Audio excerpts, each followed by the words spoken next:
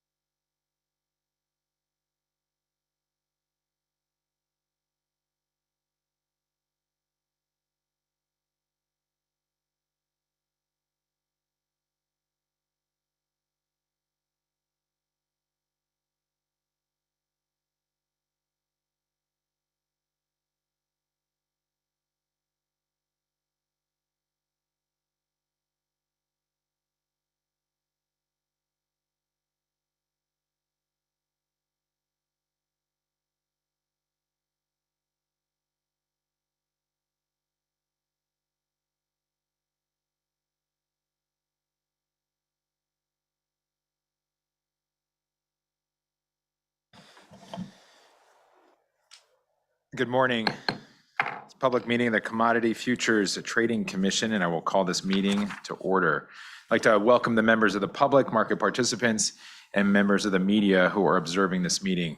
And of course, I'm also pleased to be joined by my colleagues, Commissioner Johnson, Goldsmith, Romero, Mersinger, and Pham. In keeping with CFTC tradition, I'm going to recite the Pledge of Allegiance, and anyone who is interested is welcome to join me. Please stand. Pledge allegiance to the flag of the United States of America and to the republic for which it stands, one nation, under God, indivisible, with liberty and justice for all. Thank you. We're going to now move to opening statements. I'm going to go first, followed by my fellow commissioners in order of seniority. Good morning again. Today, the commission will consider 4 matters, 1 final rule and 3 notices of proposed rulemaking. To the tremendous credit of our staff and the commission, we are on course to timely complete an agenda I laid out in February, which seeks to continue a longer trajectory of refining policy and regulation to alleviate unnecessary burdens and uncertainty while promoting competition and innovation in the US and abroad. By staying on course, we'll ultimately achieve our most important goal, which is, of course, to protect customers and ensuring safe, transparent, and resilient derivatives markets. I'm incredibly proud of the work being performed by my colleagues at the CFTC.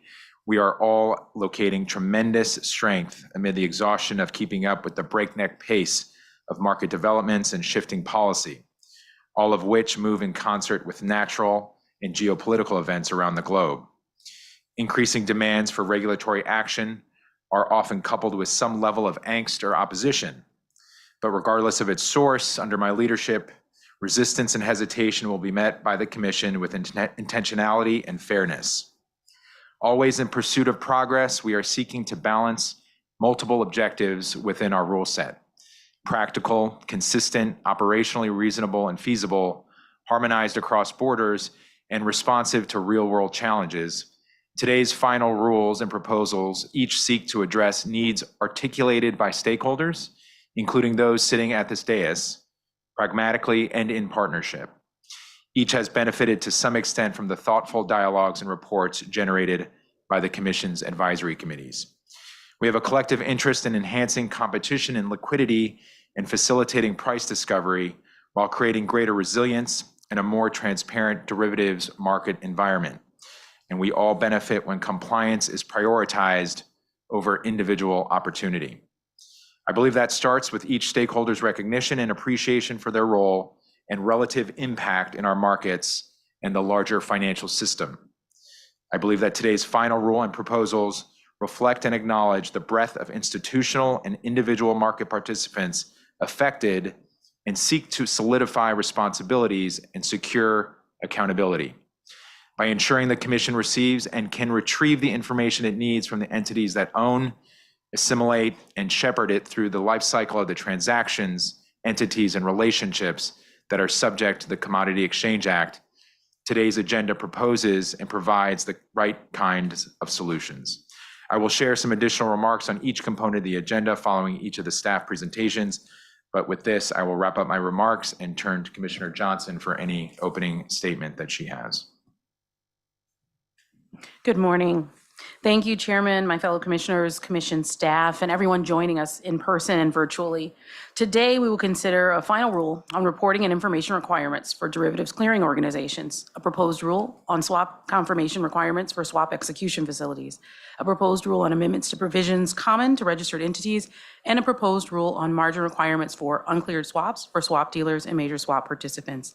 In advance of today's meeting, I'd like to thank the Division of Clearing and Risk, the Division of Market Oversight, Market Participants Division, and the Office of the Chief Economist for their efforts to prepare and finalize the proposed and final rules that the Commission will consider today. I also want to thank my staff, Adrian Anderson and Matt Rowland, in my office for their assistance preparing for today's meeting. A year ago, almost to the day, this commission held its first open meeting here at the CFTC's Washington, D.C. offices, our agency's headquarters.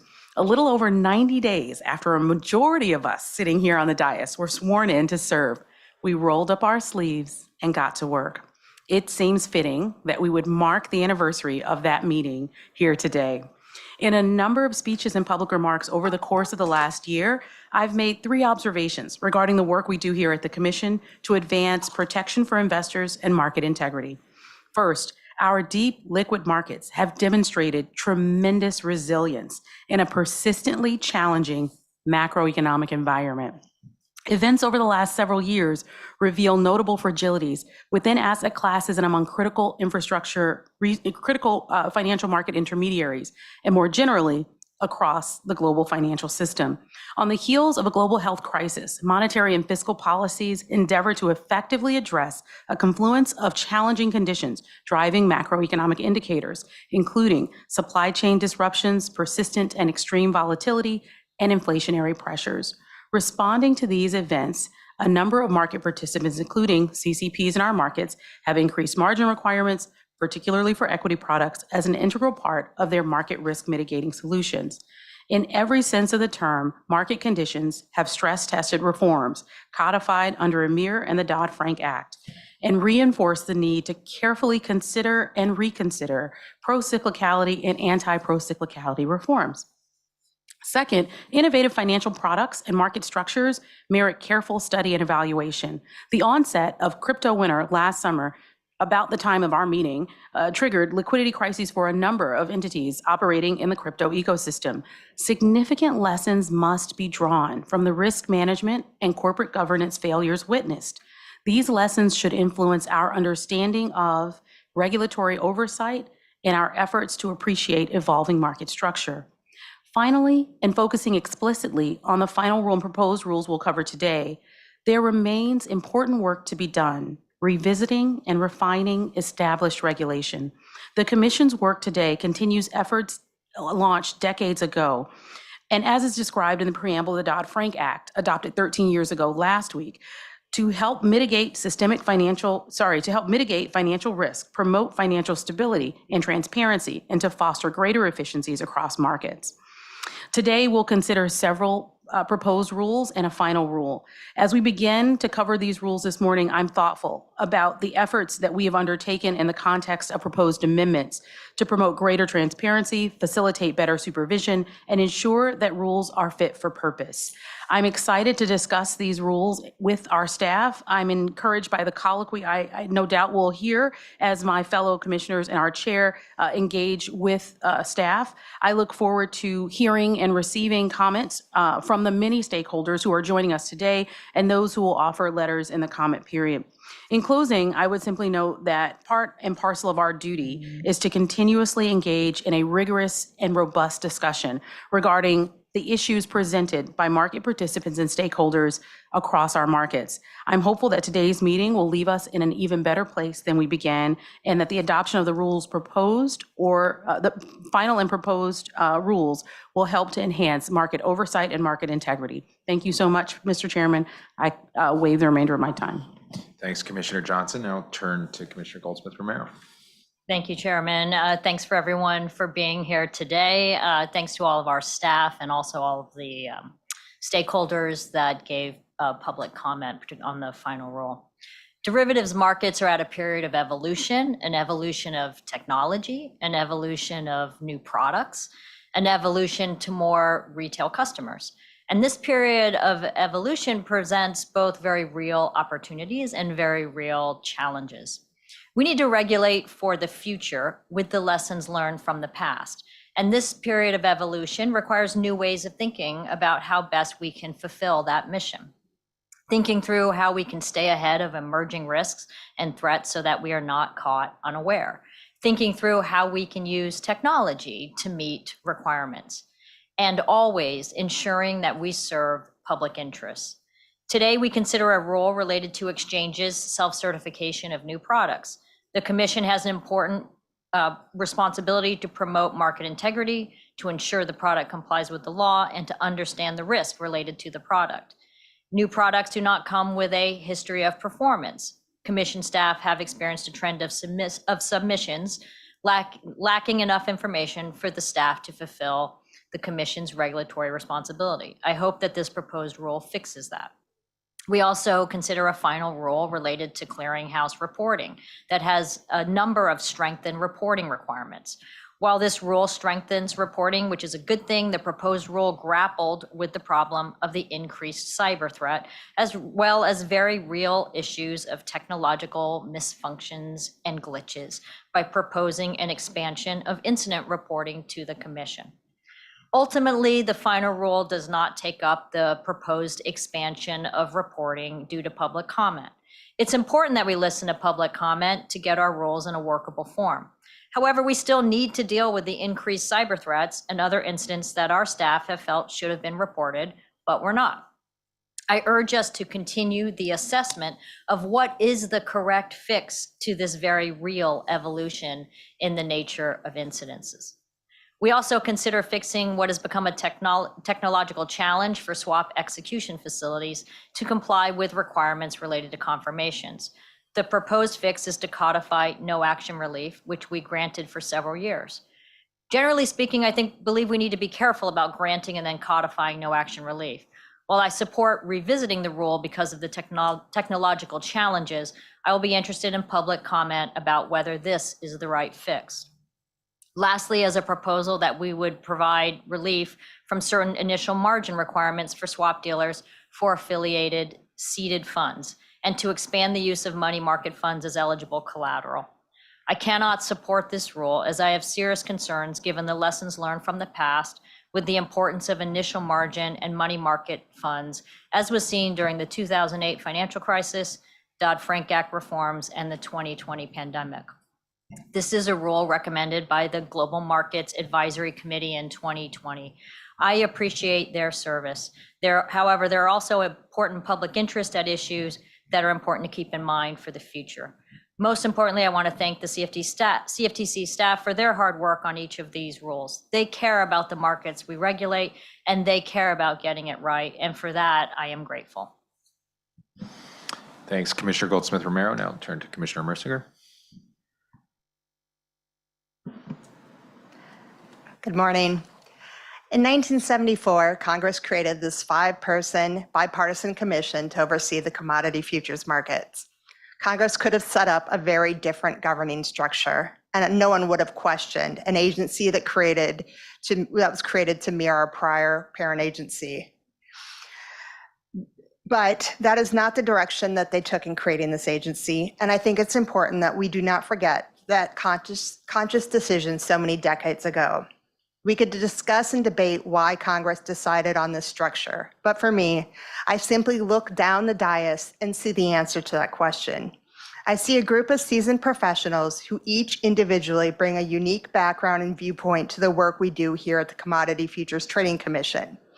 In fact, being a part of this group often reminds me of a quote by President Franklin D. Roosevelt. "I'm not the smartest fellow in the room, but I sure can pick some smart colleagues." So my words are not meant to simply share a snippet of CFTC history or to offer up words of praise for my fellow commissioners, although it's something I'm always happy to do. Rather, I want to highlight something fundamental and important about our agency's structure. Our decisions, our work, our responsibilities are in the hands of a group of individuals selected by the President and confirmed by the Senate. Those individuals take an oath to uphold the Constitution and serve the public. For that reason, the responsibility and accountability for any agency action, whether good or bad, fall to this 5-person bipartisan commission. Today's open meeting covers 4 matters, 3 rule proposals and 1 final rule. While the topics of these rules may vary, I see a common theme across all. First, I want to start with staff no action relief letters. I have not been shy about expressing my feelings related to no action letters since my confirmation. I'm very pleased by the proposal and final rule before us today that would amend existing rules so they are workable and so that those impacted by these rules and regulations are not planning their compliance strategies around temporary relief. I believe the purpose and the goals set out by our regulations are better served because today we are adopting rule changes. Today's proposal, which is addressing swap confirmation requirements for swap execution facilities and in finalizing the derivatives clearing organization reporting amendments on today's agenda. Yes, there are legitimate reasons for staff to provide no action relief, and I see their value and utility in providing flexibility when needed. However, I believe there has at times been an over-reliance on such relief at the agency, and we must move forward in a manner that respects the role of the Commission in agency policymaking. I will continue to push the agency into undertaking action through notice and comment rulemaking rather than relying on perpetual staff no action relief if a regulation does not work as intended or creates unintended consequences. Additionally, I will strongly caution against providing never-ending staff no action relief in any circumstance. Second, I want to mention concerns I have around amending rules in a manner that delegates commission authority to agency staff. This is not to say that the staff here at the CFTC are not qualified or capable of making these decisions. In fact, they absolutely are qualified and capable of making certain decisions. But that was not how this agency was created. When this agency makes decisions with consequences impacting stakeholders, market participants, or other interested parties, those decisions belong at the commission level. I believe we must carefully consider the proposal before us today, updating the agency's Part 40 regulations, because it could improperly delegate commission authority. Finally, I will mention the uncleared margin proposals that are on the agenda. I've highlighted the importance of following through with the work done by the Global Markets Advisory Committee Subcommittee on Margin Requirements for Non-Cleared Swaps in 2020, and I'm very pleased to see this first step in implementing those additional recommendations. Thank you to all the staff for your hard work in bringing all of today's agenda items before us, and I look forward to your presentations. Thanks, Commissioner Mersinger. Now we'll turn to Commissioner Pham. Good morning, everybody, and thank you for being here. I'd like to thank all of the CFTC staff who put this meeting together, the chairman, my fellow commissioners, and particularly my team who has helped me prepare for this meeting. Today, I would like to talk about a couple themes of good government, administrative agencies, self-regulation, and the importance of having a pragmatic approach to our regulation and ensuring that our rules are workable. A hallmark of our American system of government is the constitutional law doctrine of separation of powers among the legislative, executive, and judicial branches of government. This doctrine ensures that each branch of government will provide checks and balances upon another branch's exercise of power for encroachment or aggrandizement. I believe that this approach of checks and balances to defend against the overconcentration of power is especially prudent in regards to administrative agencies who wield the authority to impose obligations on the public or withdraw previously granted entitlements.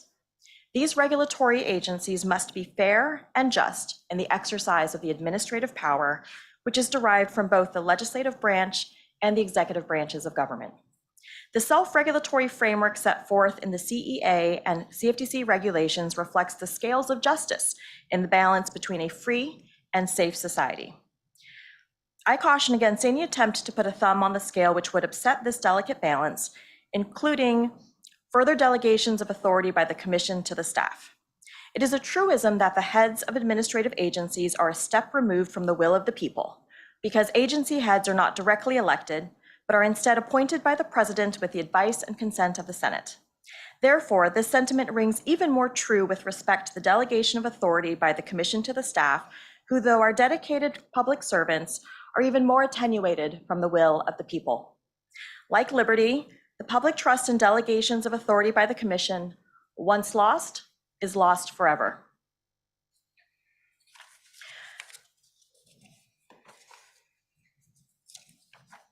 As I have noted before, the Commodity Exchange Act mandates that the Commission serve the public interest through our oversight of a system of effective self-regulation of trading facilities, clearing systems, market participants, and market professionals.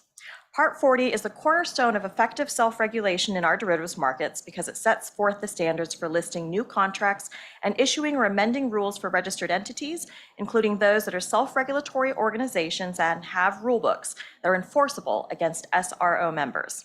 The penalties for violating SRO rules can be severe, including fines, suspension, or revocation of membership. Our system of self-regulation works because our SROs take their role seriously in upholding the CFTC's regulatory framework and ensuring market integrity. Self-regulation is effective when it is cooperative. I commend DCMs, CEFs, DCOs, and SDRs that recognize and support the efforts of our DMO and DCR staff, and I urge these registered entities to do their best to assist staff and make the review process as efficient as possible. Notwithstanding the important role of SROs in the CFTC's regulatory framework, the Commission must be able to exercise oversight of registered entities' new products and new rules or rule amendments. That is why our existing Part 40 regulations include checks and balances on self-certification and Commission approval or non-approval for product and rule filings. I am looking forward to the discussion today on the Part 40 amendments. Turning to the next theme is the importance of having workable rules and a pragmatic approach to implementing our rules, particularly when it comes to operational challenges. That's why I'm pleased that on the agenda today, we will be addressing several different rule categories where I'm pleased that the Commission and the staff have worked with the public in order to ensure that our rules actually work, and particularly because I believe it's important to continuously improve our rules and to do good housekeeping when warranted. Regarding the final rule for derivatives clearing organizations, it is clear that mandatory clearing for swaps was a pillar of the G20 reforms, and the US was one of the first jurisdictions to adopt a clearing requirement pursuant to that directive. The Commission has a great deal to be proud of with respect to its DCO registration and oversight regime, and I'm looking forward to discussing this proposal to finalize the DCO reporting rules. Regarding the swap confirmation requirements for CEF execution facilities, this is a very clear example of a rule that was implemented that never worked from the beginning. This was recognized by the no action relief that was granted in the beginning, which was continuously extended over a decade, and which finally now is being codified. As I have expressed in the past, the remedy for unworkable rules is best worked through formal action undertaken by the entire Commission rather than informal and perpetual no action positions maintained by the staff. The former approach is more consistent with the CFTC's function as administrative agency accountable to democratic control and the rule of law. Finally, I'm pleased to be considering the proposal on seeded funds and money market funds. The world has worked tremendously hard over many years to implement the uncleared swap margin rules, and the GMAC was instrumental in working together with the public to really understand the different implications and particularly the operational aspects of this incredibly complex set of rules. I am pleased to support the leadership of former Commissioner Don Stump and of Commissioner Summer Mersinger in ensuring that these rules come before the Commission to be heard, and I particularly thank the work of the Market Participants Division on this very lengthy effort. In closing,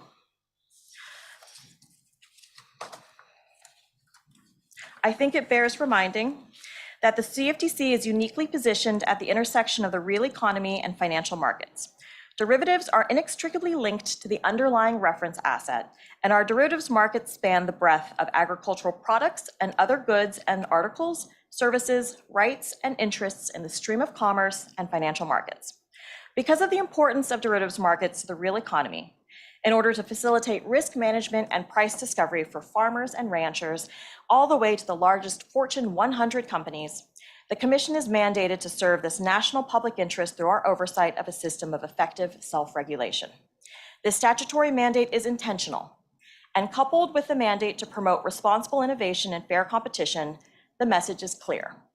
Derivatives markets should enable growth and progress for commercial enterprise and free markets through providing a release valve for risk transfer as part of the engine of the real economy. Growth and progress is how the United States and the American people have achieved the largest economy in the world with the deepest and most liquid capital markets. This is why America is the land of opportunity, why I stand for growth, progress, and access to markets, and why the Commission must preserve the balance in our system of effective self-regulation in the derivatives markets. Thank you. Thank you, Commissioner Pham. In a few moments, I'm going to invite a CFTC staff panel to begin their presentation on the first matter on today's agenda. After the presentation, we'll formally open the floor to the commissioners for their questions, comments, and discussion on the matter presented, and then we'll conclude with the Commission's discussion with a vote on the matter presented. That sequence will be repeated for each of the remaining matters on the agenda. Each of the votes conducted in this meeting will be a recorded vote, and the result of each vote approving a Commission document, should that be the outcome, will be published with the document in the Federal Register. I'll also notice that we'll be taking a brief pause in between a few of the matters that we're considering. As is obvious at this point, we're considering 4 matters today, so we'll take a break in between a few of them. At this point, I'll ask whether there are any objections from the commissioners to granting unanimous consent to allow staff to make technical corrections to any documents approved at this meeting as necessary to prepare such documents for publication in the Federal Register or to otherwise finalize them. Are there any such objections? Hearing no objections, consent for staff technical corrections is hereby granted by the Commission. At this time, we'd like to welcome staff from the Division of Clearing and Risk for their presentation on the first matter on today's agenda, a final rule on reporting and information requirements for derivatives clearing organizations. Presenting to us will be Division Director Clark Hutchinson, Eileen Donovan, Deputy Director, Parisa Nori, Associate Director, and Gavin Young, Special Counsel in DCR. With that, Clark, please proceed. Good morning. Thank you, Mr. Chairman, and good morning, commissioners and fellow staff. Pleased to be here this morning on this beautiful summer day. And on a personal note, I'd like to say that this week marks my 4th anniversary at the Commission. And I'm very pleased that to coincide with that anniversary, we're presenting a final rule to all of you. So this morning, the final rule we are presenting is based on a proposal that was approved in November 2022 to amend certain reporting and informational requirements applicable to derivatives clearing organizations, or DCOs. The Commission received 11 substantive comments from market participants and the public, and staff took all of those comments into consideration. We believe these rules reflect a good balance of the comments received. Before presenting, I'd like to recognize staff of the Division of Clearing and Risk and other divisions who contributed to the final product of this rulemaking.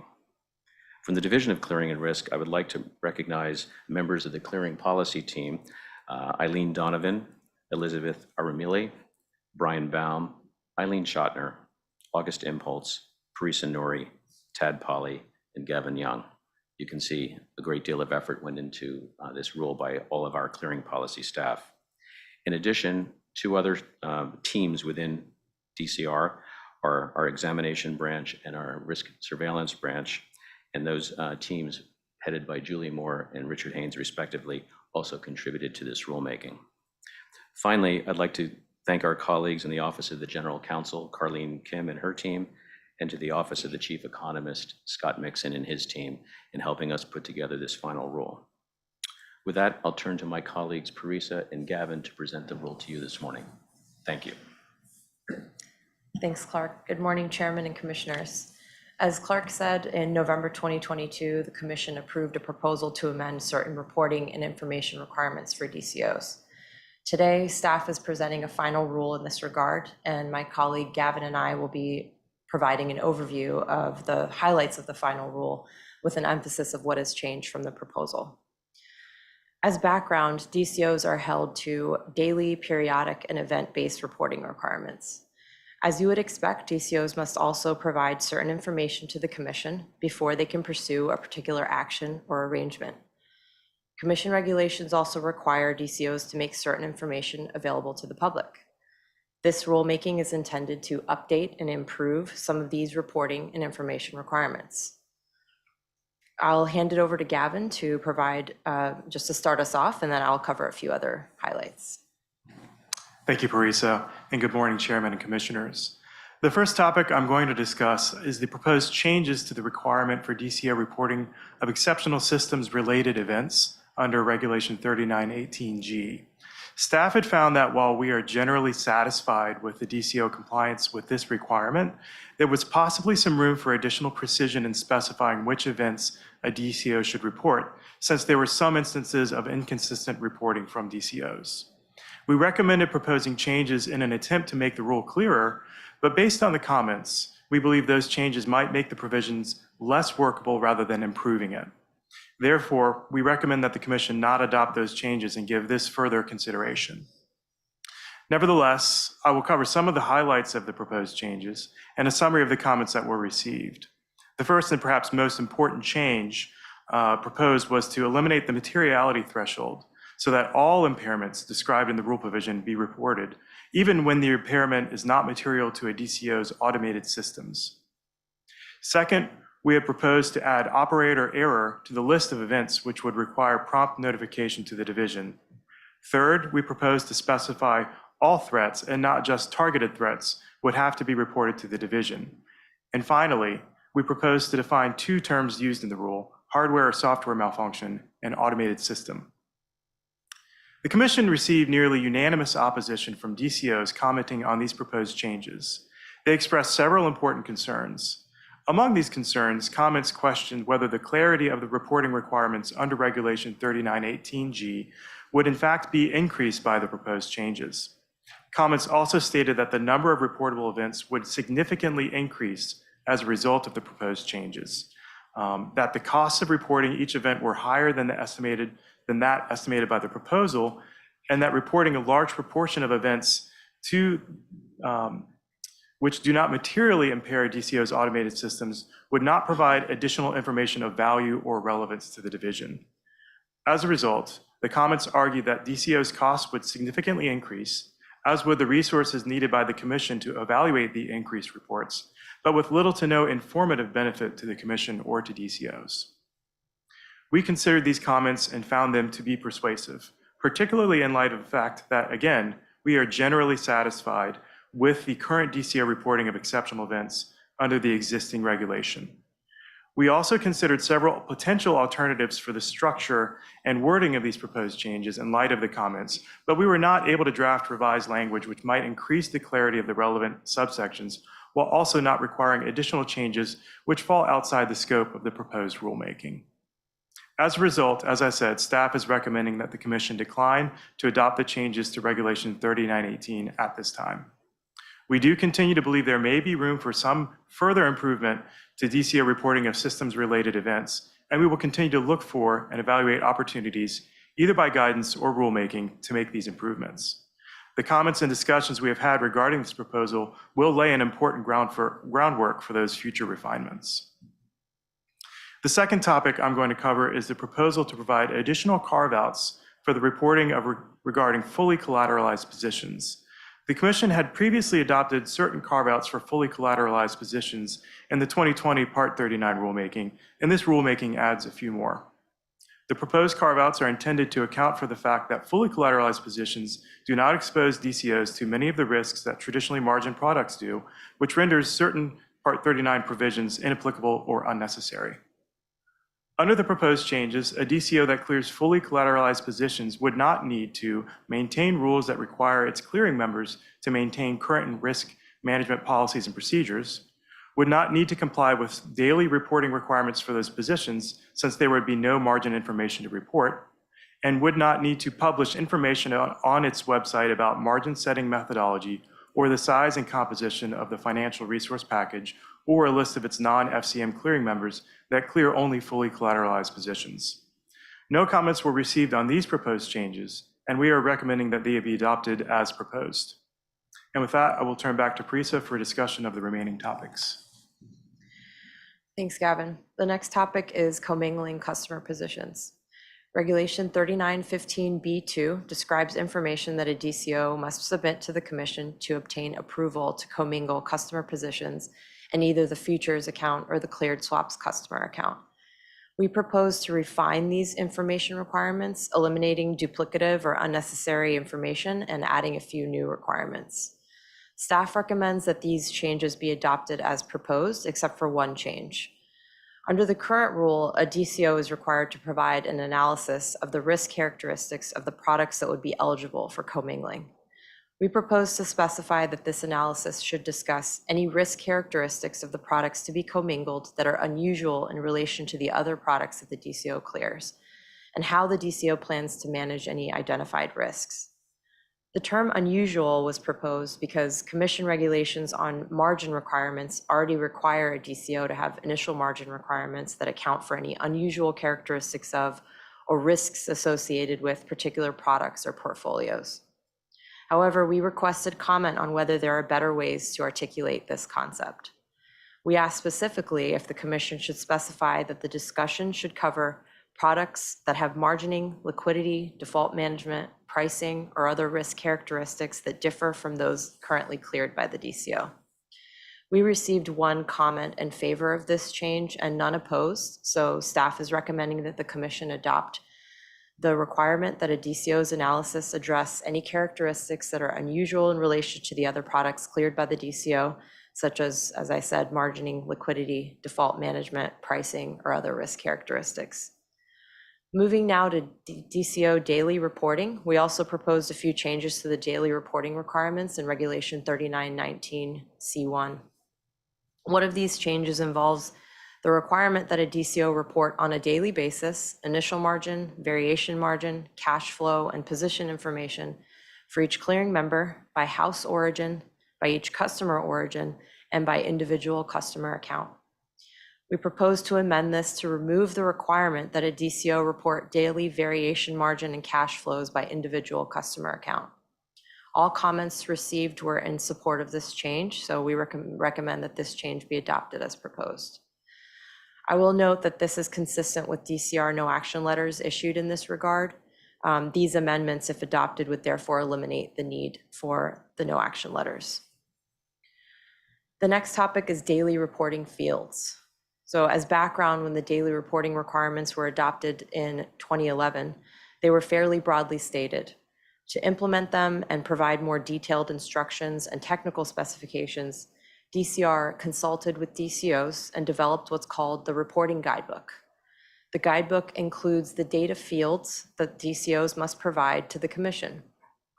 We're now codifying these fields in an appendix to Part 39 to help ensure greater transparency and to make sure Commission staff and DCOs have a shared understanding of what the rule actually requires. So then the guidebook will be used purely for technical instructions. The comments received were generally in favor of this approach. We propose to include several fields in the new appendix that don't appear in the reporting guidebook, but would further implement the existing daily reporting requirements. We recommend that the Commission adopt these fields as proposed, except for the following. In light of comments we received, we recommend that the Commission decline to adopt the following two proposed fields: timing of variation margin calls and payments, and settlement prices for contracts with no open interest. Separately, we recommend that the commission modify the proposed fields for actual trade date and backtesting results. And finally, we proposed a number of changes to the event-specific reporting requirements. There were very few comments on those changes, so we recommend that the commission adopt them as proposed. With that, this concludes the overview of the rulemaking. Thank you, and we would be happy to take any questions you have. Thanks, Parisa, and Gavin as well, for those presentations. Clark, happy anniversary. We're happy we could be here to celebrate that. To formally open the commission's discussion and consideration of the matter just presented by staff, I'll now entertain a motion for the adoption and issuance of the final rule on reporting and information requirements for derivatives clearing organizations as presented in the voting draft circulated to the commissioners for this meeting.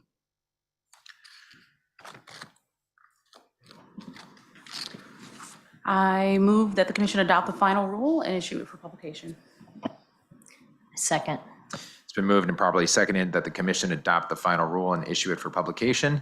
The floor is now open for the commission's deliberations on this matter, and I will begin with a short statement and then a few questions for the team.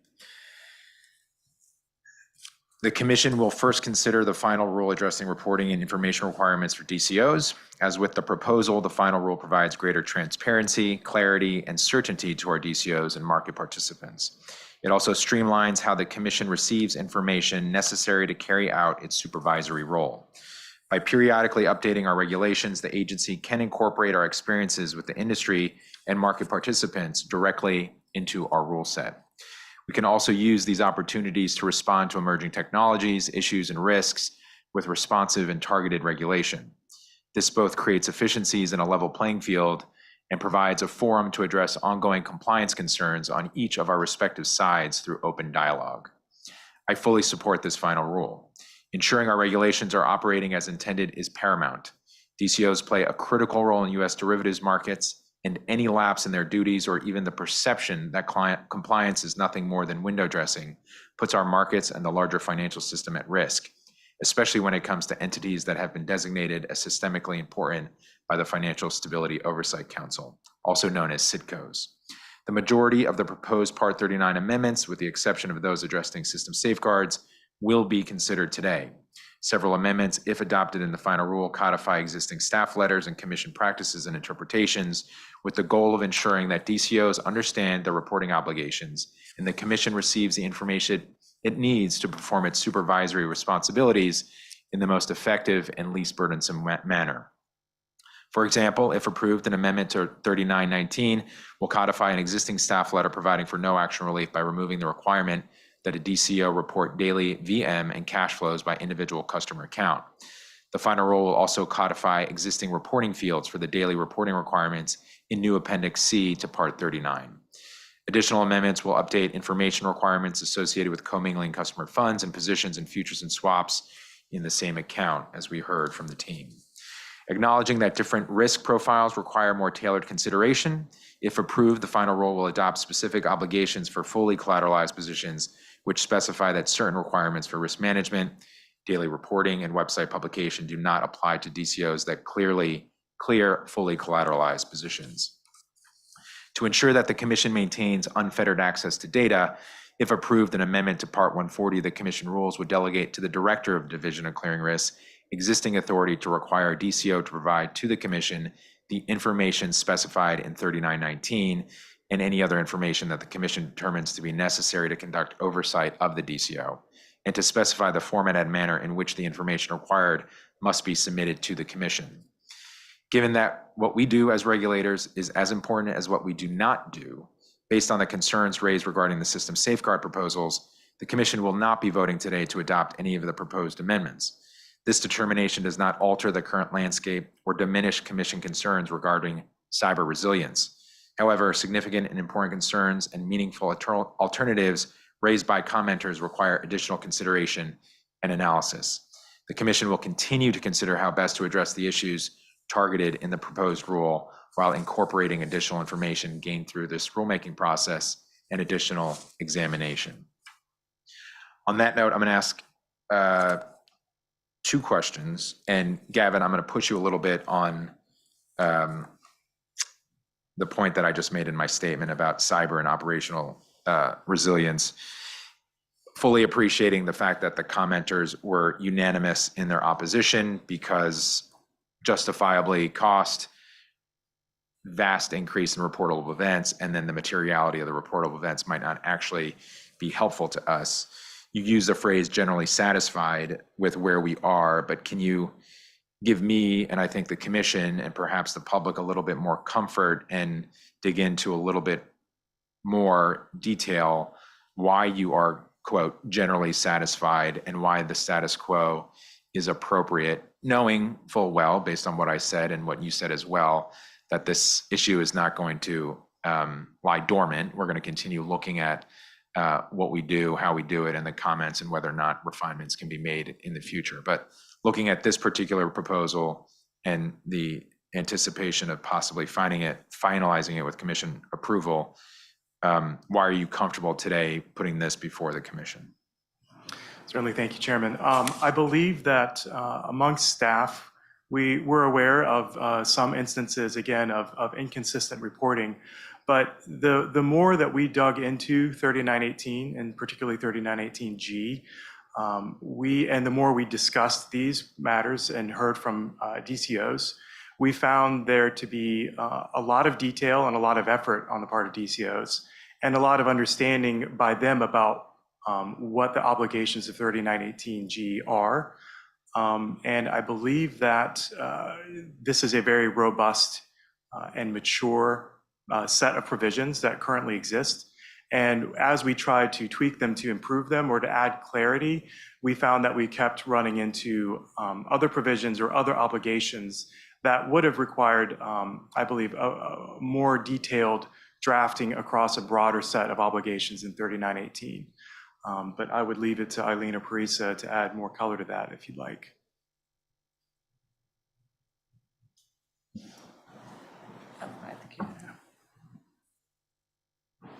I would just add that I think I agree with everything Gavin said, but say what we're finding is it's more of an DCOs are not consistently interpreting the existing rule, and by that I mean when you compare the DCOs. So some DCOs are getting it exactly right and some aren't. So that's why we think it may be just a matter of perhaps clarifying the interpretation of the existing rule so that all of the DCOs are on the same page. Because I think, and I don't want to speak for Julie, but Julie Moore is finding in exams that, like I said, some of them get it exactly right, some of them don't. And so it's maybe just making sure they all understand the current rule.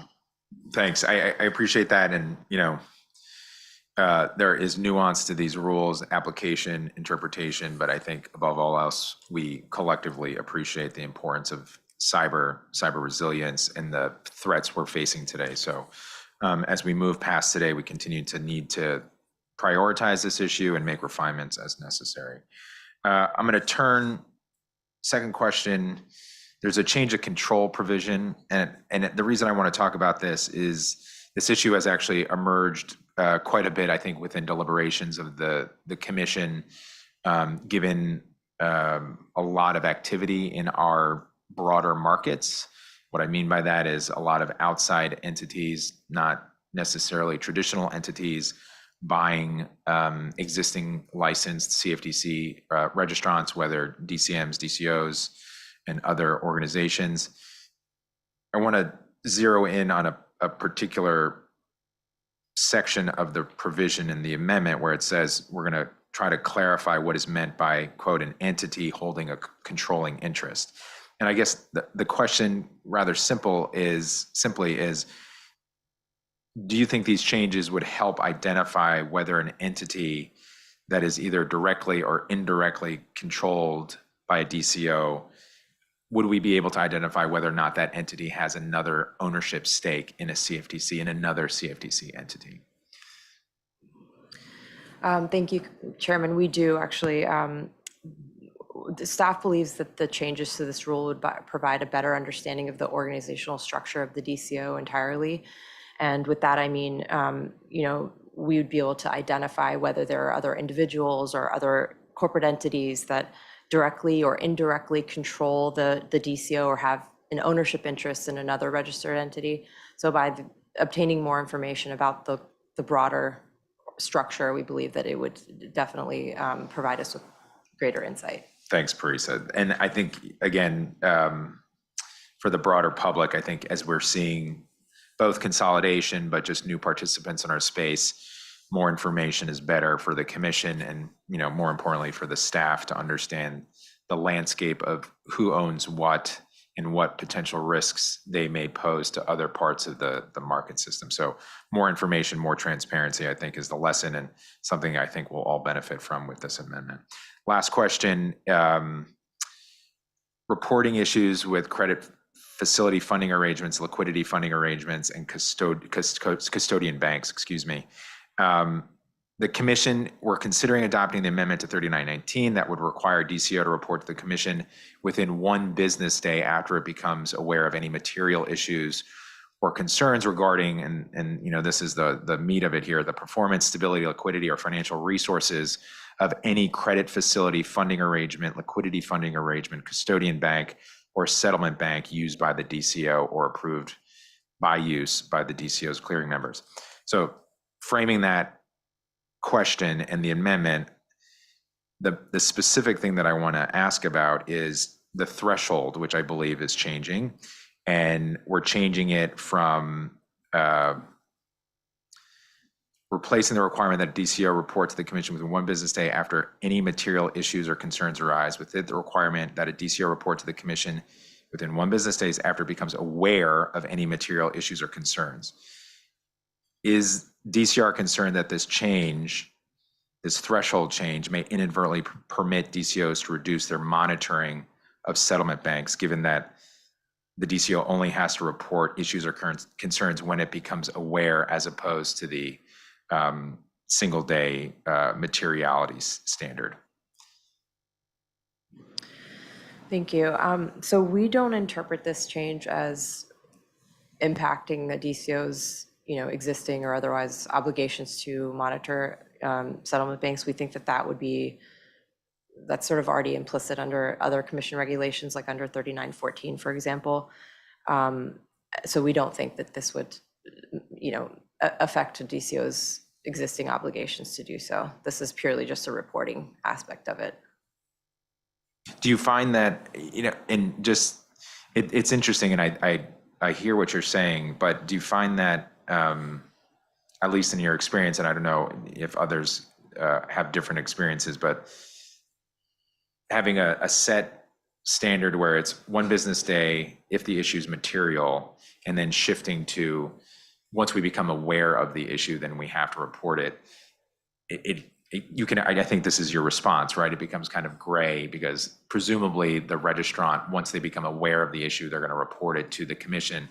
So arguably, when you give them more of a finite amount of time, they might not actually report it as soon as practicable necessarily, or within that time frame that we would want, i.e. immediately upon finding out about it, as opposed to, oh, we have a window, let's deal with the crisis at hand, and then we'll fall within the CFTC's requirements at the 11th hour, or right upon or up against the deadline. I don't know if you've had experience with that, but is that sort of the train of thought as I think about this? Because I think you can interpret this as potentially softening the requirement, but when you think about the train of events that might occur for a reporting entity, this might actually expedite the reporting to the agency as opposed to the prior requirement and threshold. Certainly, and I would agree with that. And I think in practice, what we would see is a DCO would, become aware of an issue and then would report it. But then, this way, at least the focus is less on, oh, well, the issue actually occurred, a week ago. You are now just becoming aware of it. This is sort of just making the focus more on the issue at hand, not necessarily when the DCO became aware of it. Okay, thanks, Parisa. Everyone, Gavin, thank you for the presentation. Clark, of course, and Eileen as well. With that, I'm going to ask Commissioner Johnson if she has any statement, of course, and any questions as well for the team. Thanks so much, Mr. Chairman. Thank you, everyone, for this fantastic presentation. Congratulations and happy anniversary, Clark. We are very grateful for your long-standing service as Director of DCR. I also want to acknowledge tremendous efforts of Parisa, not just in support of DCR and the Commission, but in support of MRAC. And I'll have a bit more to say about that in a second. Today, the Commission considers several amendments to Part 39 regulations and delegation provisions in Part 140. In January 2020, the Commission amended many of its provisions in Part 39 in order to enhance certain risk management and reporting obligations and clarify the meaning of certain provisions, as well as streamline registration and reporting requirements. Last November, the Commission considered a notice of proposed rulemaking seeking to update the relevant provisions that we're talking about today. I support the Commission's consideration of these amendments to facilitate activity that will improve DCO's risk management practices. More specifically, I support the Commission's adoption of amendments to the DCO reporting requirements set out in the final rule. The implementation of the final rules considered today, however, operate to enhance the DCO regulatory framework, and address gaps. To that end, I'll start by saying I'm somewhat disappointed that we were unable to address and resolve issues raised in advance as relate to Amendment 39.18G. Allow me to say a few words first about this specific proposal ahead of sharing comments on other amendments that I think we collectively agree and there is consensus should move forward. 4 months ago, the Market Risk Advisory Committee that I sponsor held a meeting in this room. Among invited speakers were the director of the Office of National Cyber. In addition to reflections shared during the meeting and the conversation that was rich in that we had a number of representatives from constituents across the industry, as well as a diversity of voices, including important public interest voices related to the potential for cyber events and cybersecurity threats. My staff and I went to the White House to meet with the Office of the National Cyber Director. We spent several hours there in conversation about what exactly in our markets might need to happen in order to ensure the integrity and facilitate or protect against cyber risks, enhancing resilience in our markets.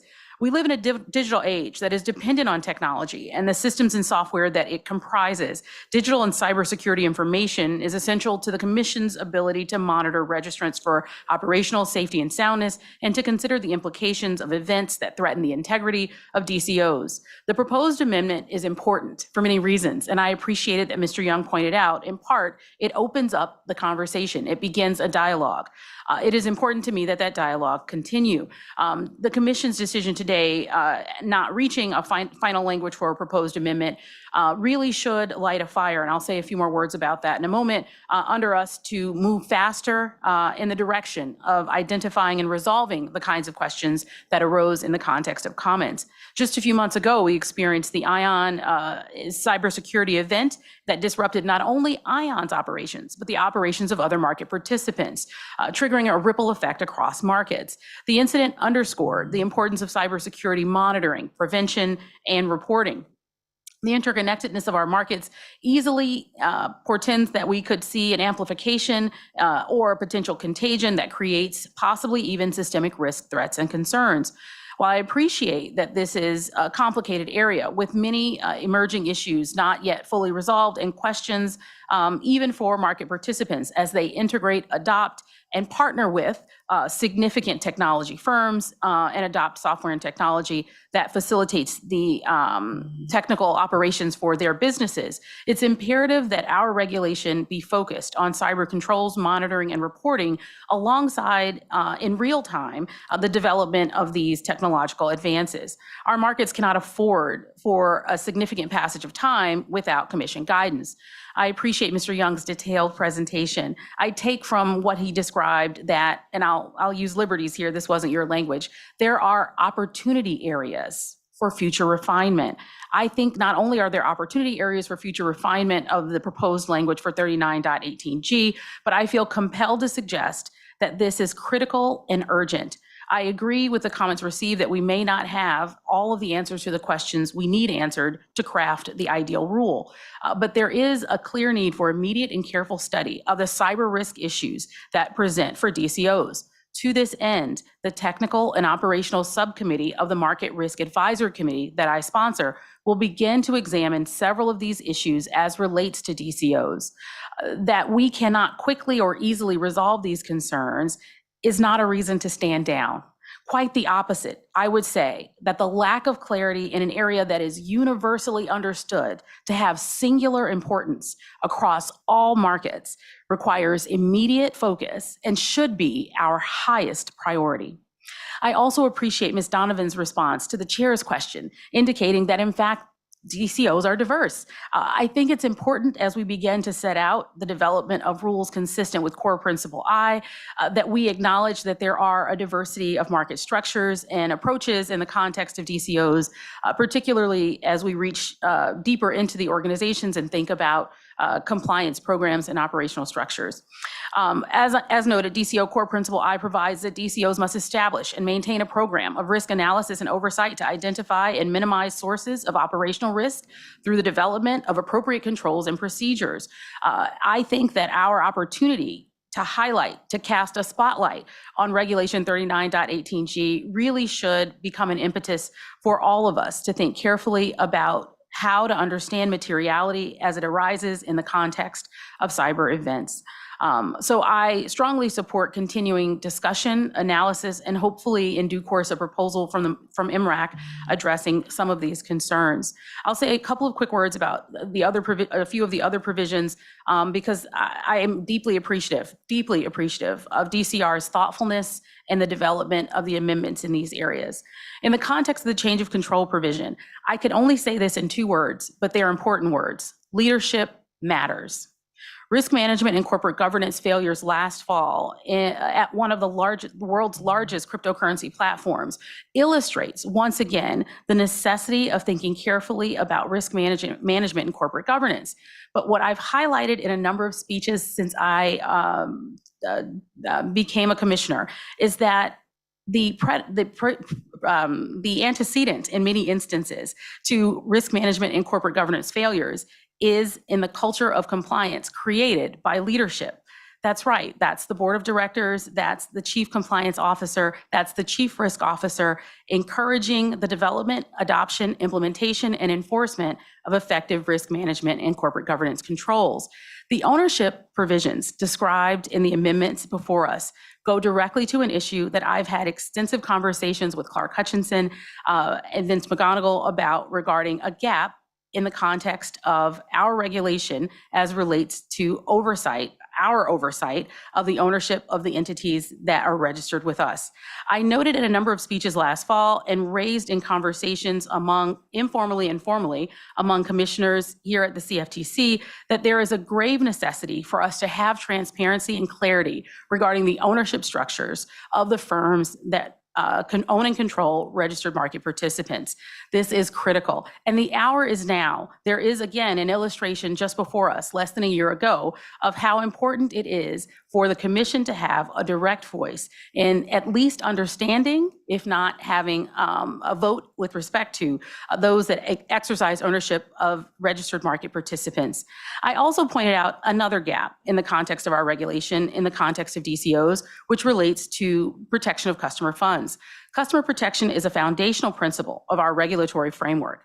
DCO core principle F requires DCOs to establish standards and procedures for protecting and ensuring the safety of clearing member and customer funds.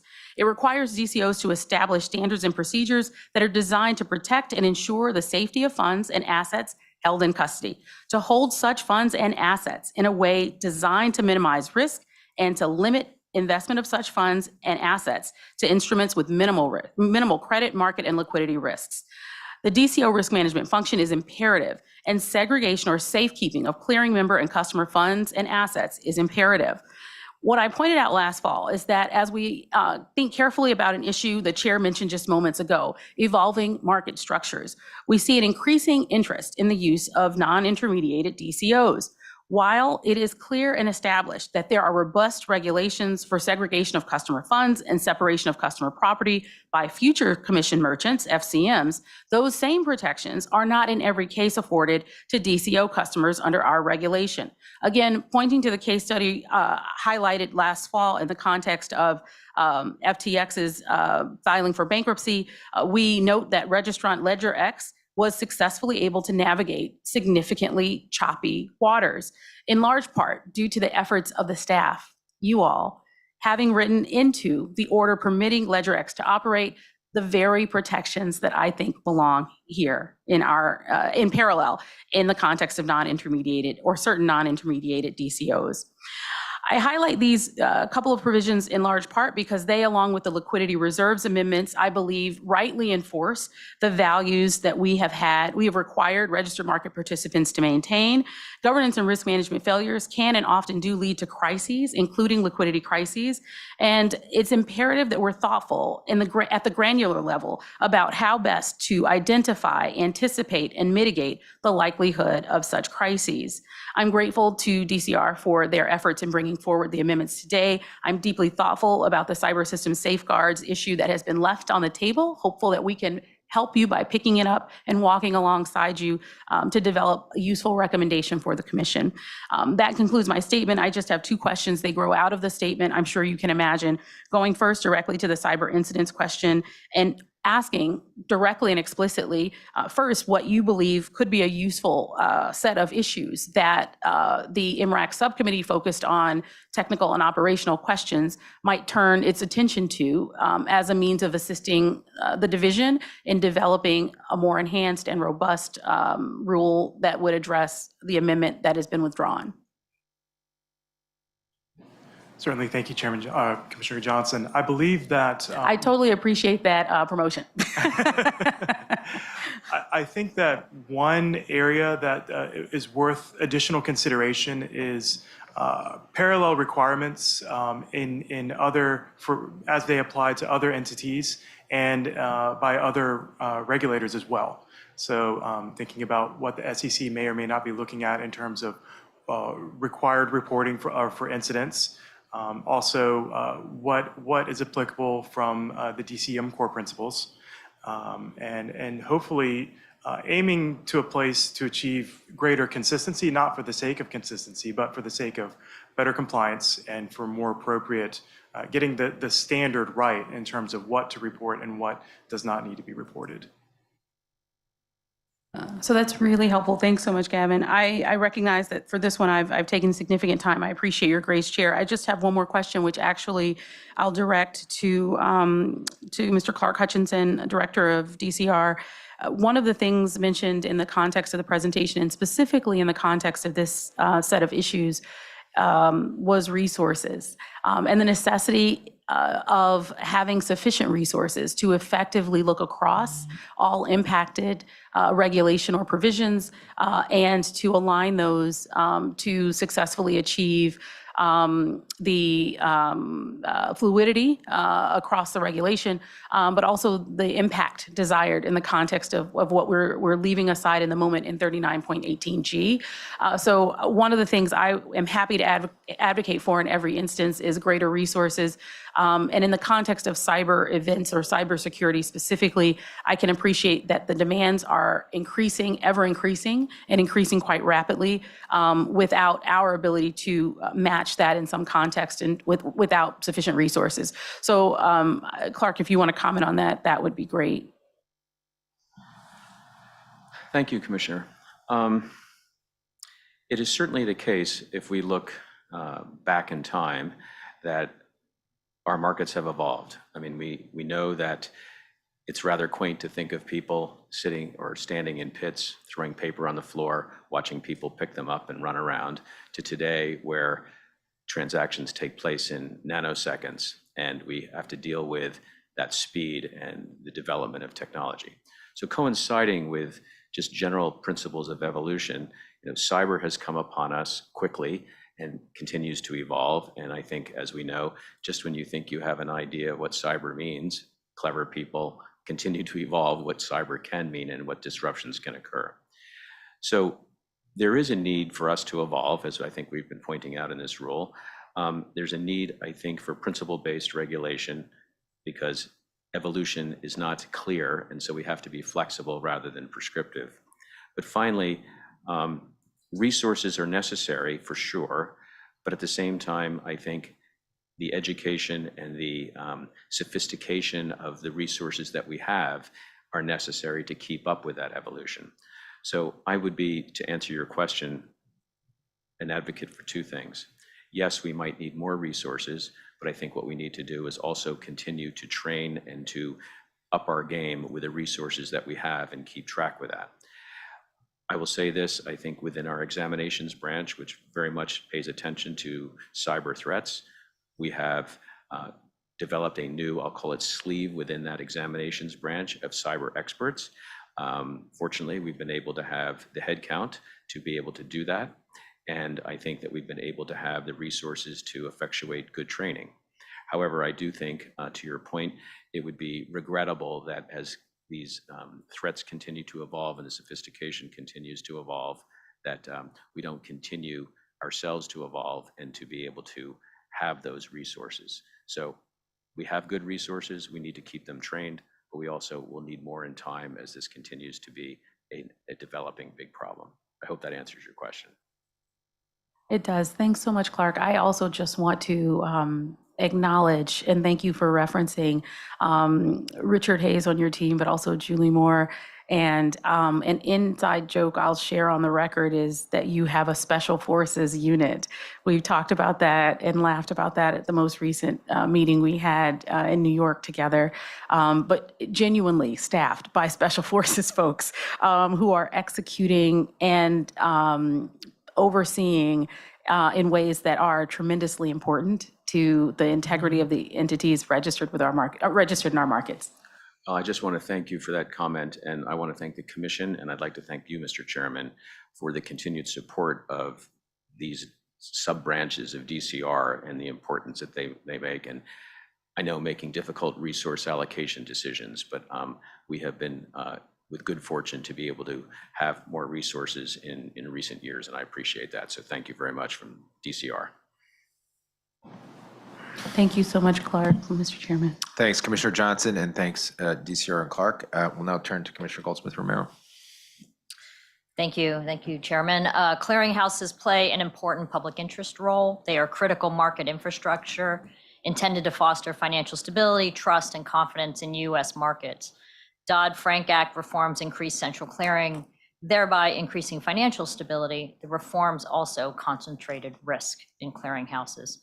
It is critical that the Commission maintain vigilance in its oversight over clearinghouses to identify and monitor risk and to promote financial stability. This is most important for the CFTC's monitoring of systemic risk. Clearinghouse reporting is a cornerstone to the Commission's oversight, and I support this rule because it strengthens and improves certain reporting requirements. First, it strengthens requirements for reporting the risk characteristics of products to be commingled that are unusual in relation to other products cleared. This practice can be used to reduce margin requirements for customers with offsetting positions. Margin requirements are an important element of financial stability, so any reduction should be carefully considered. A clearinghouse must obtain CFTC approval to commingle customer positions and associated funds of products that would otherwise be held in separate customer accounts. This rule facilitates effective Commission oversight in that process, particularly in areas of emerging risk. In addition to providing the CFTC an analysis of risk characteristics of the products that will be commingled, this rule adds an analysis of any risk characteristics that are unusual in relation to the products that clearinghouse clears, as well as how it plans to manage any identified risk. And this will help the Commission better understand the risks posed. I appreciate that the final rule incorporates better market suggestion, requiring the risk analysis to specifically address the commingled products' margining, liquidity, default management, pricing, and volatility risks that are unusual in relation to other cleared products. This is particularly important with emerging areas such as digital assets and others that can carry emerging risk in each of these areas. I also support the expansion of the rule requiring a clearinghouse to report any change to holders of a controlling interest, either directly or indirectly, rather than requiring a 10% change of ownership as in the existing rule, which could leave the Commission blind to important changes of control. The proposed rule would provide the CFTC with better understanding of the organizational structure of the clearinghouse, including related to control and ownership. This is a critical change. I read with interest the comment about changes to Regulation 39.19 regarding Commission approval when a clearinghouse seeks to transfer its registration and open interest in connection with a corporate change. While not the subject of this rule, I would be interested in learning more about that and what is needed for the Commission to have greater control over a transfer of registration. As you know, this was an issue that arose when it became apparent that LedgerX would be sold in FTX's bankruptcy. The rule also strengthens the enforceability of reporting fields that clearinghouses report, such as initial margin, variation margin, cash flow, and position information for each clearing member by house origin and by each customer origin. Over time, the Commission has provided the reporting guidebook to ensure uniformity in reporting and that we receive the right information for surveillance and other oversight. I'm pleased to support the Commission now requiring the reporting fields rather than only as a guide. It strengthens the enforceability of reporting fields and aids in clearinghouse accountability. First, the guidebook contains some reporting fields that are only optional, not required, but that would help the Commission in its oversight, and it's important to require these fields. Second, the types of clearinghouses registering with or applying to register with the Commission are changing. Recently, we've seen digital asset companies registering or applying to register, some with no history of being regulated. It has become increasingly important that we have rules and regulations rather than guides that can be ignored. However, I do agree with the comment from the public interest group that it is important for the Commission to be nimble, particularly in light of emerging products and emerging risks. And I urge the staff to consider how we can both implement this new rule, requiring the reporting fields, while also staying ahead of the risk curve in gathering the information needed or releasing additional guidance or rules. When it comes to expanding the reporting of cyber incidents and other incidents, the final rule dropped the proposed requirements for expanded Commission reporting that I supported. Drafting new regulation is a process that works best with public input from the full range of interested parties. While I support this requirement at the supported this requirement at the proposal stage, I also understand the importance of listening to commenters about the practical effect of our regulations. However, the concern that caused us to propose the rule still exists. The cyber threat is pervasive and increasing. And since the Commission issued this proposal last November, cyber incidents have continued to threaten the derivatives markets. As we know, a third-party service provider, Ion Markets, suffered a ransomware attack that disrupted trade processing at brokers. Early notification is key for the Commission's ability to protect markets, including working with registrants and all those affected to coordinate a response. The original proposal was based on CFTC staff finding a troubling lack of uniformity in how clearinghouses were reporting cyber incidents or other incidents. As discussed in the open meeting on the proposed rule, CFTC examination staff learned of many incidents where they thought they should have been notified. They found that some clearinghouses did an excellent job of reporting, while others did not. The goal of the rule was to improve the uniformity of reporting incidents to the CFTC. And while I appreciate the commenters' concerns about the consequences of removing the limitation that the incident be material, as well as other proposed changes, we still need to address the underlying problem in some way. Additionally, the proposal also clarified that incidents requiring notification were not just those caused by cyber attackers, but also those triggered by accidents or malfunctions. At the recent Technology Advisory Committee meeting, it was discussed how by some estimates, losses from accidental technical glitches exceed those from cyber attacks. The Commission needs to find the right fix that improves notifications. I'm pleased to see a commitment here to addressing this urgent need, as cyber threats are the threats of our day. And the Technology Advisory Committee Cybersecurity Subcommittee that I sponsor is working on advice for the Commission related to cyber resilience. I appreciate from Commissioner Johnson that MRAC will also be looking into cyber issues. I'm thankful for the Commission's continued attention to this topic, and I urge the staff to continue engaging with commenters, financial regulators, and the public, and to then propose new requirements. In the interim, the Commission should also continue to work closely with clearinghouses to maintain two-way communication and use our supervision and enforcement tools to ensure we are staying on top of cyber and other incidents so that we can fulfill our responsibility in protecting markets. I want to thank Parisa and Gavin for the excellent presentation, and happy anniversary, Clark. We've worked a lot on this particular rule, and I appreciate you working with me to try to get this right. I still remain very concerned about the notifications about cyber and other incidents.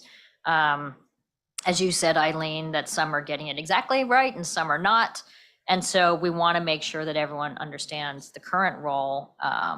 And then, of course, really working on what we need to do in the future. So thank you, Chairman, for your commitment to continuing to look for what is the right fix. I'd urge us to find the right fix. And so I guess the question on this is really, I think, Gavin, you were saying it, the right fix might touch on other rules. And so can you give us a sense for sort of how we would go about looking at moving forward in a way, even if it has to touch on other rules? Certainly, thank you. I think that it's important to consider the overall fabric of the reporting regime. 3918G does not exist in a vacuum. 3918 has a overall broad set of definitions. There is a tension between, I think, when we were trying to draft regulation to make it more, to add to the clarity, there's a tension between prescribing and describing very specifically certain technical terms, while also making them evergreen to apply to future developments and future technology. So I think it's important to be aware of developments that are happening out in the world in areas of technology, as well as being aware of what are the adjacent requirements that DCOs have regarding other types of reporting.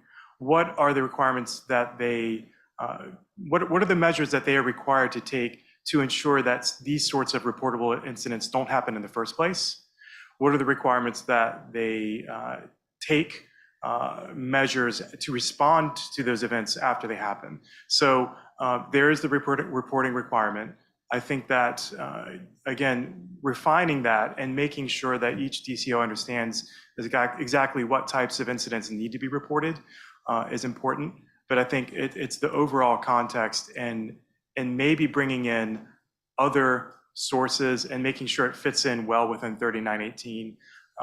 That would help, I believe, in drafting a more comprehensive approach to getting this particular provision into a place of greater clarity.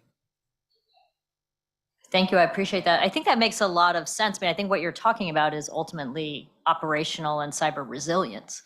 And the U.S. government under the Biden administration is moving from a mentality of one of incident response to one of cyber resilience and operational resilience. So I think, like you were saying, trying to ensure that some of these things don't happen in the first place is very, very important. If we can move to a more resilient market, which essentially means the ability to bounce back very quickly from a setback.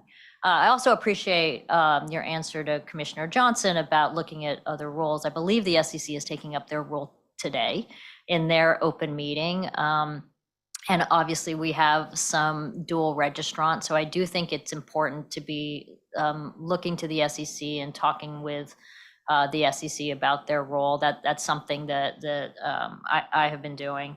And I appreciate your commitment to continuing to look at this. I know it's not going to be easy, particularly to create an operational resilience regime that works with our existing rules and what rules we have to change. So I really appreciate that and urge you to keep on it, keep committed. On the change of control issues, this is very important. Parisa, I appreciate your comments on that.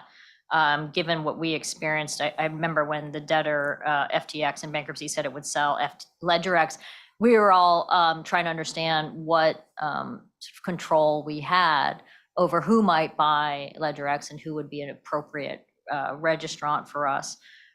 This rule already improves what we see, which is very important. And I'd urge us to consider future work in this area, whether it's in this rule or whether it's in other rules as well. But I'm happy to support the rule. So thank you. Thanks, Commissioner. We now turn to Commissioner Mercinger. The final rule before us is an example of government doing things the right way. And I want to commend the staff at DCR for their approach to this rule throughout its multi-year history. After the Commission adopted amendments to its regulations applicable to derivatives clearing organizations in January 2020, we learned from DCOs and future Commission merchants that it was impossible for DCOs to provide the Commission daily variation margin and cash flows by individual customer account. As a temporary remedy, DCR staff provided no action relief while the Commission worked to consider a permanent solution. In November of last year, we considered a proposal that, among other things, would revise our regulations so that we would no longer require that impossible reporting. When we considered that proposal last fall, I commented, "This is exactly how the process should work." And I was pleased to support a proposal that would fix unworkable rules through notice and comment rulemaking, while using the no action letter as a bridge to help us arrive at the correct result. And I commend staff at DCR for its appropriate use of no action relief as temporary targeted relief while it worked on a permanent solution. Last November, I also said I was looking forward to comments on the new daily and event-specific reporting requirements in the proposal, and the public certainly delivered. I appreciate the commenters explaining what worked, what did not work, and how we could improve upon the proposal. And we are now finalizing a rule that appropriately responds to that feedback. Again, this is exactly how the process should work. Notice and comment rulemaking means nothing if comments are not actually considered by the agency. So I want to commend staff of DCR for their work in responding to concerns and suggestions for potential improvements noted in the comment file. In some places, this meant revising proposed rule text, and in other places, it meant deleting some proposed requirements altogether. But in each case, DCR staff recommendations are supported by the record. And like I said earlier, this final rule is an example of how government is doing things the right way, and I look forward to supporting the final rule. Thanks, Commissioner Mercinger, and we'll turn now to Commissioner Pham.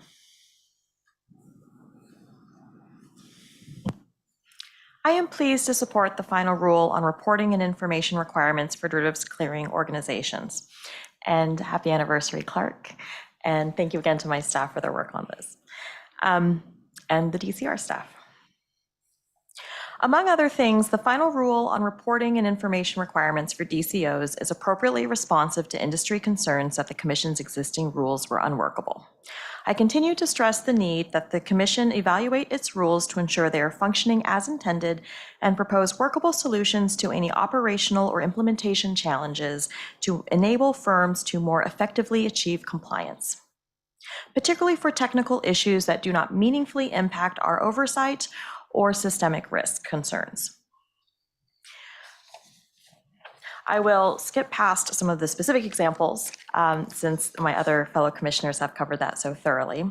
But I do want to talk about something that the Commission appreciated the comments that were provided and is taking the time to more carefully evaluate potential future rulemaking.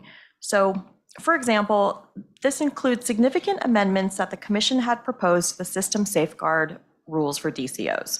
So to highlight one, Regulation 39.18G1 requires that a DCO promptly notify CFTC DCR staff of any hardware or software malfunction, security incident, or targeted threat that materially impairs or creates a significant likelihood of material impairment of automated system operation, reliability, security, or capacity.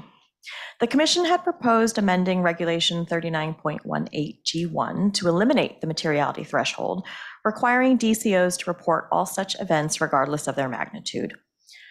8 out of 9 commenters opposed this proposal and took the time to detail the compliance issues that the proposal created.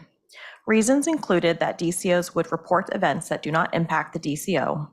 The requirement would divert attention and resources away from incidents that deserve greater focus and planning, with little corresponding benefit to the Commission, and the requirement would be inconsistent with other notification regimes, including similar Commission rules and reporting obligations to other agencies and authorities. In general, the commenters' position was that the CFTC underestimated the increase in reporting the amended rule would create. Speaking from personal experience, I think that if we had removed the materiality requirement, there would be a nonstop flood of notifications coming in to the staff because there are operational issues that occur all the time, many of which are insignificant and are resolved, but nonetheless, without a materiality threshold, then all such incidents would need to be reported. So I am pleased that we are taking the time to consider this aspect of the proposed rule further, particularly since there is ongoing work around the world on international standards, and the Fed and the SEC are also both updating their incident reporting requirements. There is no doubt that the maintenance of strong incident reporting regimes is critical to CFTC oversight, but I also believe that it is important for the Commission to harmonize its reporting regime with other similar regulatory approaches. For example, the SEC's Reg SCI is most analogous to our DCO system safeguards and systems incident reporting requirements. It was promulgated in 2014 after our system safeguard rules and after a joint CFTC-SEC advisory committee examined the cause of the 2010 flash crash, which showed the interconnectedness between the stock and futures markets and made recommendations for market structure reforms. As a matter of fact, also speaking from personal experience, I evaluated and assessed Reg SCI for potential implementation requirements for members of Reg SCI firms. And so it was quite comprehensive in its approach, and it's with that background that my remarks are coming from. Many of our DCOs are either duly registered or have affiliates that are registered as SEC clearing agencies and are therefore already complying with Reg SCI. Accordingly, it would be simpler and faster for them to apply the same SEC reporting framework to DCOs if we were considering an update to our system safeguards requirements. In looking at the preamble to the rulemakings on Reg SCI, I note that it dates back to two SEC policy statements by the Commission on automated systems for self-regulatory organizations, dated 1989 and 1991. And these policy statements are themselves based on SEC reports dating back to 1986. Ultimately, these policy statements established the initial framework for what would later become Reg SCI. Both the securities and futures markets experienced the same shift to electronic trading and reliance on automated systems in the wake of rapid technological advance. And given how these developments dominated the industry, I believe it is reasonable to infer that the contemporaneous use of the term automated systems in CFTC regulations would have similar meaning to the SEC's use of that term in the context of securities regulation. If the Commission revisits these rules, I would be interested in learning more about the genesis of the DCO systems, safeguards, and reporting requirements, and reviewing the original CFTC rulemakings to confirm whether that was the case. I think it would make sense to evaluate whether to adopt essentially the same definition for automated systems as the SEC definition of SCI systems, because I think the intent and scope would be the same. In fact, the SEC explicitly acknowledged the similarities in the securities and US commodities markets with respect to systems issues and incidents in its preamble to their final rule. Overall, this final rule today on DCO reporting requirements is an example of how good government works, and I am pleased to support it. I take this time to express my sincere thanks to the DCR team that worked on this final rule. Clark Hutchison, Eileen Donovan, Parisa Nori, August Imholtz, Gavin Young, Theodore Pauly, and Elizabeth Arumili. Thank you. Thanks, Commissioner Pham. Having heard from each of the commissioners, if there is no further discussion or debate, we'll proceed to vote on the pending motion to adopt and issue the final rule on reporting and information requirements for derivatives clearing organizations as presented in the voting draft. Are the commissioners prepared to vote? As it appears the commission is ready to vote, Mr. Kirkpatrick, will you please call the roll?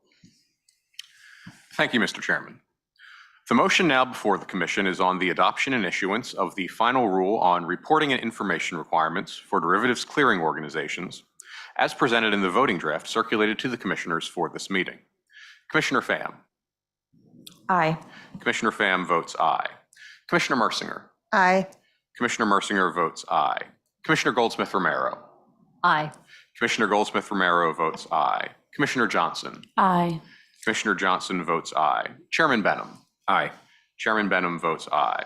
Mr. Chairman, on this matter, the ayes have 5, the noes have 0. Thank you, Mr. Kirkpatrick. The ayes have it. The motion carries, and the final rule on reporting and information requirements for derivatives clearing organizations is adopted and directed to be issued by the Commission. Thank you to everyone on the staff of DCR and everyone who supported this rule, and thanks to the commission as well. As I mentioned, at this point, we'd like to call for the first of 2 planned short breaks in this meeting. Is there a motion to recess this meeting for 15 minutes? So moved. Second. Thank you. It's been moved and probably seconded that this meeting stand in recess for 15 minutes. All in favor, please say aye. Aye. All opposed, please say no. Votes unanimous in favor of the motion. This meeting stands in recess for 15 minutes. It's just past 11. Let's try to be back by 11:15 and we'll get back to work. Thanks again to everyone.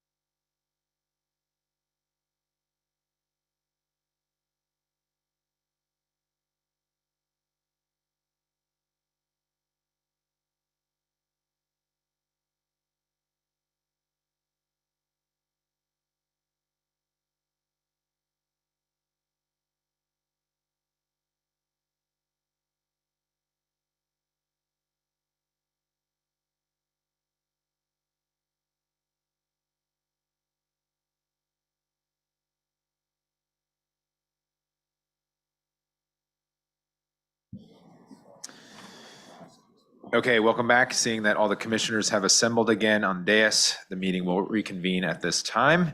To resume our agenda, I'd like to welcome staff from the Division of Market Oversight and Division of Clearing and Risk to make a presentation on the notice of proposed rulemaking on amendments to provisions common to registered entities. Presenting to us will be Rachel Reichert, Senior Special Counsel to the Director of DMO, and Eileen Chotner, Program Analyst for DCR. With that, please proceed. Thank you, Mr. Chairman and Commissioners, for having us here today. It is a pleasure to be here. Before we dive in to discuss the proposed rule before you, the Part 40 team would like to thank all of our current and former colleagues who helped us develop this proposal, including Carlene Kim, Eric Remler, and Arminio Castro in OGC, Gloria Clement in the Office of Chief Economist, Eileen Donovan in the Division of Clearing and Risk, and DMO current and former colleagues Israel Goodman, Rebecca Mersand, Dana Brown, Maura Dundon, Jeanette Curtis, and our intern Michael Sully-Zolman. The regulations in Part 40 implement Section 5CC of the Commodity Exchange Act and govern how registered entities submit their rules, rule amendments, and new products for trading and clearing to the Commission. Part 40 also governs the Commission's review and processing of these submissions. With two discrete exceptions, the Part 40 regulations have not been amended since 2011. Since then, we've experienced technological changes, leaving Part 40 out of date.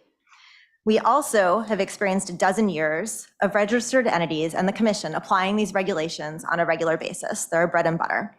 Through this experience, we have seen certain provisions create confusion and others result in less efficient processes than we would like. We propose amendments with this experience in mind for the purposes of modernizing and clarifying Part 40, with the goal of enhancing the utility of Part 40 for both registered entities and the Commission. We propose to eliminate provisions that are no longer useful, such as the concepts of dormant products and contracts and dormant rules.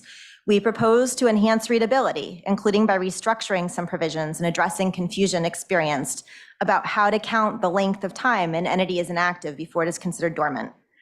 And we propose to update the product and rule submission requirements to reflect current practices due to technological updates and to clarify what information is required to be submitted. One example of an amendment we propose in light of technological advancements relates to the cover sheet. Today, several regulations in Part 40 require registered entities to complete and submit a cover sheet when filing rules, rule amendments, and product submissions. While this requirement was helpful when it was adopted, the Commission has since developed a portal that registered entities use as the mechanism to submit their rules and product submissions. For years, registered entities have been submitting through the Commission's portal all of the information required to be submitted as part of the cover sheet. Given the Commission's development of the portal and the registered entities' use of the portal, there is no longer a need for registered entities to submit the cover sheet. The proposed amendments would update the regulations to eliminate the obsolete cover sheet requirement and to instead require the information to be submitted electronically in a format and manner specified by the Commission. The proposed regulatory text does not specify the portal to avoid the need to amend the text if and when technology advances further and the portal is replaced by a different format and manner of submission.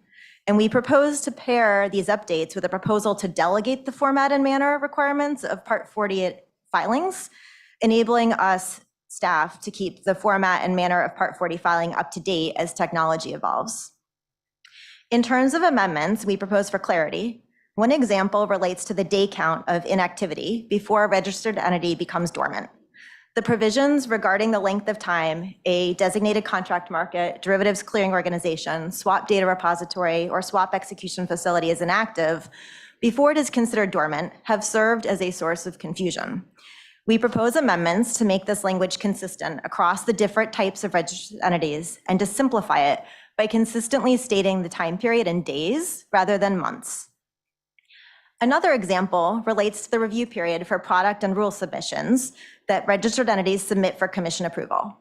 There is a 45-day initial review period, and when it ends on a weekend or a holiday, there is usually confusion about when the review period actually ends.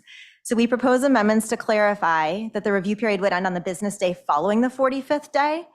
And given the statutory cap of 90 days on reviews, we propose corresponding changes to any extended review period so that the initial and any applicable extended review periods will not exceed 90 days absent consent by the registered entity. We also propose to add language to the explanation and analysis registered entities submit for products and rules. Staff has observed a trend that new product submissions, self-certifications specifically, tend not to include sufficient information on the underlying commodity to enable the Commission to complete its analysis, particularly for contracts on new commodities such as rare earth metals. We propose to amend the text to ensure that registered entities need to provide sufficient information for staff and the Commission to do our part in analyzing their submissions. We are not proposing any changes to Appendix C to Part 38, as we are not changing the actual requirements as what must be submitted. Other updates include adding a requirement that a registered entity note whether a contract is a referenced contract when submitting a new contract to be listed. And this is an obligation that entities already have in connection with position limits, so it's just to check the box to ensure that staff get the filing when it comes in a prompt way.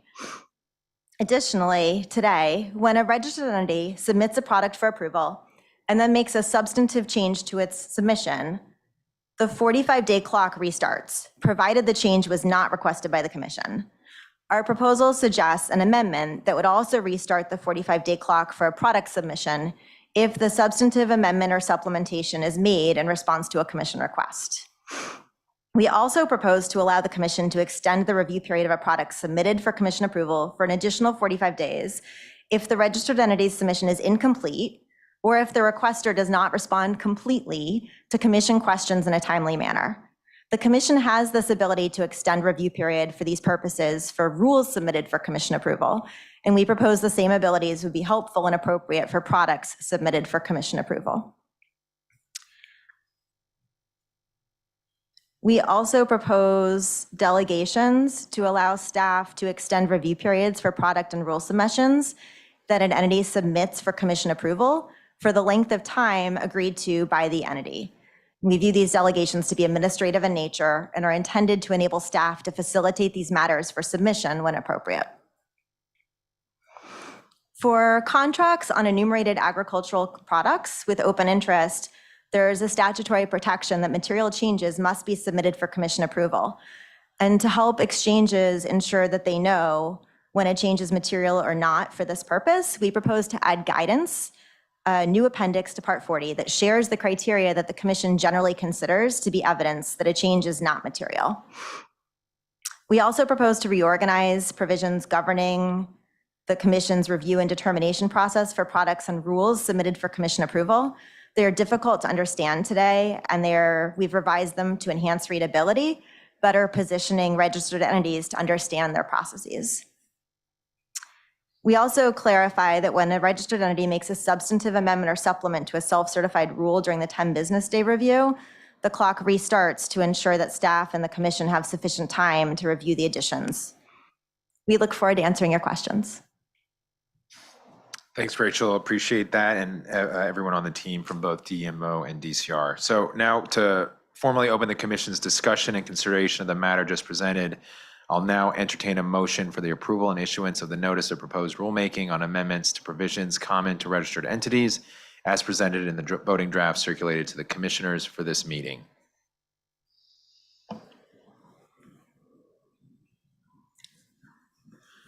So moved. Second. It's been moved and properly seconded that the Commission approve the notice of proposed rulemaking and issue it for publication. The floor is now open for the Commission's deliberations on this matter. I'd like to start with a brief statement and then 1 or 2 questions for the staff.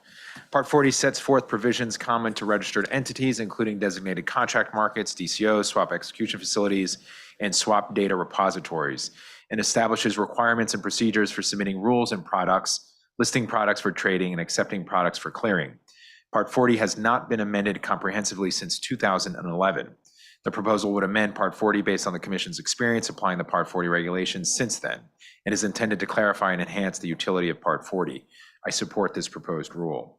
At a high level, the proposed amendments would simplify the determination of whether a registered entity is deemed dormant, edit language to reflect the development and use of the Commission's online portal for filing of rule and product submissions, reorganize and enhance the utility of rules regarding rule submissions and delegations of authority, and finally, provide meaningful guidance to CIDCOs regarding filing instructions for rules that could materially affect the nature or level of risk provided by CIDCOs. With that, two very quick questions, Rachel, or for your colleagues.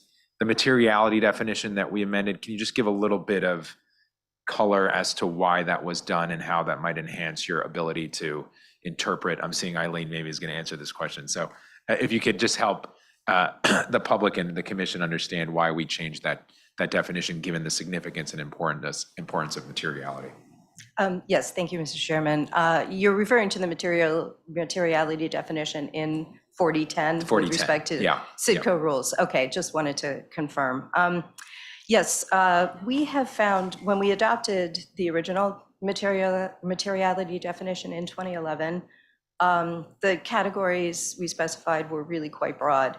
And in our experience over the past decade or so of applying this rule, we've found that it's not very useful because it is so broad, and we've often had to have discussions with the CIDCOs about which rules need to be filed. So the purpose of proposing changes is to provide a bit more specificity regarding the types of rules that we would expect to be submitted under 4010 by CIDCOs. Thank you for that. And second question, also brief. The 4010 and 45 submission requirements for CIDCOs, I think we're shifting to requiring submissions under 4010 if they meet the requirement of 4010. Is there, I think just help to understand, why would we not require submissions under both 4010 and 45? What we're trying to do here is there are some specific provisions currently in Part 39 that say, that you would need to file rules under 40.5, for example, for a cross-margining program.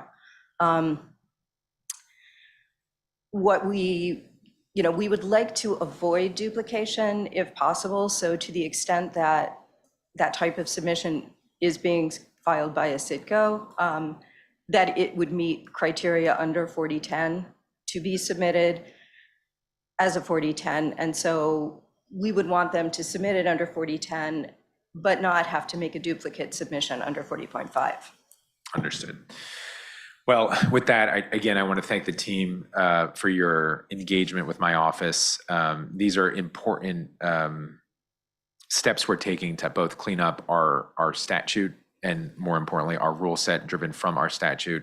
And I think it makes us more effective in the work we do, and ultimately makes our market stronger. So thank you, Eileen. Thank you, Rachel. And thanks, Steve, as well. So with that, I'm going to turn to Commissioner Johnson. Thanks so much, Chairman.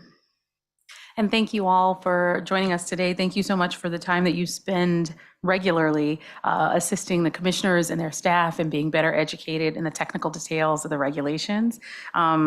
Today's presentation is illustrative of the benefit that we have regularly of turning directly to the staff with the more difficult questions we might have.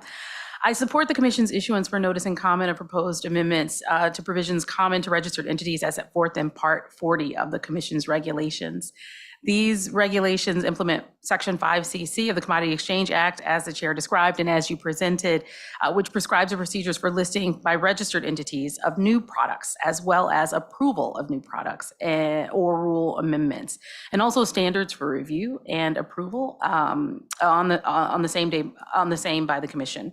I'd like to highlight a couple of things rather than to repeat what has been described in the presentation or in the chairman's opening and discussion of this issue. I'd like to focus, if we could, just for a couple of minutes, and this is where my questions will come from, on the reality that in the context of self-certification, markets are evolving. This is a theme in part that carries over from the final rule discussion with DCR earlier with respect to the DCO amendments, and I think applies here. As was noted, Part 40 has not been amended comprehensively for over a decade. Over the course of that same decade, a number of notable market events have transpired. In 2008, an unidentified person or group of people using the pseudonym Satoshi Nakamoto published a white paper innocuously titled Bitcoin, a peer-to-peer electronic cash system, that outlined a decentralized peer-to-peer system for making and processing payments. In the decades since the white paper's release, we've witnessed an exponential growth in the market for digital assets, including cryptocurrencies, in addition to the explosion across the broader digital asset ecosystem. In addition to developments regarding the creation and proliferation of digital assets, we've witnessed remarkable growth in the market for carbon offsets. There is an indisputable and urgent need for markets to focus on sustainability. This commission's second voluntary carbon market convening held in this room last week highlighted this necessity. It also highlighted the need for careful consideration of important questions, such as the potential for fraud or the veracity of claims regarding additionality, as well as concerns related to greenwashing in the market for the underlying. I enthusiastically support the Director of Division of Enforcement, Ian McGinley, as we stand up a digital asset and environmental enforcement task force. Yet I strongly believe that effectively addressing anti-fraud and market manipulation is part enforcement and part regulation. And so as we turn to a moment of discussing self-certification in evolving markets, I note that it is important to consider, as was described in the presentation, that the division staff have sufficient information on new products. I think the example in the presentation, if I heard listening carefully enough, was rare earth metals, and the ability of the staff to understand exactly what the underlying is and how best to execute its analysis of compliance with the statute. So I share all that to say I support the proposed amendments to Part 40 because I support making our rules clearer and easier to administer. I'm very thoughtful, however, and hopeful that the comments that we'll receive in response to these proposed amendments will also make clear whether and to what extent we are fully addressing the future of our markets, if we could, in certain ways. And so I'd like to just ask a question there, if I could, which is sort of drawing out on the question of self-certification in evolving markets, new products, new market structures, the extent to which these really innovative products in some ways, whether they're cryptocurrencies or carbon offsets, are top of mind for you all as you're drafting and refining amendments, and the extent to which, if at all, there might be comments with respect to the structure of these new markets or these products that should be or could be useful as we move from a proposed rule to a final rule. Thank you for the question, Commissioner. I very much appreciate public comments on this topic. As you know, cows to crypto, right? There's a huge range. We like a lot of C words in this particular proposal, so I'll stick with those. But I think product review was incredibly mindful, thinking about the huge range of possibilities, as the Commission has been thoughtful about how these rules govern a huge swath, right? From rules to products, and trying to have consistency for processes, for efficiency and clarity. We welcome comments if there are specific things where we need additions for clarity. I think that the existing Appendix C to Part 38, which we reference in the rule, provides a lot of clarity as to what we were looking for.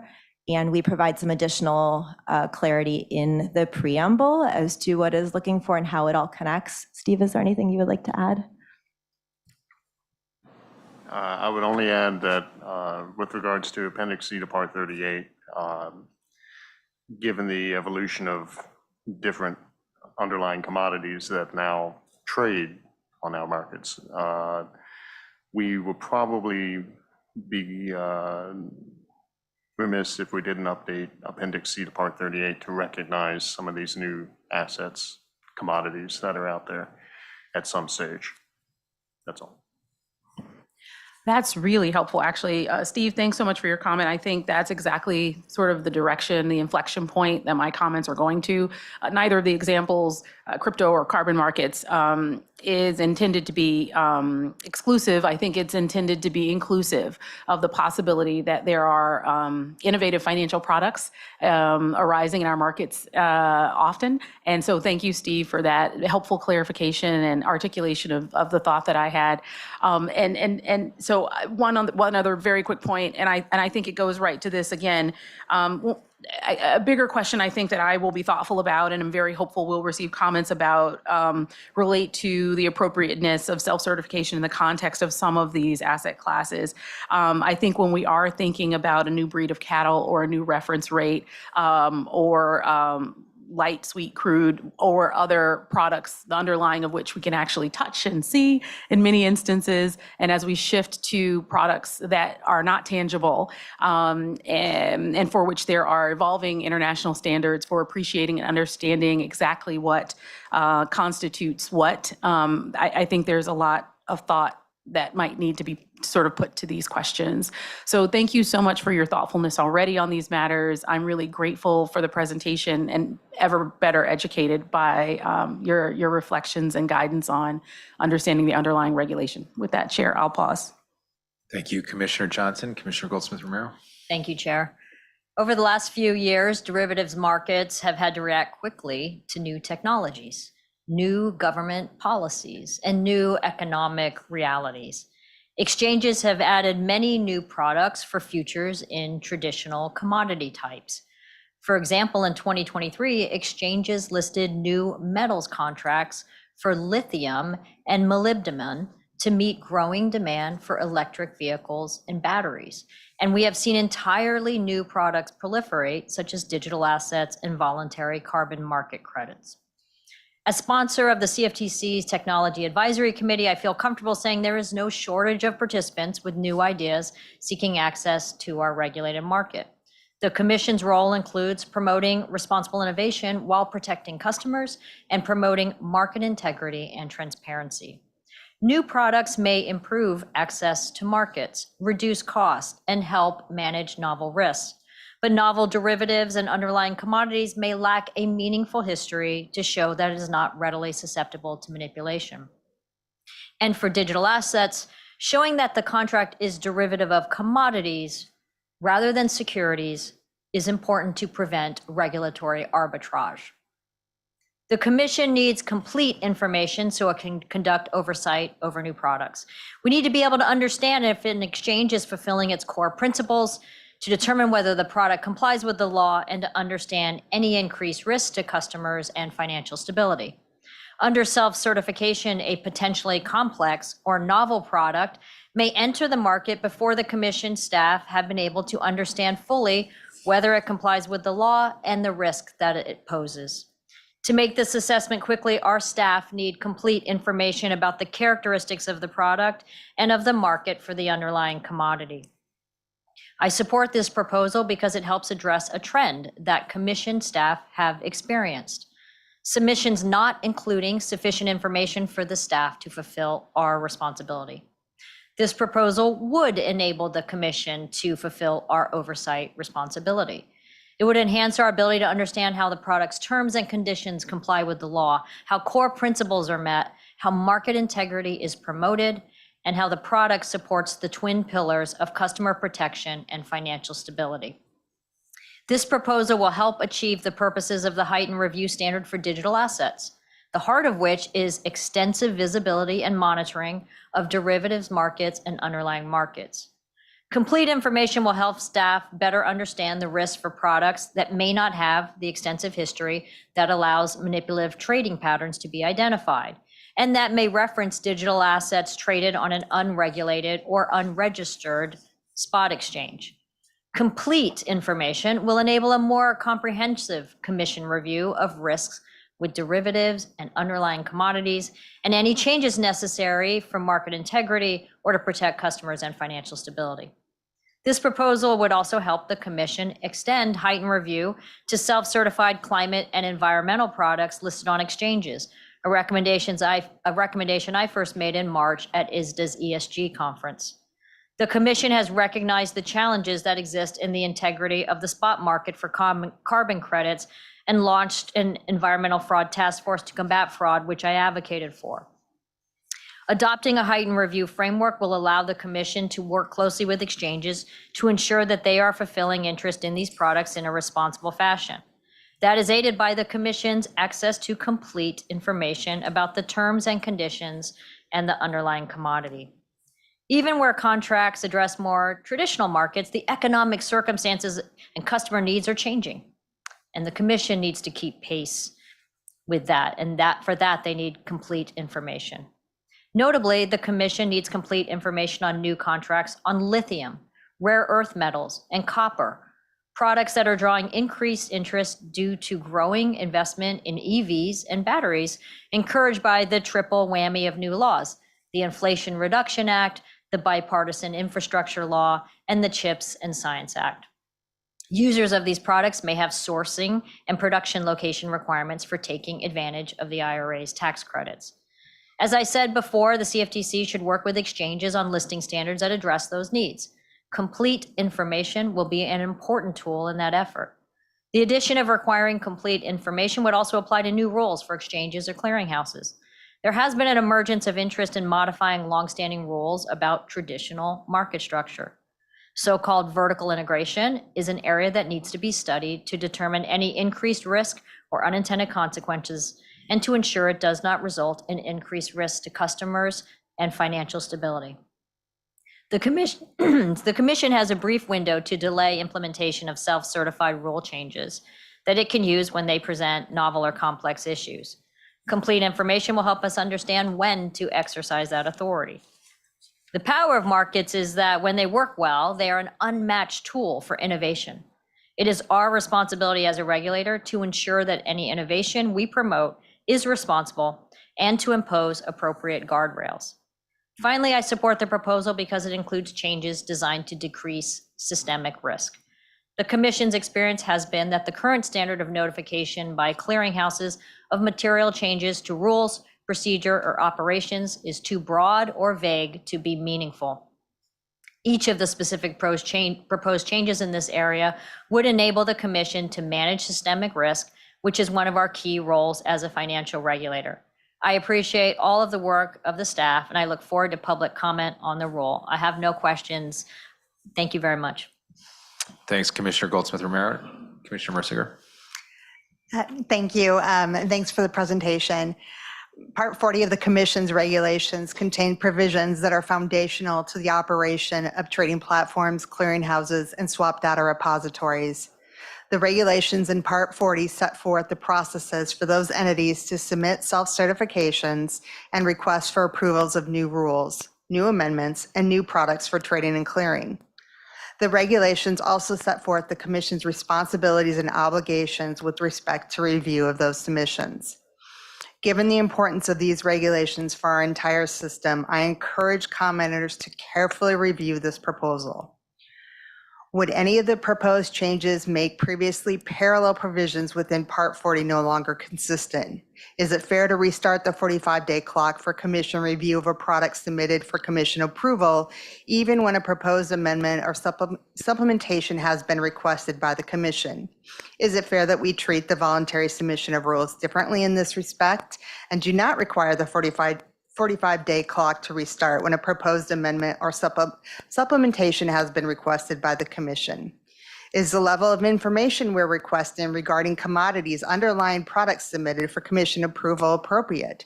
Is it appropriate for the Commission to delegate to the division director's authority that currently rests with the Commission, especially the authority to extend the review period of new products and rules submitted for Commission approval?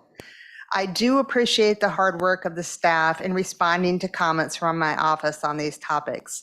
That said, it's imperative that this rule be subject to scrutiny of the notice and comment rulemaking process, and I look forward to hearing from commenters. I do have a couple of questions. I'm going to start at just looking for some help, or if you could explain to me how each provision within Part 40 would treat an amendment or supplementation by submitting entity if the amendment or supplementation is being requested by the commission. Because it looks to me that in 40.3, which governs the voluntary submission of new products for commission review and approval, and 40.5, which governs the voluntary submission of rules for commission review and approval, would treat that fact pattern differently. And I would like to understand why. Furthermore, whether text of 40.3 and 40.5 explicitly say how an amendment or supplementation requested by the commission will be treated, the text of 40.6 is silent on how they will be treated. In fact, the rule text in 40.6 and the preamble's description of 40.6 are inconsistent in their description of how an amendment or supplementation requested by the commission will be treated. 40.6 says any amendment or supplementation made by the registered entity to the submission will be treated as a filing of a new submission under this section and may be subject to the additional 10-day business review period in accordance to paragraph B1 of this section, unless the amendment or the supplementation is made for correction of a typographical error, renumbering, or other non-substantive revisions. But the preamble says if a registered entity amends or supplements its initial rule submission under 40.6A, the commission will treat the amendment as a new submission and restart the commission's 10-day review period, unless the amendments or supplementation is requested by the commission or is for non-substantive revisions. So kind of going back, I guess I started with the question, I probably should have ended with it. How are we treating an amendment of supplementation, differently or equally across Part 40? How are we kind of handling what could be discrepancies in how those reviews are the timing works in those reviews? Thank you for the questions, Commissioner. I want to make sure I understand the questions so that I can respond each in turn, and really appreciate all the comments. I think the dialogue back and forth has been really productive in making the rule better. To understand, I think I'm going to reframe the first question and make sure I've got it, if that's okay. Okay, so what I was hearing is that you're asking about why we propose the ability to extend, that would re-extend for the products that are being submitted for commission approval, but not for the rules that are being submitted for commission approval when there's a substantive amendment that's requested by the commission. Is that correct? Yeah. Okay. So the reason that we have done that is because in our experience, the product submissions, the amendments and supplementations, as you know, the registered entity maintains discretion regarding how they make the changes and exactly what changes they make. And product review and DMO has experienced extensive changes that require unique analysis in a way that we have not seen the rule submissions require. And so we didn't want to place a burden on registered entities for 40.5 that we felt was appropriate for 40.3. Steve, is there anything you want to add there? You okay? No, other than... Mike? Sorry. Other than simply 40.3 and 40.5 are very rarely actually used by the exchanges to make submissions. Generally, when they are submitting under 40.3 or 40.5, the product or the amendment is novel in some way that they acknowledge up front will probably require a little more review and understanding on our part. That's all I can offer at this point. The idea is that it's not used very often. When it is used, it's pretty much the exchanges are pretty much all admitting that this is something novel that needs to be looked at. Thank you. That's helpful. And just one last question. And I expressed concerns about this in my opening statement and again in this statement, and just looking for additional information as to why we are delegating to the division directors the commission's authority to extend review periods for products and rules submitted for the commission approval. And who are we trying to benefit with that delegation of authority? Thank you for the question, Commissioner. In our experience, we have had a handful of times since I have been here where a registered entity has wanted more time for their process, either because the political circumstances changed and they needed time to think about what was happening and they wanted to pause, or because they received feedback from the commission and they really wanted more time to think about how they were going to address it because it was fundamental to their proposal. And so in those instances, they asked that they be granted more time, to which staff was comfortable. Currently, that is a decision that has to come all the way up to the commission level to give the registered entity what they're asking for. And from an administrative perspective, we thought it was more efficient for staff to be able to say, yes, that's okay, when a registered entity approaches us and asks for an extension. Thank you. That's helpful. And the only thing I would say to that is sometimes when we're dealing with those extensions that are requested directly from the registered entity, there are circumstances surrounding timing that are important. And so I would just ask that, or hope that there's comments on whether or not because of that, because of timing concerns and the fact that sometimes there are other issues that are circulating around the timeliness or the timeline for approval, that it might be important to have commission action in those circumstances. But with that, I have no further questions, and we'll turn it back to the chair. Thanks, Commissioner Mercier. And we'll turn now to Commissioner Pham. Thank you. As I said in my opening statement, it is important to continuously improve our rules and do good housekeeping. I appreciate that this Part 40 proposal is intended to clarify, simplify, and enhance the utility of the Part 40 regulations for market participants and the Commission, as stated in the preamble.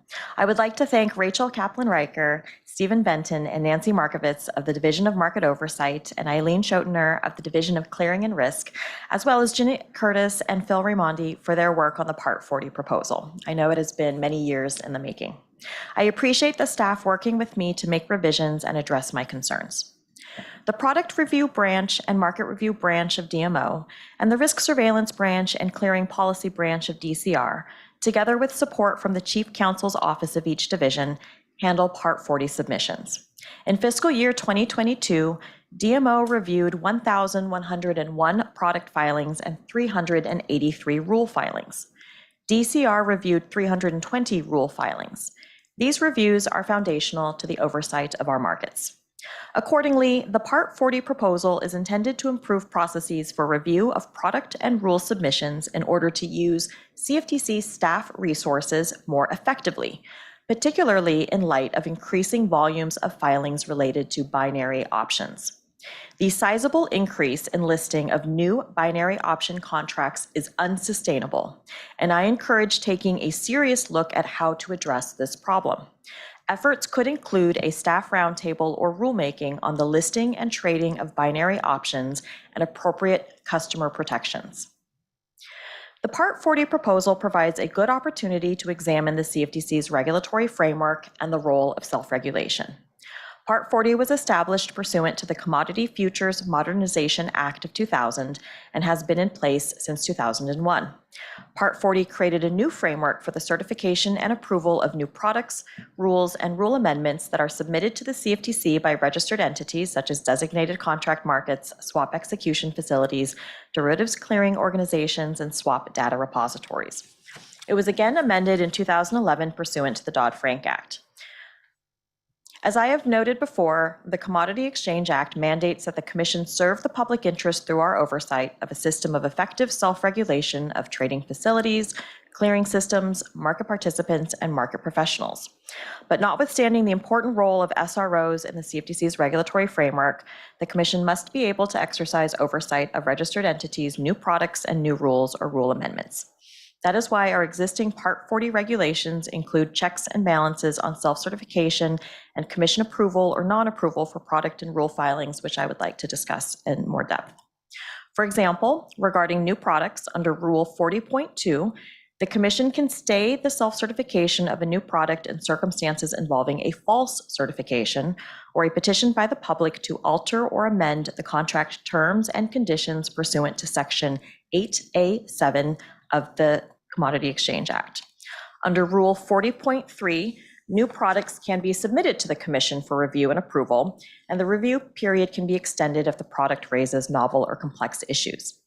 Similarly, regarding new rules or rule amendments submitted under Rule 40.5 for Commission review and approval, the Commission can extend the review period for 1, novel or complex issues, major economic significance, incomplete submissions, and not responding completely to CFTC questions in a timely manner. And under Rule 40.6, the Commission can stay the self-certification of new rule or rule amendment filings involving novel or complex issues, inadequate explanation, or potential inconsistency with the CEA or CFTC regulations.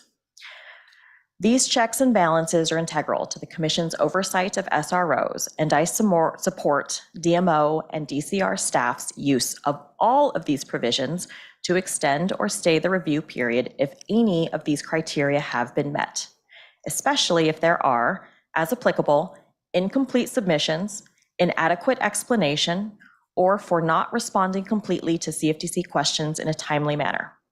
Registered entities must ensure that they dot their I's and cross their T's and show their work when submitting product or rule filings. I also want to emphasize that the existing Part 40 regulations provide for Commission non-approval of new products or new rule or rule amendments submitted for review under Rule 40.3 or 40.5 respectively. Obviously, a product or a rule will not be approved if it violates or is inconsistent, respectively, with the Commodity Exchange Act or CFTC regulations. The Commission can determine that it will not or is unable to approve the product or rule, including for form and content requirements for submission, because the product violates, appears to violate, or potentially violates, but which cannot be ascertained from the submission, or the rule or rule amendment is inconsistent or appears to be inconsistent with the Act and CFTC regulations. These standards and criteria grant the Commission and CFTC staff considerable discretion in conducting reviews of product and rule filings for approval or non-approval. Again, I support the Commission issuing a notice of non-approval if any of these criteria have been met. In my opening statement, I spent quite a bit of time discussing delegations of authority, and so I do have some questions on that point. But before we go to that, I just wanted to point out some other Part 40 issues. I believe that good process produces good outcomes, and there are other issues in Part 40 that should be addressed. Specifically, I'd like to mention concerns that have been raised around the Rule 40.2 self-certification process, namely in a 2017 open letter from FIA to the CFTC regarding the listing of cryptocurrency derivatives, and also issues with 40.11 as described in my dissent last August. I hope that the Commission does not wait another 12 years to fix them. Turning back to delegations of authority, of course, although I am typically skeptical of delegations of authority, there are certainly times when it is appropriate, and I do support the delegation of authority as to the form and manner of submissions to the Commission, given particularly technological developments with electronic submissions. My understanding is that there are 2 new delegations of authority in this Part 40 proposal that relate to the voluntary submission by a registered entity of a new product or rule amendment under 40.3 and 40.5. These delegations permit the staff to extend the review period for the period agreed to in writing by the registered entity, but there is no limit on how long it can be extended by the staff. I am concerned, frankly, about a zombie submission or a Hotel California situation where the submission is continuously extended with no end date in sight or certainty. I went back all weekend and read the preamble to both the proposed and final rulemakings in 2001 that established Part 40, and again in 2011 for the Dodd-Frank amendments, in order to understand why, how, and what authority the commission was delegating to staff. It was clear that there are statutory time limits because there was a public interest in balancing markets with commission oversight. And the commission, as I said in my opening, is accountable to the public and other stakeholders. Nonetheless, building upon this history around the delegations of authority, could you please explain, and I know that Commissioner Mersinger touched upon this point as well, but just to confirm, what is the current process to extend the period of time for review with a registered entity under 40.3 and 40.5? Thank you for the question, Commissioner. Are you asking about the extension when the party agrees to it in writing? Okay. Yes. So currently, if a registrant asks for more time and they tell us the time they want, that is a decision that comes up to the ninth floor and is considered by the commission. It's proposed here that staff be able, but not required, to address that directly, to address situations when it is very clear that the entity needs it and is asking for it, so that we don't have to utilize the commission's resources for something that is simple. So that was the intent. We believe it is helpful, and we welcome public comment as well as your thoughts. Thank you. Thanks, Rachel. So just to confirm, so I'm clear, it does change the current status quo. The proposed new delegation of authority would change the status quo. Correct. We propose additional delegations on these points. Thank you very much. I move that the notice of proposed rulemaking to amend the Part 40 regulations now before the commission be amended by revising the preamble as follows. With respect to proposed Rule 40.7A1, Roman ed. 4 and 5, should the commission impose a maximum period of time that the staff, under delegated authority, may extend the period agreed to in writing by the registered entity? Why or why not? The commission would still have the authority to extend the time for review for the period agreed to in writing by the registered entity pursuant to 40.3C3 and 40.5C3. Is there a second for Commissioner Pham's motion to amend? Second.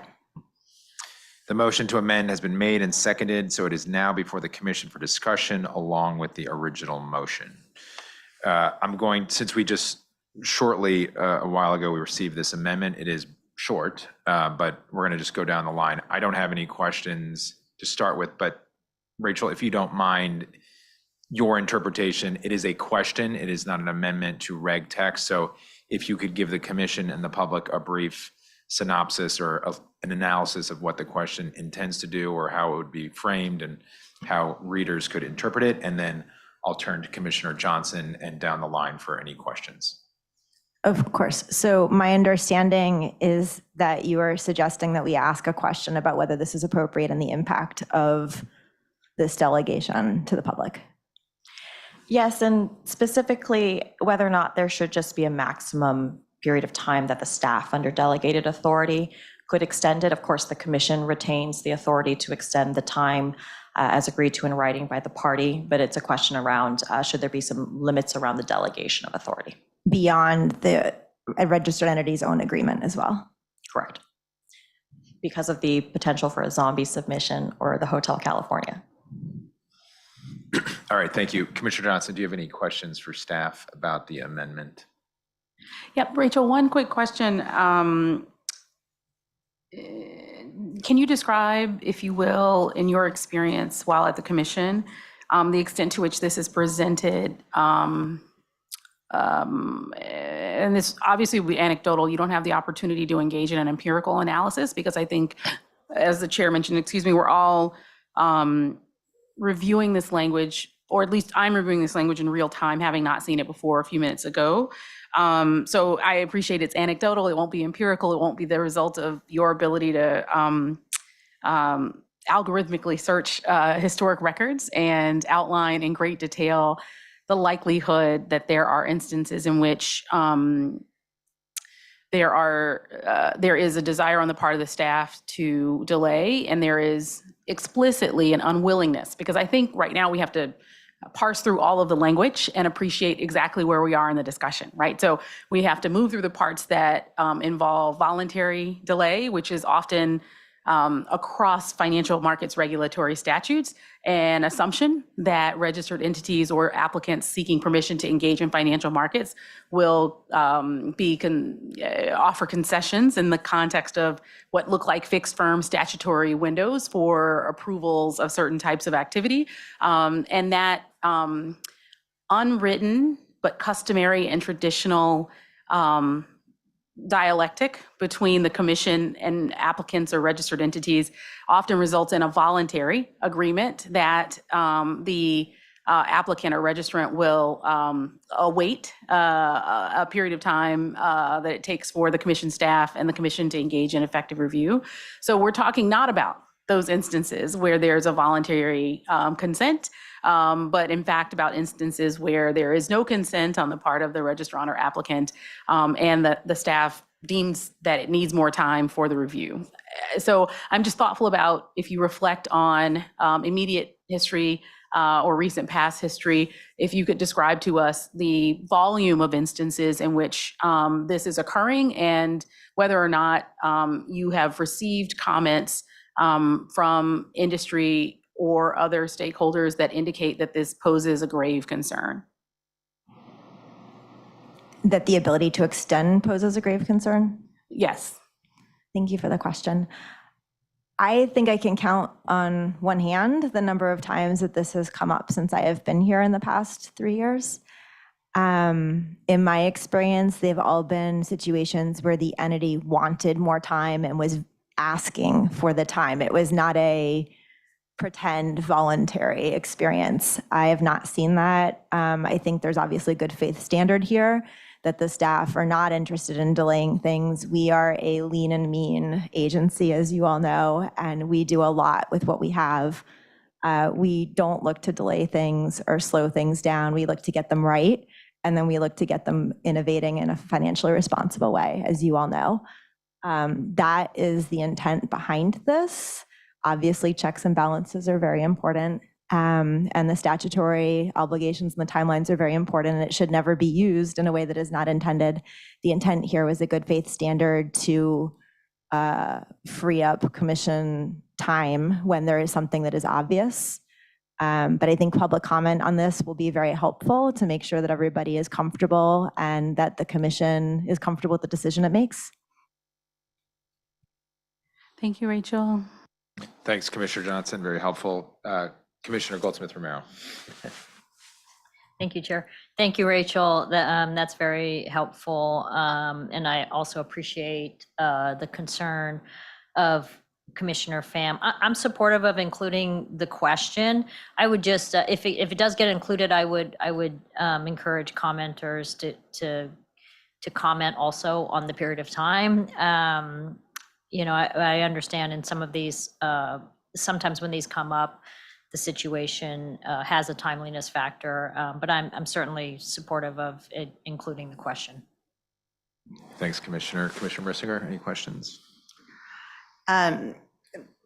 Like Commissioner Goldsmith-Romero, I'm supportive of asking the question, and I think that it's not so much that there's a concern that you know, a voluntary imposing additional time that the registered entity asked for in writing would somehow, you know, that if there was an agreement between the staff and the entity that there would be concern about how that came to be. I think that these conversations are, I think, open, and I believe that when we have seen this, it has been, you know, after a lot of discussion back and forth with the registered entity and the division, which I think is important, and I'm glad that we are able to have those types of open discussions. But I just am concerned that there are other factors involved with timing, and it could be that there's a reason the commission would want to approve or disapprove of an extension. So, I appreciate Commissioner Pham looking at a specific timeline. And, I hope that commenters also comment on whether or not it's an appropriate delegation altogether. Thank you, Commissioner Mercier. Commissioner Pham, do you have any additional questions? I just thank everybody's comments, and the question does not come from a place of thinking that the staff want to delay or anything like that, but it is, since I went to the Federalist Papers again, more about the delegation of authority, the checks and balances, the separation of powers, and just being mindful about what we're doing. So I appreciate it, and I very much appreciate my fellow commissioners' comments, and particularly Commissioner Mersinger, because she's thought about this a lot as well. Thanks. Thanks, Commissioner Pham. And if there are other questions, we can certainly do a second round, but having heard my colleagues' questions, I think certainly will be interesting to hear the comments. And Rachel, I think to Commissioner Johnson's point, we have to be mindful of the unintended consequences, right? I think that's really what we have to be careful of. And if we are in fact capping time, although unlikely, and although the division certainly works in good faith to move things expeditiously, having caps obviously does create barriers which sometimes can be hurtful. So we will vote on this matter, but certainly, yeah. Vince, yeah, please. Hi, good afternoon, everyone. So just a question more for the Secretariat, and just a point of order, because just during the colloquy, I heard two different things-ish. One, is it the adoption of the specific question that the commissioner has proposed, or is staff being directed to draft questions consistent with the colloquy? So I have proposed the text of the question, so it would be to include the question, which also is open-ended. It says why or why not. Right. In the preamble. And also, I think just to make it absolutely clear, it doesn't mean that there would be a hard cap on the extension of time. It was just a limit for what the staff could do under delegated authority, kind of echoing the points of Commissioner Mersinger that sometimes there are some things that are best reserved for the commission to determine in its own authority. So the commission will, of course, retain the authority in 40.3 C1 and 40.5 C1 to extend the time for the period agreed to in writing by the entity. So it's not removing that possibility. Right, and so my question was just specifically focused on the mechanics. So for purposes of finalizing the any proposed rule, should the commission vote, that we have the right language for the document. So Vince, thanks for the intervention and the clarification. And to Commissioner Pham's point, my understanding and the motion as read is in fact the question, and we'll certainly have the Secretariat hopefully reread the question that will be inserted into the document as proposed, so that we'll know what the amended document is. If there's any disagreement from the commission, I don't think there is. Just that I misspoke. It was 40.3 C3 and 40.5 C3. I do have a question. Yeah, so one more question from Commissioner I have a Johnson. question for the staff. In light of the fact that you are just seeing this question, do you, how do I most friendly, a friendly amendment to the amendment so that the amendment is consistent with all other language across the document? I have read it quickly, but I should not be an arbiter of whether or not there are any technical errors or imperfections in the language. I'm sure there are none. Commissioner Pham is exceptionally precise and very thoughtful on these issues. So this is more just a matter of, and this may go to the Secretariat. I feel like Vince was moving in this direction, but I want to make sure across the proposed rule that the language is consistent and that the staff, I guess, we presume this at the outset with the motion that began the open meeting, has in every instance the capacity to make the technical corrections that would be appropriate to ensure accuracy for purposes of comment and enforcement ultimately. Mr. Secretary, if you want to answer that question, but I think, yes, as Commissioner Johnson pointed out, this should be a part of the record already. Yes, that's correct. And again, to take a step back, as I understand it, Commissioner Pham's amendment is a specific amendment to insert specific language into the preamble And to Commissioner Johnson's point, to the extent that would create something that's purely a technical or editorial inconsistency, that would generally be viewed as part of the general authorization to make technical corrections necessary for final publication. I verbally misspoke, but my written question is correct.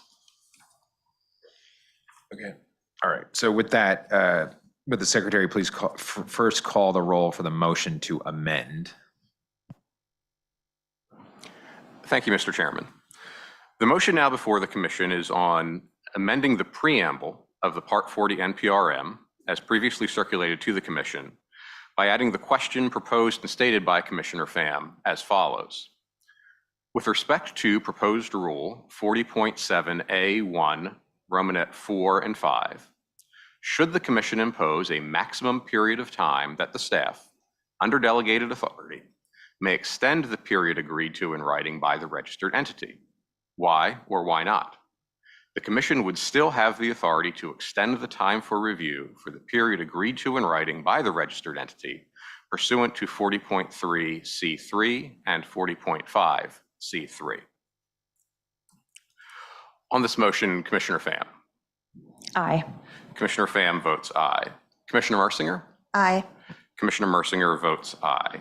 Commissioner Goldsmith-Romero? Aye. Commissioner Goldsmith-Romero votes aye. Commissioner Johnson? Aye. Commissioner Johnson votes aye. Chairman Benham? Aye. Chairman Benham votes aye. Mr. Chairman, on the motion to amend, the ayes have 5, the noes have 0. Thank you, Mr. Secretariat. Would the secretary now please call the roll for the motion to adopt the final rule as amended?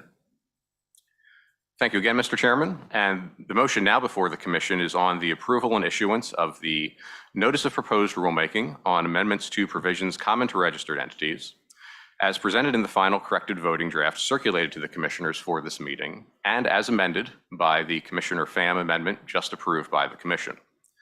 Commissioner Pham? Aye. Commissioner Pham votes aye. Commissioner Mersinger? Concur. Commissioner Mersinger concurs. Commissioner Goldsmith-Romero? Aye. Commissioner Goldsmith-Romero votes aye. Commissioner Johnson? Concur. Commissioner Johnson concurs. Chairman Benham? Aye. Chairman Benham votes aye. Mr. Chairman, on this matter, the ayes have 3 and there are 2 votes to concur. Thank you, Mr. Kirkpatrick. Thank you to the DMO and DCR team. Vince, thanks for your audible there, as always. We are going to continue and roll right into the next item on the agenda. We're going to invite staff from the Division of Market Oversight to make a presentation on the notice of proposed rulemaking on swap confirmation requirements for swap execution facilities. And giving Roger Smith, Associate Chief Counsel of DMO, a minute. We'll pause until he is ready, and we are ready then to proceed.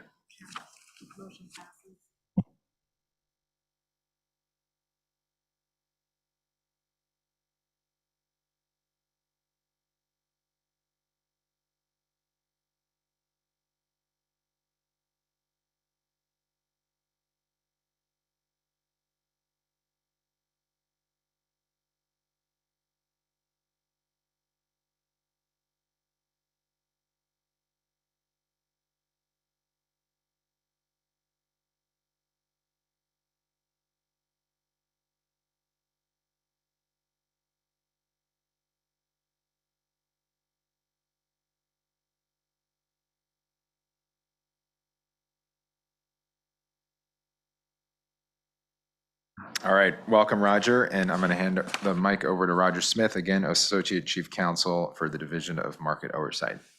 Please proceed. Thank you, Chair Benham. Good morning, Chair Benham and Commissioners. Thank you for the opportunity to present this rule proposal to the Commission. Before we get started, I would like to take the opportunity to thank my colleagues, Nora Flood, Frank Visanich, Jake Chaikin, Dina Musa, Carlene Kim, Laura Badian, Paul Schlichting, Kenny Wright, Stephen Kane, Madison Lau for their time, efforts, and contributions to this rule proposal. Today, staff is recommending that the Commission approve a proposal to amend certain swap execution facility requirements related to uncleared swap confirmations and to make associated conforming and technical changes. Commission Regulation 37.6B requires a swap execution facility, or SEF, to provide each counterparty to a swap transaction that is entered into on or pursuant to the rules of the CEF with a confirmation which is a written record that contains all of the terms of the transaction at the time of execution. For uncleared swap transactions, it is often the case that some of these terms of the transaction, relationship level terms that govern the broader trading relationship between the counterparties, are negotiated and agreed to by the counterparties in advance and are reflected in underlying written agreements between the counterparties.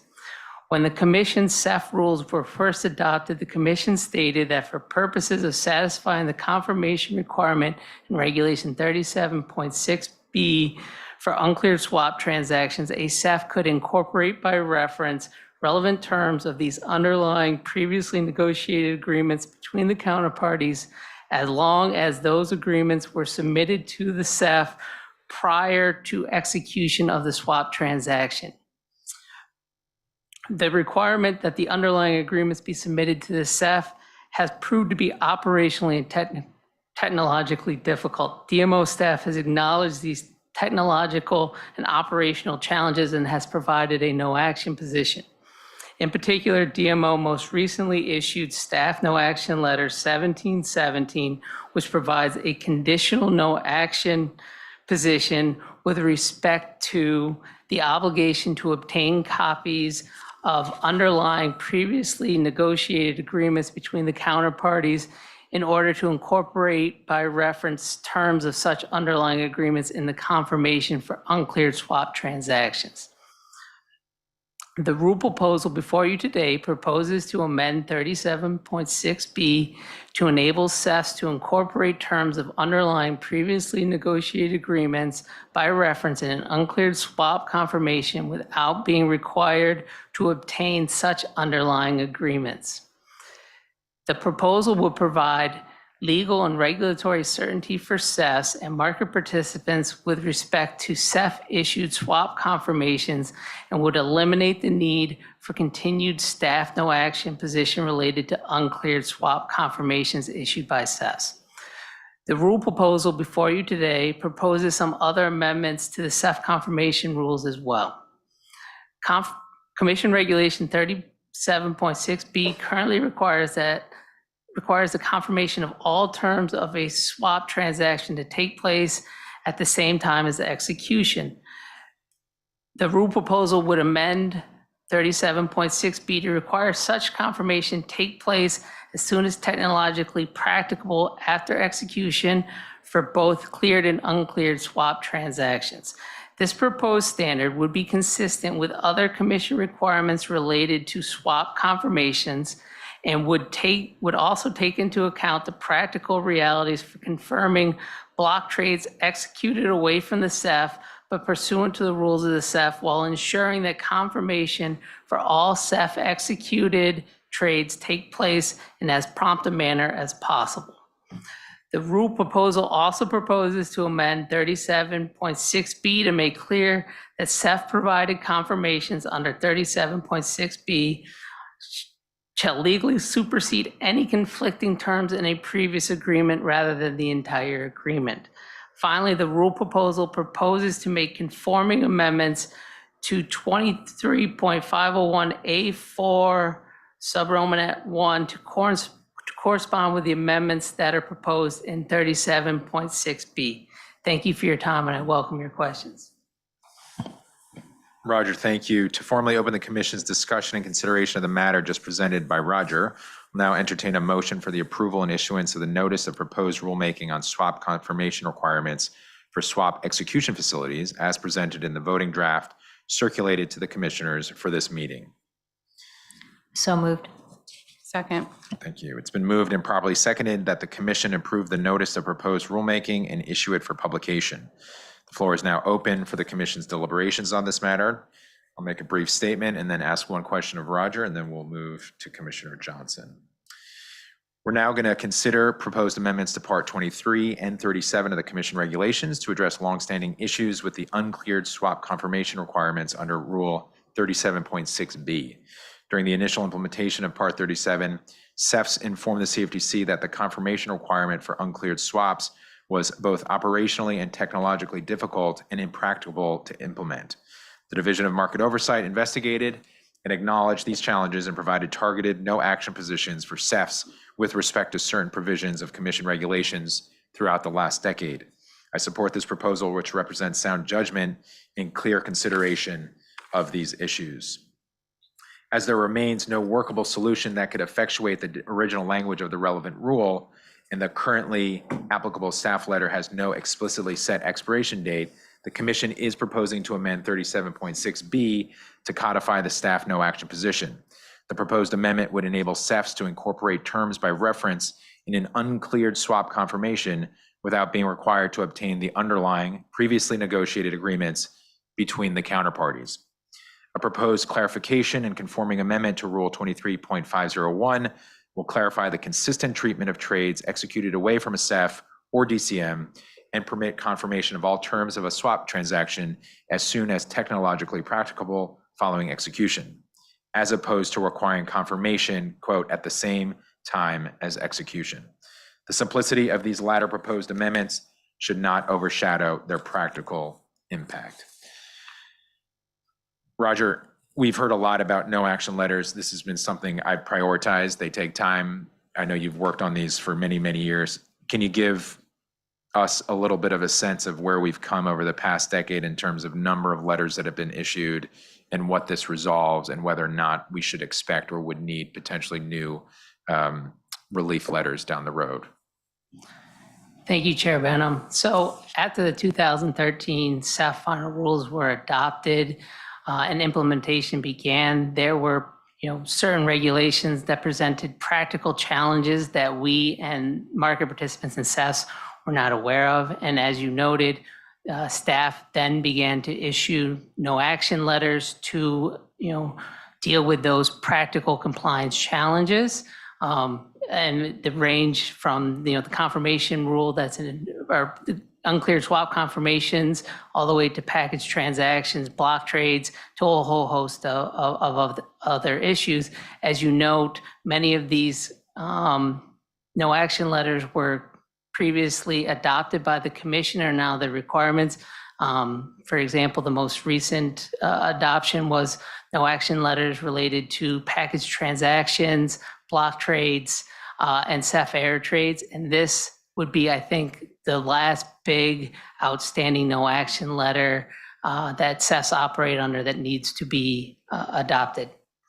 Thanks, Roger. And thanks to you and the entire team, because this is, you're referencing nearly a decade of work where we had to take action in an expeditious manner to address issues after the finalization of Dodd-Frank and subsequent rules, and using the tools we have to be adaptable to the market continuing to operate on a, obviously a daily basis. But this certainly is a good moment for the agency, given where we've come from over many, many years.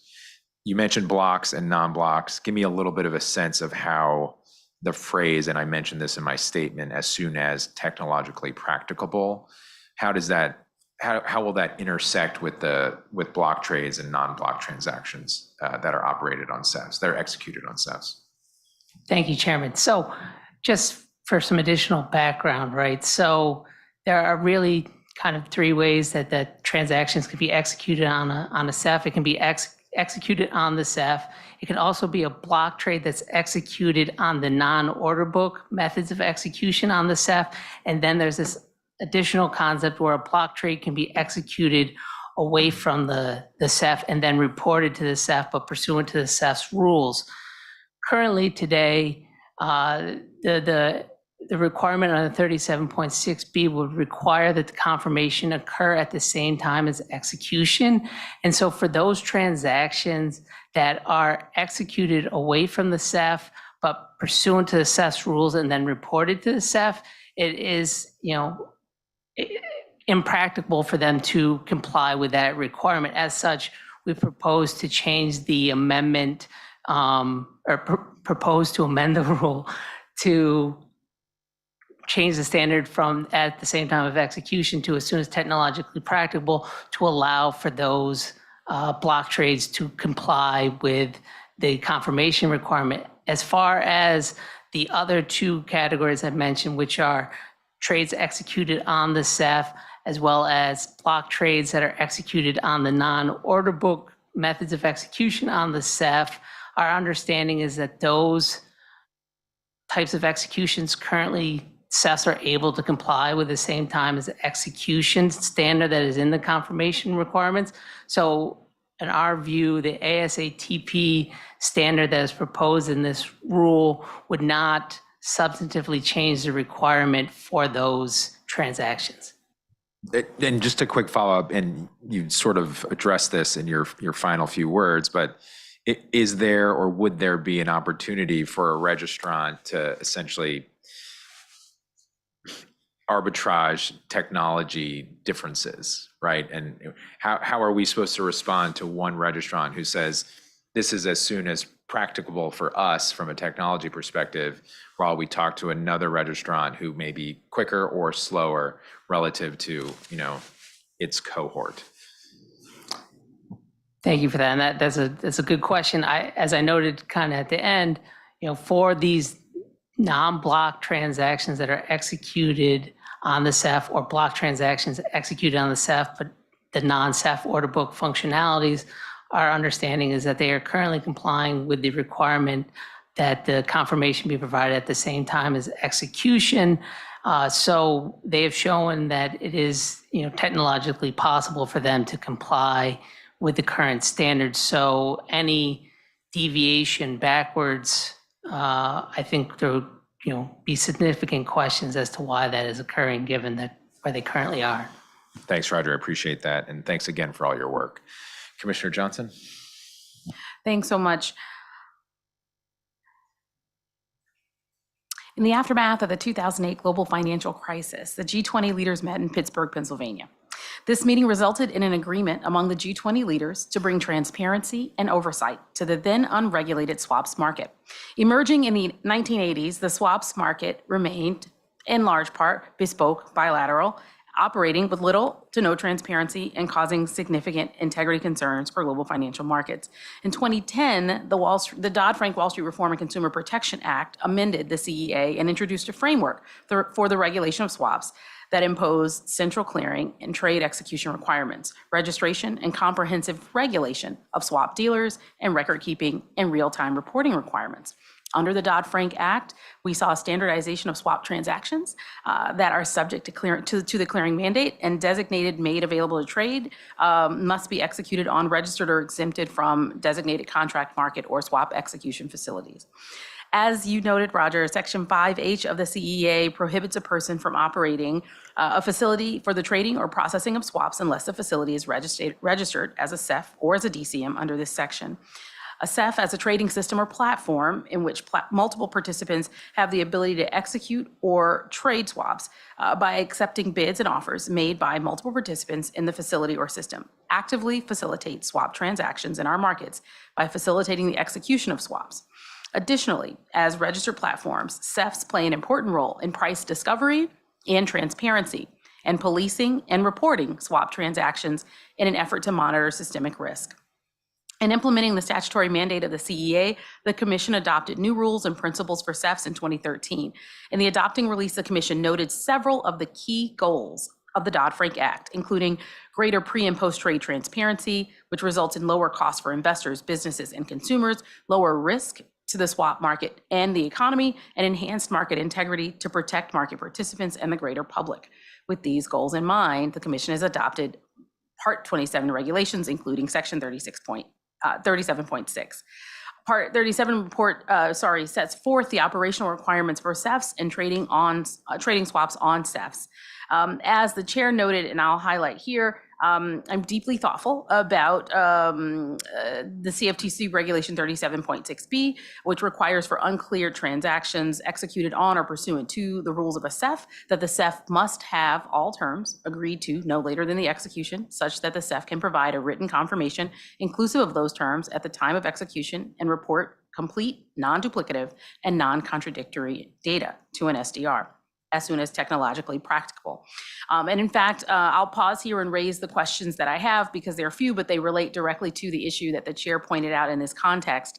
While you note that there are a diversity of technologies that might be adopted by the private market participants who are facilitating this role, there is an expectation that all would conform to a certain window of time that we could describe as soon as might be technologically practicable after execution. Could you just say a little bit about that, some background, I guess, to the question the chair asked you, which is a question I had as my second question, but really just hoping that you'll give us some grounding in exactly how things are transpiring right now in the market. Thank you, Commissioner Johnson, for your question. So as I noted, our understanding is for the non-blocks or blocks executed on the non-order book methodologies on CEF, those transactions, the CEFs are currently able to, for those transactions, CEFs are currently able to comply with the existing requirements in 37.6B. However, for block transactions that are executed away from the CEF and then brought and reported to CEF pursuant to the CEF's rules, it is impractical for them, or I would say almost impossible for them to comply with the requirement that the confirmation take place at the same time as execution, because the transaction will already have been executed by the time the CEF is aware of the executed transaction. So as such, this proposed amendment is meant to address those types of transactions. But as I noted in my response to the chairman, for those other transactions, this proposed standard, we don't believe would substantively change the requirements for those CEFs, and we would have, I think, significant questions if we were to see a degradation in the, time it takes to a CEF to issue a confirmation for those transactions. So your final comment there actually went to my third question, which is my final question, and just sort of underscoring the motivation for the lengthy stroll down memory lane back to 2008 and to the evolution and development of the underlying of the statutory amendments, and then ultimately the regulation adopted that underlies the discussion today. The potential for degradation really is evergreen in my mind, because it really creates the possibility that we could slip into a space where, as I mentioned, things are happening in a manner that is less transparent and therefore has the potential to ignite some of those systemic risk concerns that were part of the bespoke bilateral market that predominated ahead of formal clearing mandates. And so one of the things I'm hopeful to hear from commentators about, I welcome your response now, but I appreciate that some of this may be benefited by the comments that we'll receive. But one of the things I'm very thoughtful to hear about is how we are rigorously ensuring against that degradation, and how we are taking steps to ensure where possible and certainly practicable, we are getting real-time reporting. So I'll pause and let you respond, and then I'll hope to see comment letters that also give great comfort that this is not backsliding, if you will.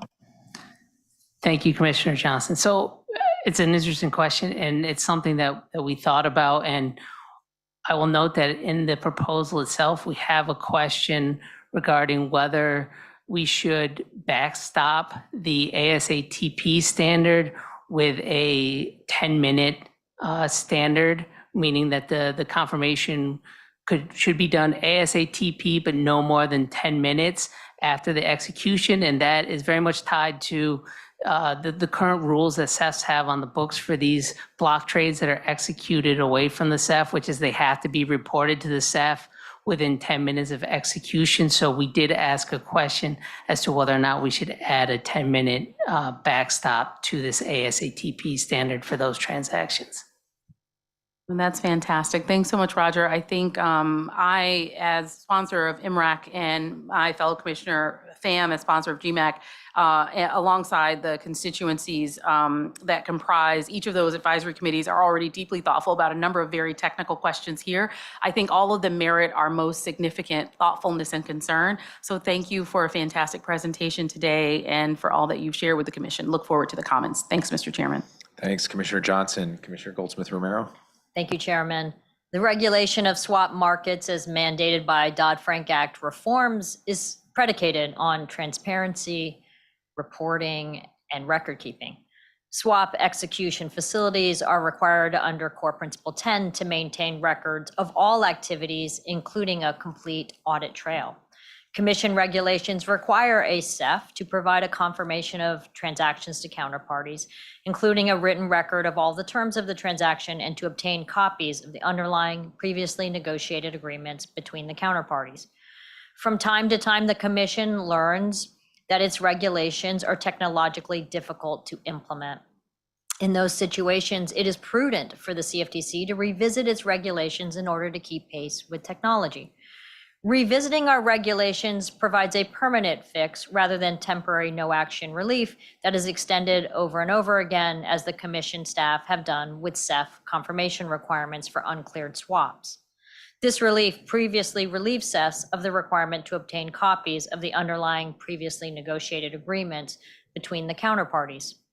As a general rule, we need to be careful about proposing new rules that codify no-action relief from our regulation, particularly relief that has been extended for years. Instead, we should determine what we were trying to accomplish with the regulation, if we still want to accomplish that, and is there another way to achieve that? For example, transparency is important, and counterparties should know who they are dealing with and at what terms, which can be facilitated through access to existing documents. As the sponsor of the Technology Advisory Committee, I believe that we should be forward-looking in considering technological innovations to bring the right fix when it comes to areas where there have been technological obstacles to compliance with CFTC regulations. Today, I support this rule because I support the idea that we need to fix what has become a technological obstacle. I look forward to public comment about whether this proposed fix is the right permanent fix. I look forward to public comment on whether this fix locks in a system that may limit incentives for CEFs and other market participants to innovate using new technology that could provide copies of the underlying previously negotiated agreements in compliance with the rules. Counterparties should know who they are dealing with on what terms, and proactively revisiting existing documents can be helpful. I'm interested in public comment on whether the proposed fix would disincentivize CEFs from digitizing legacy documents and agreements and requiring their market participants to do so as well. I'm also interested in public comment about whether these digitized documents could be provided in machine-readable format. Digitized and/or machine-readable information could lower compliance costs and increase transparency. In the Financial Data Transparency Act of 2022, which does not apply to the CFTC, other federal financial regulatory agencies will be required to develop data collection protocols and standards for machine readability. Other federal financial regulators will push this requirement to its registrants and supervised entities to collect, maintain, and submit data pursuant to these data transparency protocols and standards. This will impact registrants in our space that are dual registered with those financial regulators and who will need to comply with those protocols and standards. I look forward to hearing from members of the industry, investor and consumer advocates, academics, and other stakeholders on these issues. And I thank the staff for their hard work. I have no questions. Thanks, Commissioner Goldsmith Romero. Commissioner Mercinger. Thank you, and thank you, Roger, for your presentation. It's our responsibility as regulators to adopt rules that are clear and workable. That is essential for market participants to understand what they must do to achieve compliance, and for the Commission to fairly enforce those rules when market participants fail to do so.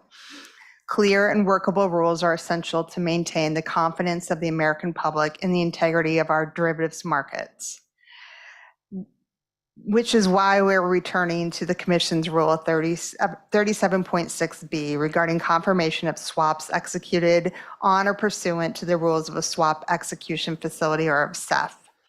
The rule simply stated, it requires that a CEF provide each counterparty to a transaction with a written record of all the terms of the transaction, but It quickly gets complicated in the context of uncleared swaps, since the terms of such swaps may also include previously negotiated agreements, such as an ISDA master agreement and related schedule and credit support annex.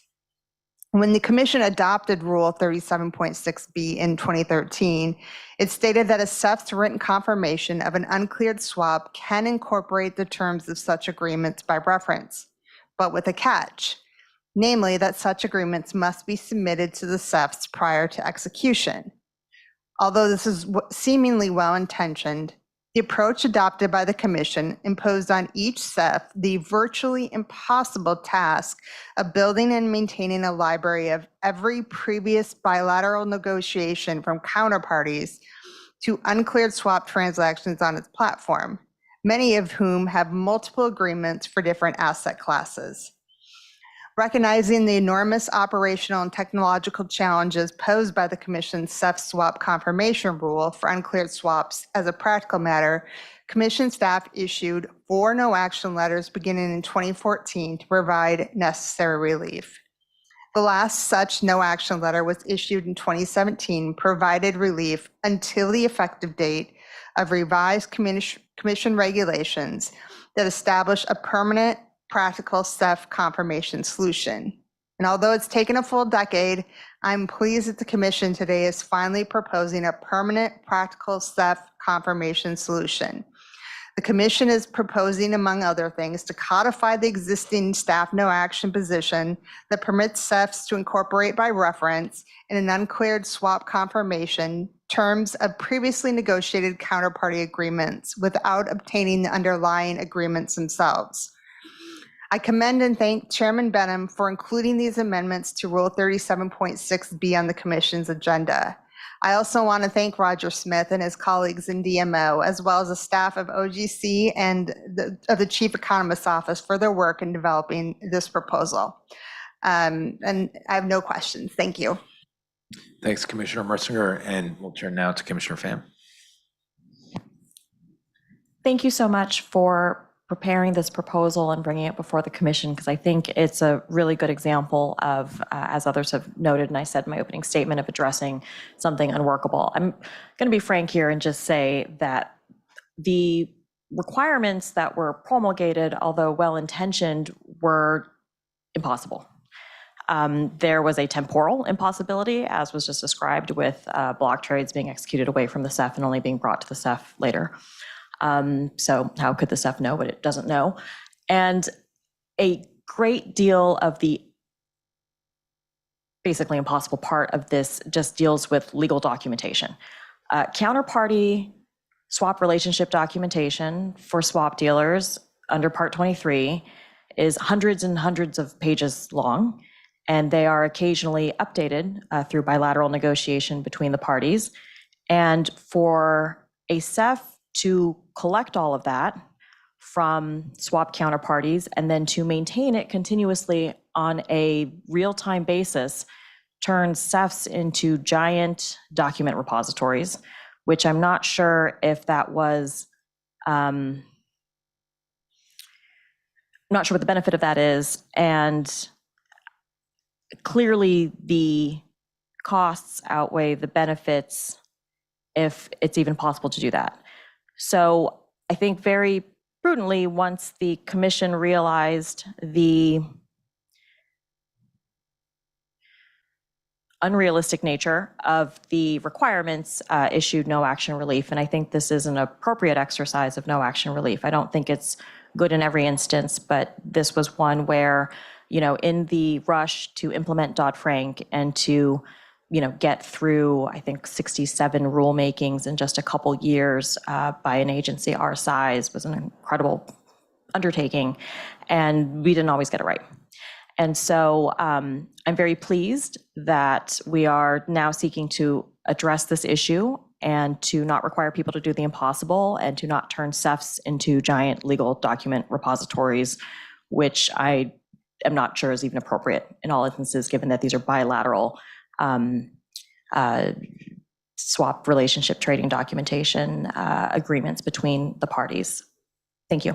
No questions. Thanks, Commissioner Pham. I don't see any other questions. Okay, so with that, having heard from each of the commissioners, if there's no further discussion or debate, we'll proceed to vote on the pending motion to approve and issue the notice of proposed rulemaking on swap confirmation requirements for swap execution facilities as presented in the voting draft. Are the commissioners prepared to vote? As it appears the commission is ready to vote, Mr. Kirkpatrick, will you please call the roll? Thank you, Mr. Chairman. The motion now before the commission is on the approval and issuance of the notice of proposed rulemaking on swap confirmation requirements for swap execution facilities as presented in the voting draft circulated to the commissioners for this meeting. Commissioner Pham.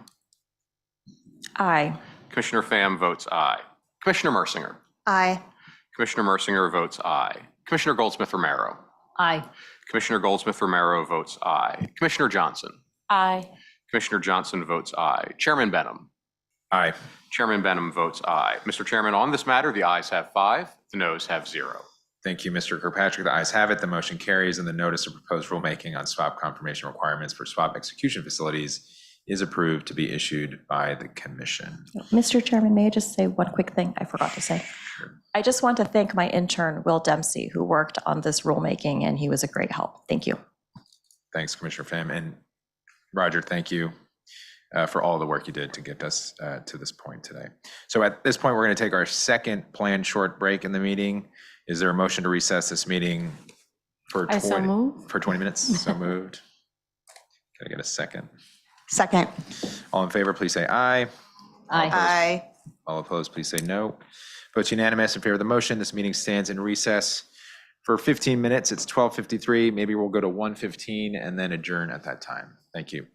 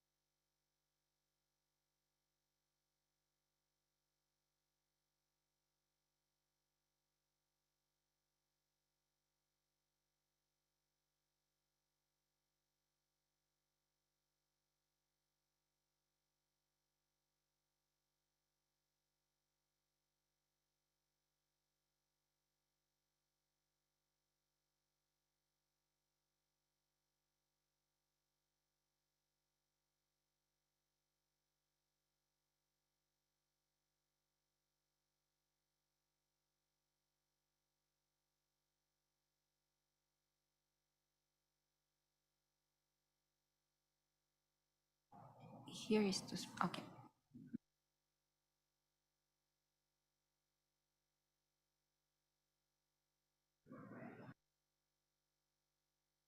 I see.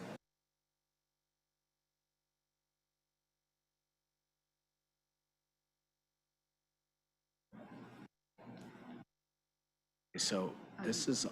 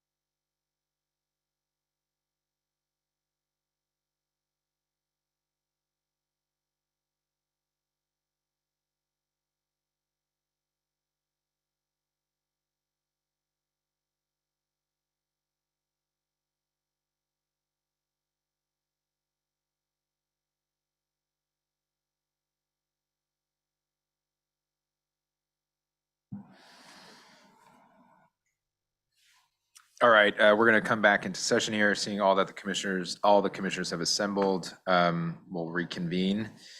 We're going to take up the final item on today's agenda, and I'd like to invite staff from the Market Participants Division to make a presentation on the notice of proposed rulemaking on amendments to margin requirements for uncleared swaps for swap dealers and major swap participants, seeded funds and money market funds. We are happy to have with us Amanda O'Lear, who I believe is in Chicago, with us virtually. She's the director of the Market Participants Division.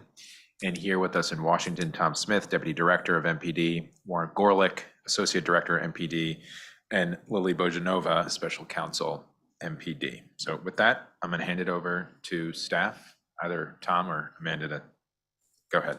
Okay. Good afternoon, Chairman Benham and Commissioners. It's a pleasure to speak to you today from the Chicago Regional Office. I am joined today by my colleagues Tom Smith, Deputy Director, Warren Gorlick, Associate Director, and Lily Bojanova, Special Counsel, all of the Financial Requirements Branch of MPD. I would also like to acknowledge Rafael Martinez, Associate Director, Financial Requirements Branch, who is sitting in the front row and available to assist with responding to your questions should the need arise.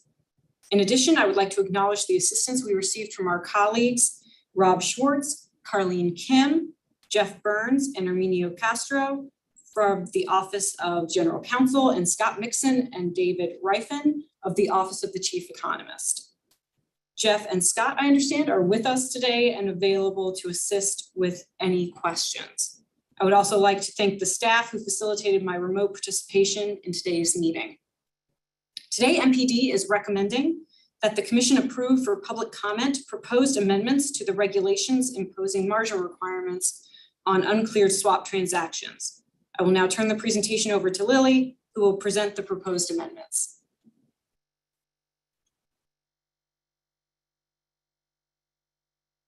Colleagues, staff in the Market Participants Division recommends that the Commission issue for public comment a notice of proposed rulemaking proposing to amend the CFTC margin requirements for uncleared swaps with respect to two matters.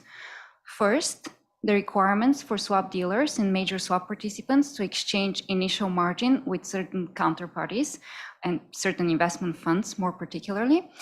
And second, the eligibility conditions for money market fund securities to serve as collateral for uncleared swap transactions. Both aspects of this proposal address recommendations of the Global Markets Advisory Committee, or GMAC. The first part of the proposed rulemaking, referred to as the seeded funds proposal, addresses proposed amendments that would have the effect of relieving swap dealers and margin swap participants, major swap participants, from the requirement to exchange initial margin with certain investment funds.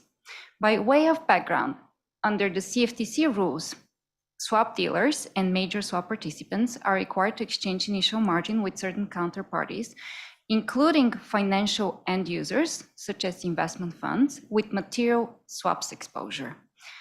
The thresholds that trigger compliance with the initial margin rule, including the concept of material swaps exposure of 8 billion and the initial margin threshold amount of 50 million, under which the exchange of initial margin is not required, are calculated on a consolidated group basis. As a result, seeded funds that are investment funds that have received startup capital from a sponsor and are consolidated with the sponsor entity in application of accounting standards are required to exchange initial margin, even though they may have little individual exposures, if they have exceeded the thresholds on a consolidated group basis with their sponsor and other affiliates. During the implementation of the CFTC margin rules, market participants, including the members of the GMAC, have identified certain operational and compliance burdens associated with the requirement for swap dealers to exchange initial margin with seeded funds.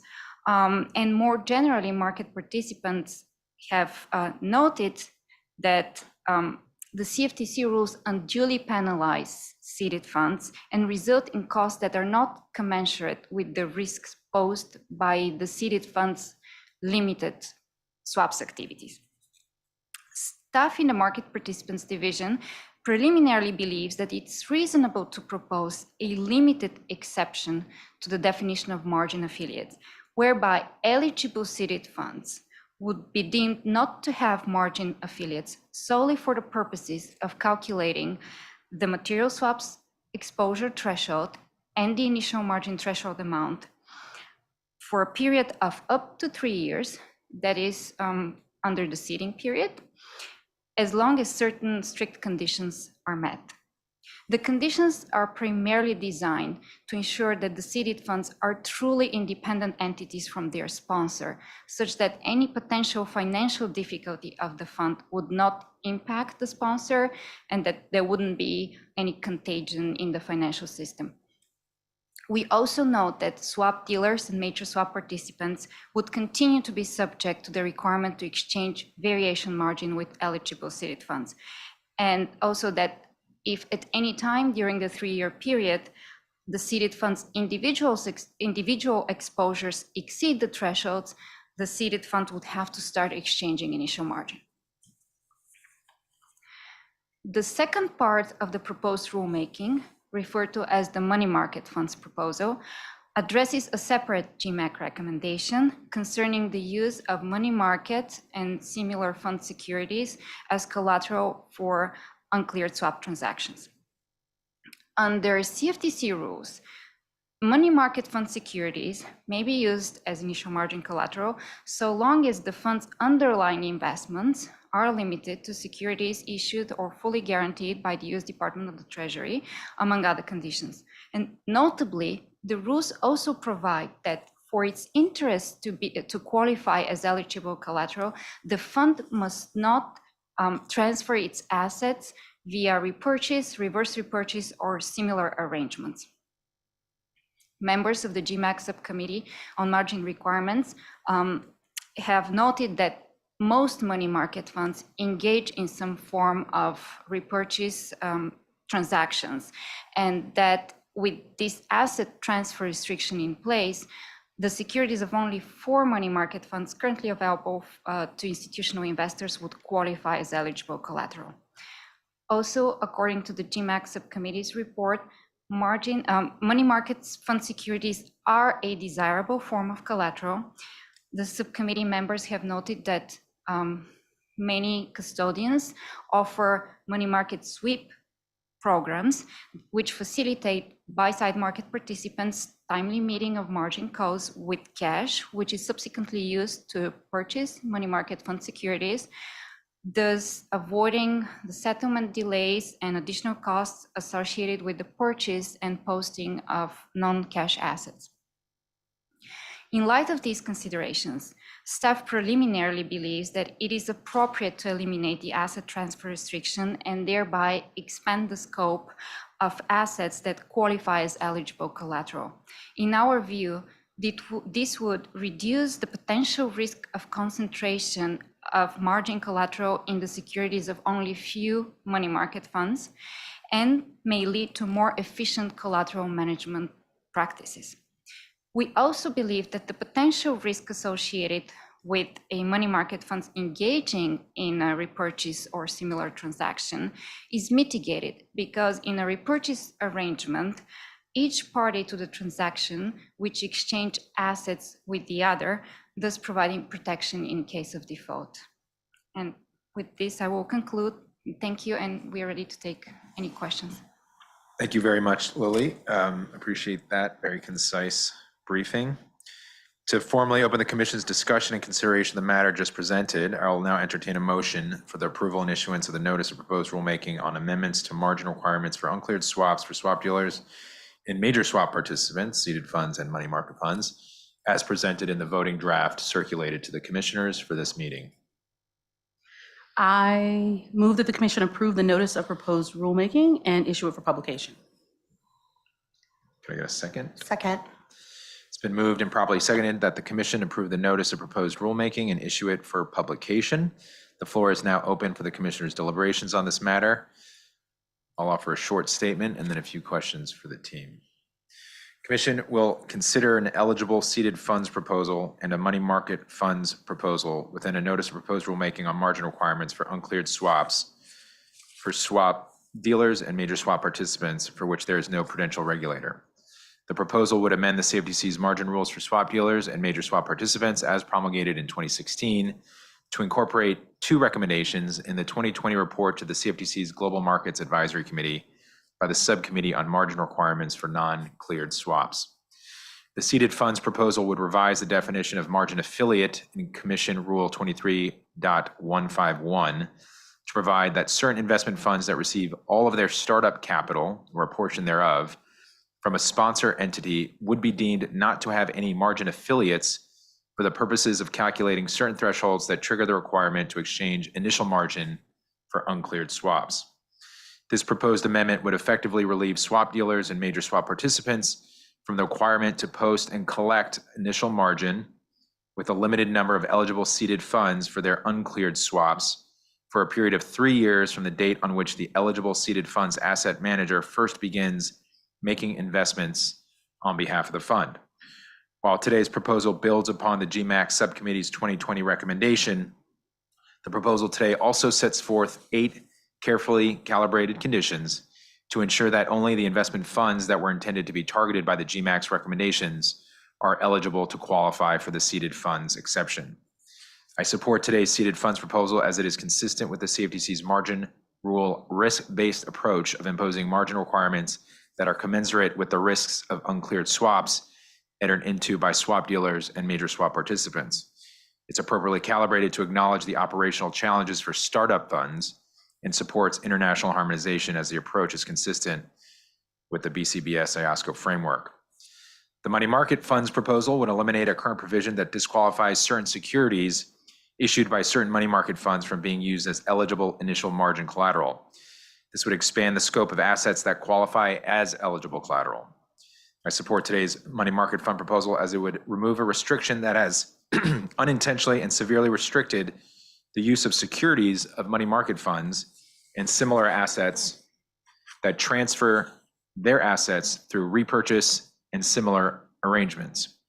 According to the GMAC subcommittee report, the impact of the restriction was that only securities of 4 U.S. money market funds would meet the requirements to be used as eligible collateral. Lastly, the proposal would also add a footnote that was in fact inadvertently omitted for the haircut schedule in Regulation 23156 when the commission originally promulgated the margin rule in 2016. With all the proposals, as always, I look forward to public comment. So with that, just a few questions. And Lily, I'll start, or Amanda and team, with the seeded funds portion of the proposal. This is maybe two parts to this question, but I want to deliver it at the same time. Thinking about the GMAC recommendations themselves from 2020, how much, if at all, does the proposal diverge, or is it perfectly aligned with the proposal itself? If you could just share some feedback on that. And then the other portion, and you spoke to this, I spoke to it in my comments as well, but I do think it would be helpful for the public to hear about the safeguards that you and the staff presented and are suggesting that the commission consider. And I say this in the context of margin. We've talked about financial crisis, G20, Dodd-Frank. Margin is a core fundamental element of the reforms that were implemented after the financial crisis. This proposal that we're considering today is, in many respects, a unique circumstance for a certain set of funds that have unique criteria. Notwithstanding those criteria, which I believe create a bit of an exception for how we should treat them from a regulatory perspective, it still demands us as regulators to ensure that we're providing appropriate safeguards so that there's no market resiliency or ultimately financial stability risk, which I'll get to in a later question. So with that, those two questions. First, how much are we aligned, or do we diverge from the GMAC recommendations? And can you speak to some of these guardrails that you're presenting and proposing to the commission to consider? Of course, thank you, Chairman Benham. Starting with the comparison with the GMAC Margin Subcommittee report, we did consider the recommendation of the subcommittee, but we conducted our own analysis and assessment of the potential risks. And this is reflected in particular in the conditions that we propose for the eligible seeded funds exception. The conditions are generally consistent with the arguments that the GMAC set forth in the report, but they are in many aspects more detailed and in certain cases stricter than the conditions proposed in the report. To start with one example, one of the conditions requires that states that the seeded fund must not be collateralized, guaranteed, or otherwise supported indirectly or directly with respect to any of its obligations by the sponsor, an affiliate of the sponsor, another fund, or the asset manager. By comparison, the GMAC report included a condition stating that the fund must not be collateralized, guaranteed, or otherwise supported in the event of bankruptcy. We are expanding this to include in any circumstance with respect to any obligation of the fund. There are also other conditions that we have added in the proposal with the goal of narrowly tailoring the exception and targeting these specific seeded funds. For instance, one of the conditions requires that a margin affiliate of the seeded fund must be subject to the initial margin requirements, so that without the relief, the seeded fund would have to exchange initial margin.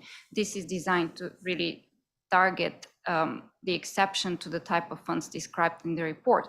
But there are also other additional conditions that we included. For instance, one of the conditions says that the fund must not have received its asset from an eligible seeded fund, and this condition was not included in the report, but it is designed to avoid a situation where the 3-year period when the exception would be available is not reinstated in case of a rollover of assets or a similar arrangement. We also formally include some conditions that are consistent with the arguments, but were not formally proposed as conditions by the GMAC. For instance, the fund must have a formal written investment strategy, and this strategy must follow a written plan to reduce the sponsor interest in the fund, and the plan must provide for divestiture targets over the 3-year period. These are detailed conditions that we propose to include to build safeguards around the proposal.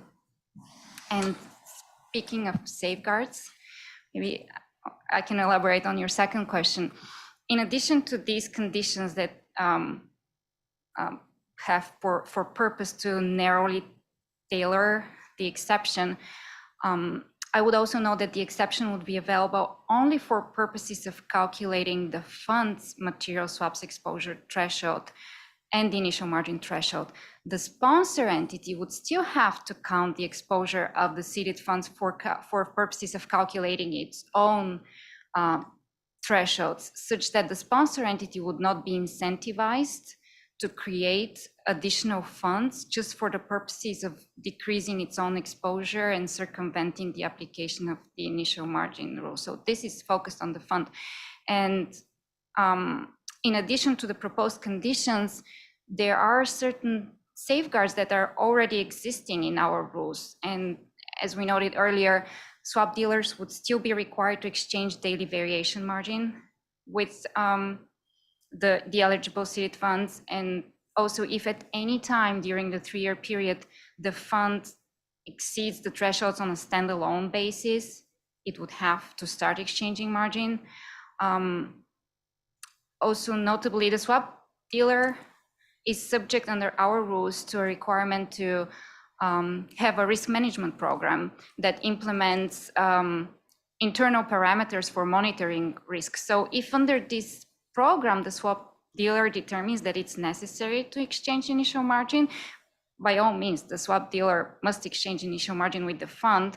And in this sense, this proposal and the proposed exception is optional. It's not a mandatory requirement.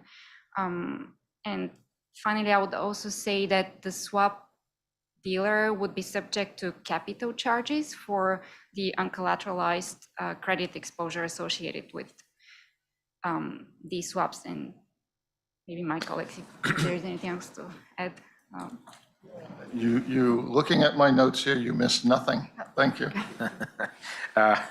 Lily, that was extremely comprehensive and I think demonstrates the division's expertise in ensuring that we're not only doing our job, but being comprehensive in our own way when it comes to protecting markets, customers, and ultimately financial stability issues. Quick follow-up, still related to the seeded funds. Competition is important in our markets. This agency is a part of the Competition Council. Is there any element of public interest, which is a part of the deliberation that we have to take into account as we write our rules and we direct policy? But help us, and you shared this in a bit in the document itself, but I think help the public understand how this actually will benefit the public interest in terms of expanding scope of options, investment options and opportunities. With respect to the seeded funds proposal in particular, the proposal would eliminate competitive disadvantage that currently exists between seeded funds that are part of a group that has material swaps exposure and other investment funds that are not part of a group that collectively exceeds the threshold. So this may spur interest in trading with seeded funds. Thus, the proposal may increase the pool of counterparties that can serve as counterparties in an uncleared swap transaction. In this way, it may foster competition.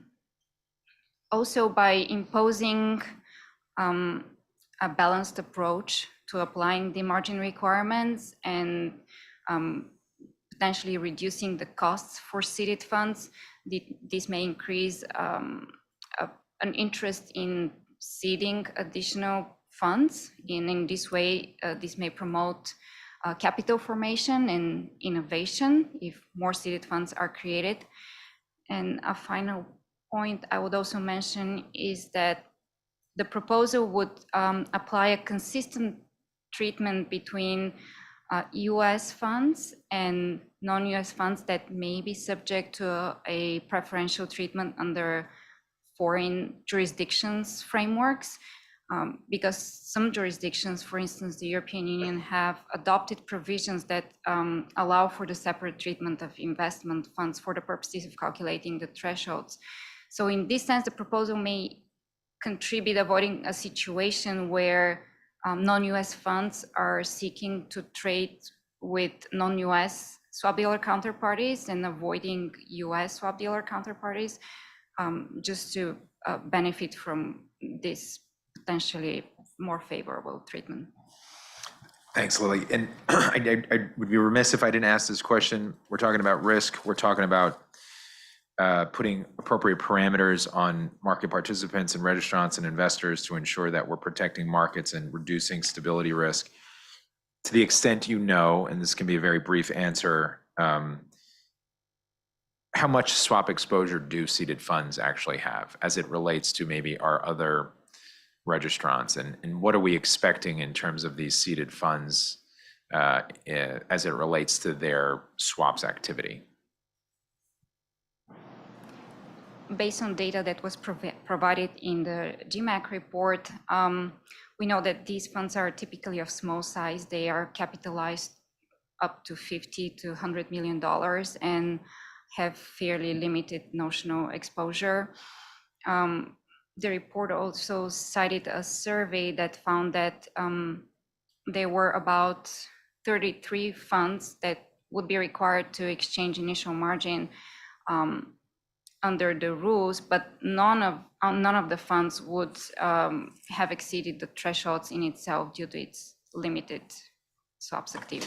Thanks. And my final question, I'm going to revert to the money market funds portion. This also is in line with my theme of public interest and what competition we might be stimulating. The asset transfer restriction and that amendment or that change.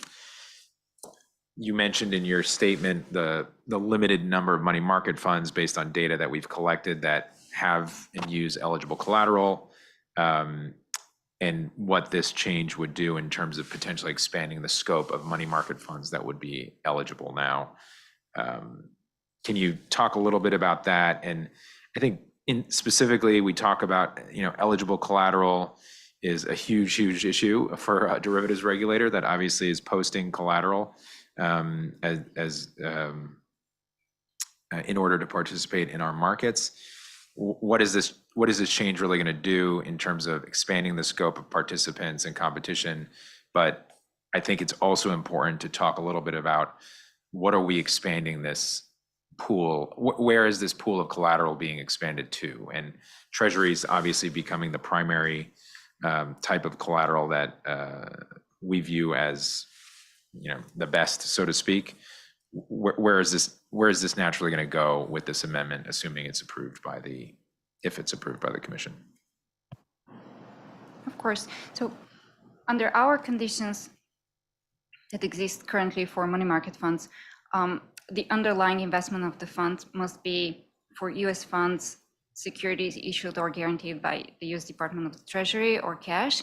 And for non-US funds, it must be securities issued or guaranteed by the European Central Bank or a foreign sovereign entity that has received no greater than 20% risk weight under the capital requirements applicable under the prudential regulators. On the US side, based on data provided by the US Securities and Exchange Commission, there are currently approximately 50 US Treasury money market funds that could potentially meet the underlying investments condition. So the proposal would potentially broaden the scope of eligible funds up to that number of money market funds.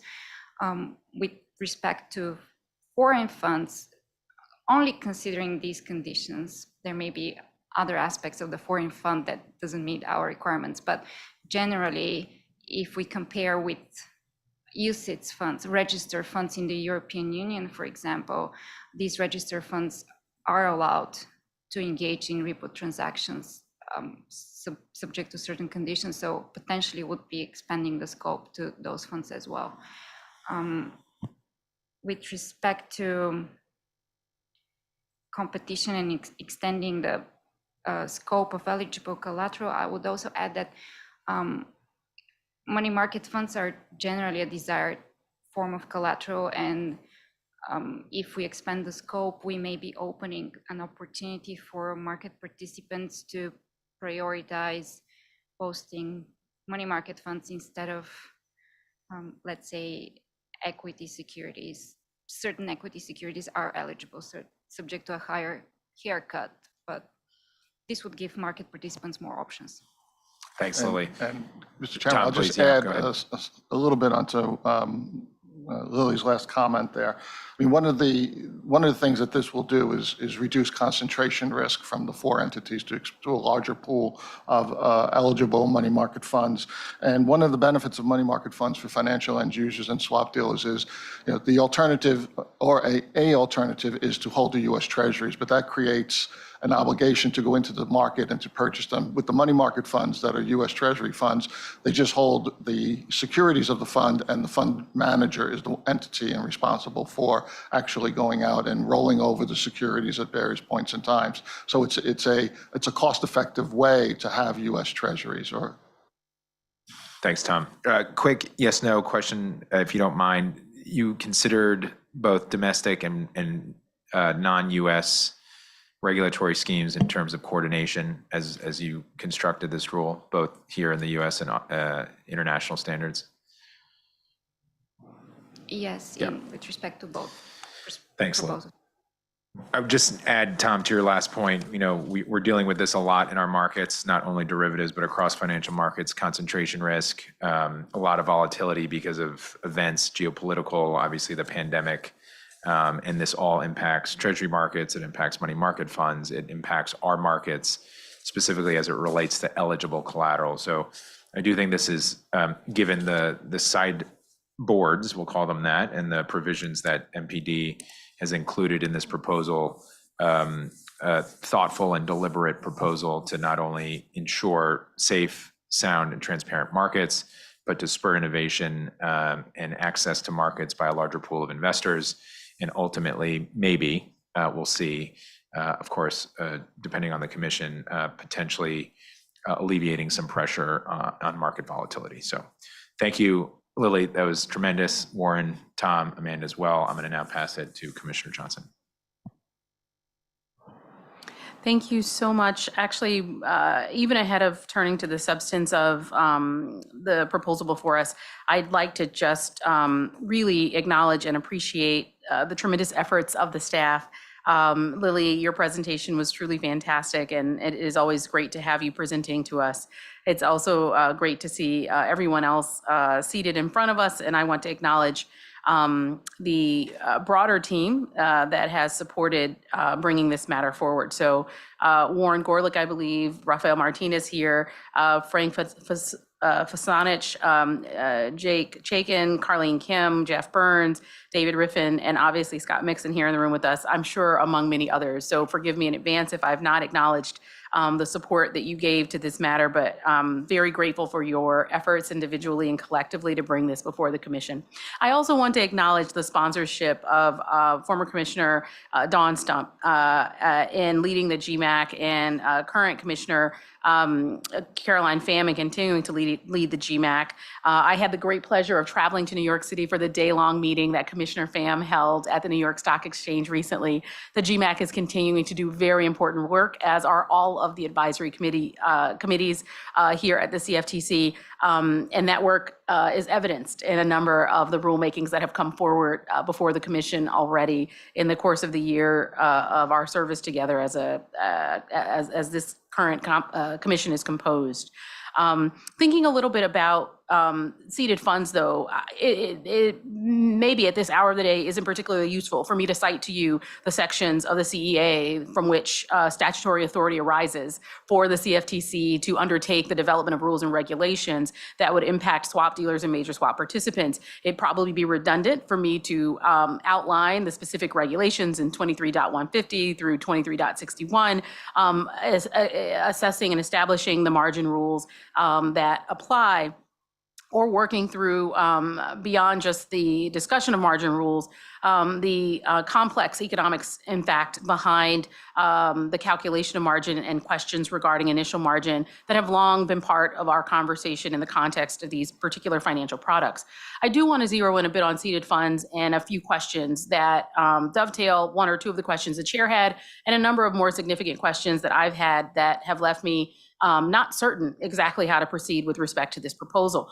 Under Regulation 23.151, a company is a margin affiliate of another company, so says our proposed rule, if either company consolidates the other on a financial statement, or both companies are consolidated with a third company on the financial statement. Today, the Commission proposes to amend this definition of margin affiliate to provide that certain investment funds that receive any startup capital from a sponsor entity, seeded funds, would be deemed not to have margin affiliates for the purpose of calculating thresholds that trigger the requirement to exchange initial margin for unclear swaps. Noting and acknowledging the subcommittee of GMAC's, the margin subcommittee of GMAC's efforts in May of 2020, and the efforts to undertake what was clearly a tremendous effort to carefully evaluate and consider the extent to which we should take a different tact. I'm grateful for the proposal before the Commission, but wonder if it's fully developed and completely ready for the road. Specifically, I'm thoughtful about a few questions that emerge based on the language in the proposal. It was very helpful, actually, Lily, to hear you describe in language that I believe resonates with what our expectations are and the goals of having created a framework for requiring or mandating the clearing of certain swaps, that we are thoughtful about having a narrowly tailored solution. We're thoughtful about ensuring that the guardrails that are required are effective in the context of this step, and that risk management programs are deeply embedded into and part of the conditions that would be applied for any entity seeking to take advantage of this, take advantage of the amendment. What I'm curious to know, though, in more detail, and would be curious to hear a bit about, is two specific issues. And I'm not exactly sure how to order them, but I'll start with the one that I think is particularly relevant first. Excuse me.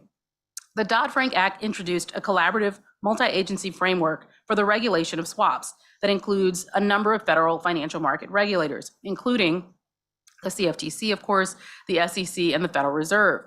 The proposal acknowledges that the adoption of language in the definition of margin affiliate in the context of the proposed amendment diverges from language that would be used by the Federal Reserve Board. I'm thoughtful about this deviation, and I'm thoughtful about the significance and salience of the deviation in the context of the consequences, systemic risk consequences specifically, that might merit our consideration. I'm deeply motivated to exercise caution when making amendments that would have potentially ripple effects across multiple layers of the financial markets regulatory landscape. While I appreciate the benefit of hearing that international efforts to harmonize regulation and bring regulation into alignment across different jurisdictions is important, I think it's imperative that we have our own house in order first. And I'm thoughtful about the extent to which MPD has spent time in conversation with the Fed and what conversations with the Fed have revealed about their sentiment with respect to this divergence. So if you could speak to that question first, that would be great. Yes, thank you, Commissioner Johnson. This is a fair point, and we recognize that since the prudential regulators have an analogous definition of margin affiliate and similarly an analogous asset transfer restriction, the proposal would be a departure from their approach.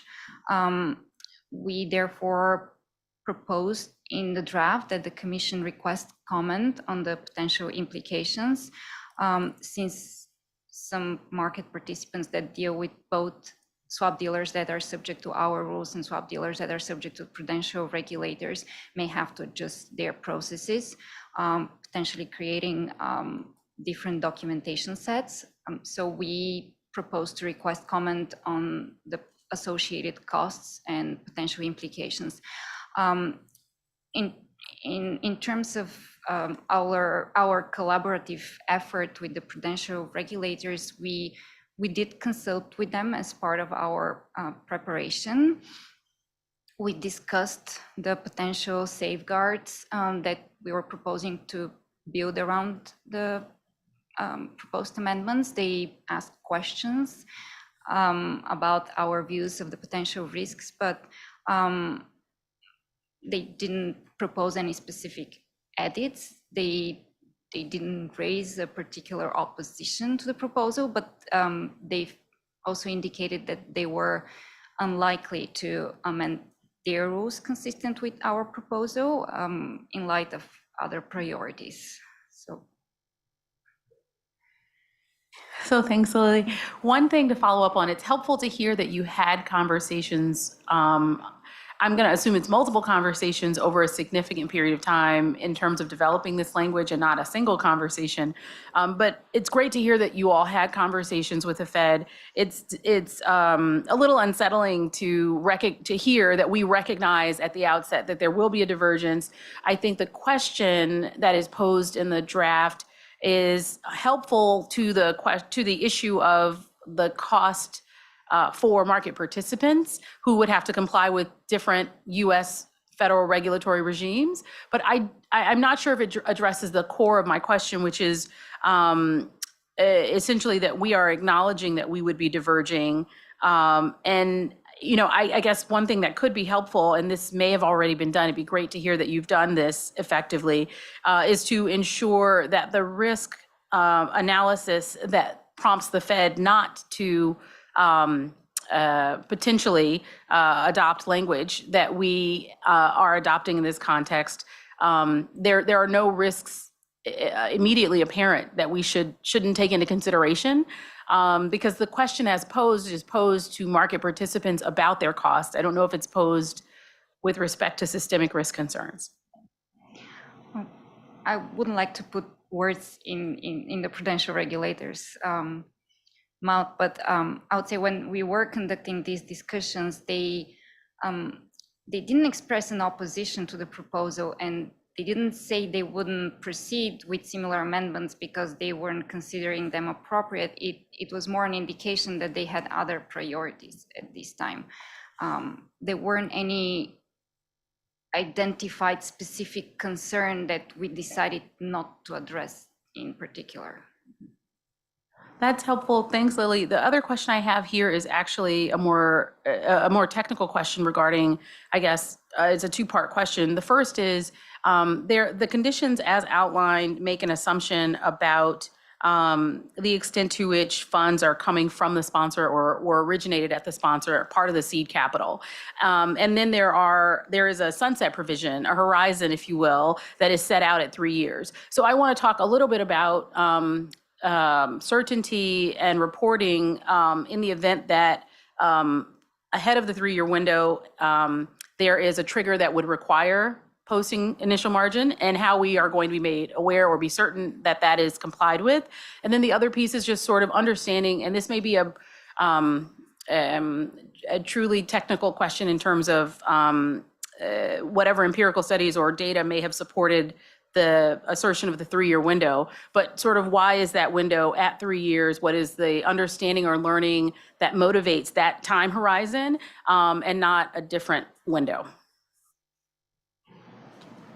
The 3-year term is designed to cover the period during which a seeded fund is testing its investment strategy and building a performance track record with the goal of attracting third-party investors. We understand, based on the GMAC report, among other data, that the 3-year is the average period where a fund either has established a track record and attracted enough investors so it's no longer consolidated with the sponsor, or alternatively, it has realized that its strategy is not viable. The 3-year period is also consistent with position our division has taken in the context of investment funds subject to a Part 4 of CFTC regulations, where we've generally considered that the 3-year period is the appropriate period for a fund to really determine whether its strategy is viable. Your other part of the question, so I would also say, and as you have identified, that if at any time during the 3 period a fund individually exceeds the thresholds, it would have to start exchanging initial margin. So the 3-year term is a maximum period. Now, in terms of how we are aware and enforce this, similar to other aspects of our rule, swap dealers would likely rely on reasonable representations by their counterparty. This functions this way because our rules apply to the swap dealers, so we'll have to look into swap dealer. But enforcing this provision would be part of the examination program. So if at any time during an examination it is revealed that the thresholds have been exceeded, but no exchange of margin has occurred, I would assume that it would be identified during an examination. Okay, that's helpful. Thanks, Lily. I think I understand. Commissioner, may I just add one yes, last please, thing? Thank you. Yeah, I think, we were not comfortable with the international framework, which did not have any sunset provision or time limits with respect to investment companies. So the recommendation and discussion in the GMAC report was 3 years, and for the reasons Lily's outlined, we were comfortable with that, with the understanding that, again, it's a legally separate entity that has no risk going back to the sponsor, and that to the extent that they're also exchanging variation margin on a daily basis. With respect to the supervision and monitoring, it, in my mind, is very similar to many other of the requirements where, like, are you a financial end user or a commercial entity? That is something that the swap dealer will work with the counterparty. It will be looked at as part of the oversight program of the swap dealer, and I think this would fall into the same category. That's really helpful. Thanks so much. So Lily, I should let you off the hook a little bit. I grew up or started out in asset management, so I kind of knew the answer to my question in part, but it is really helpful to hear what the origins of the staff's thinking are and the extent to which they are parallel with other parts of our regulation, and also impose guardrails consistent with our core principles, even if those are more rigorous in some contexts than, thank you, Tom, the international standards that may have been adopted in other jurisdictions. So I have more questions on money market funds, but I will appreciate that I've maybe exceeded my time at this point and hold out for a second round if one should be offered. Thanks, Commissioner Johnson. Commissioner Goldsmith-Romero. Thank you, Chair. I cannot support the proposed rule. I am concerned that the proposed exception to initial margin requirements for seeded funds would roll back Dodd-Frank Act reforms designed for financial stability. I cannot support the Commission changing our existing requirements that match U.S. banking regulator requirements. The proposed change would relieve initial margin requirements for uncleared swaps for swap dealers and major swap participants that are not prudentially regulated in certain affiliate transactions known as seeded funds for 3 years. The buildup of uncleared swap positions during the crisis exposed swap entities to losses, putting the financial system at risk. Dodd-Frank Act reforms required all uncleared swaps be subject to initial and variation margin requirements, whether prudentially regulated or not. Post Dodd-Frank, the Commission and federal banking agencies adopted margin rules to protect the safety and soundness of swap entities and to guard against risks to financial stability. Dodd-Frank Act reforms in the Commodity Exchange Act required that to offset the greater risk to the swap dealer or major swap participant and the financial system arising from the use of uncleared swaps, the Commission's margin requirements for uncleared swaps must, first, help ensure the safety and soundness of the swap dealer or major swap participant, and second, be appropriate for the risk associated with the uncleared swaps held by the swap dealer or major swap participant. I do not find that standard to be met in the proposed rule. Post Dodd-Frank, regulators recognize that derivative transactions with affiliated parties can pose important risks that necessitate margin requirements. The Commission and banking regulators adopted the same definition of margin affiliate to cover both swaps that are and are not prudentially regulated. The proposed rule would depart from that definition where there is not a prudential regulator. The proposed rule raises concerns about the prudence of the Commission having two different definitions of margin affiliate for swap dealers, particularly when the majority of swap dealers are prudentially regulated and they account for a substantial majority of swap activity. In a regulatory system where jurisdiction is shared with other U.S. market and banking regulators, it is important that the Commission maintain regulatory harmonization with U.S. regulators where we can. Otherwise, we risk a race to the bottom. The proposed rule is designed to harmonize with global regulation, but not U.S. banking regulation. This proposed rule came from GMAC recommendations, the Global Market Advisory Committee, from 2020. The majority of the non-bank swap dealers are U.S. domiciled. Also importantly, the GMAC public interest representative from Better Markets at that time did not vote for these recommendations. I have serious concerns with potentially increasing risks related to uncleared swaps, including risks to financial stability by adopting a definition that harmonizes with global regulation, but not domestic banking regulation. U.S. banking regulators are aware of the Basel Committee and IOSCO's international framework, but chose not to change their definition of margin affiliate. Likewise, I do not support the Commission changing our existing definition. I appreciate that Commission staff have tried to put constraints on this initial margin exception. However, the constraints are not enough, in my view, to break from U.S. banking regulators. I'm concerned that the effect of this proposal would be to roll back Dodd-Frank Act reforms. Given that those reforms were designed to promote the safety and soundness of U.S. financial institutions and our financial system, I am concerned that this change could produce unacceptable levels of risk, possibly even systemic risk, and harm financial stability. We do not know the full consequences of this change.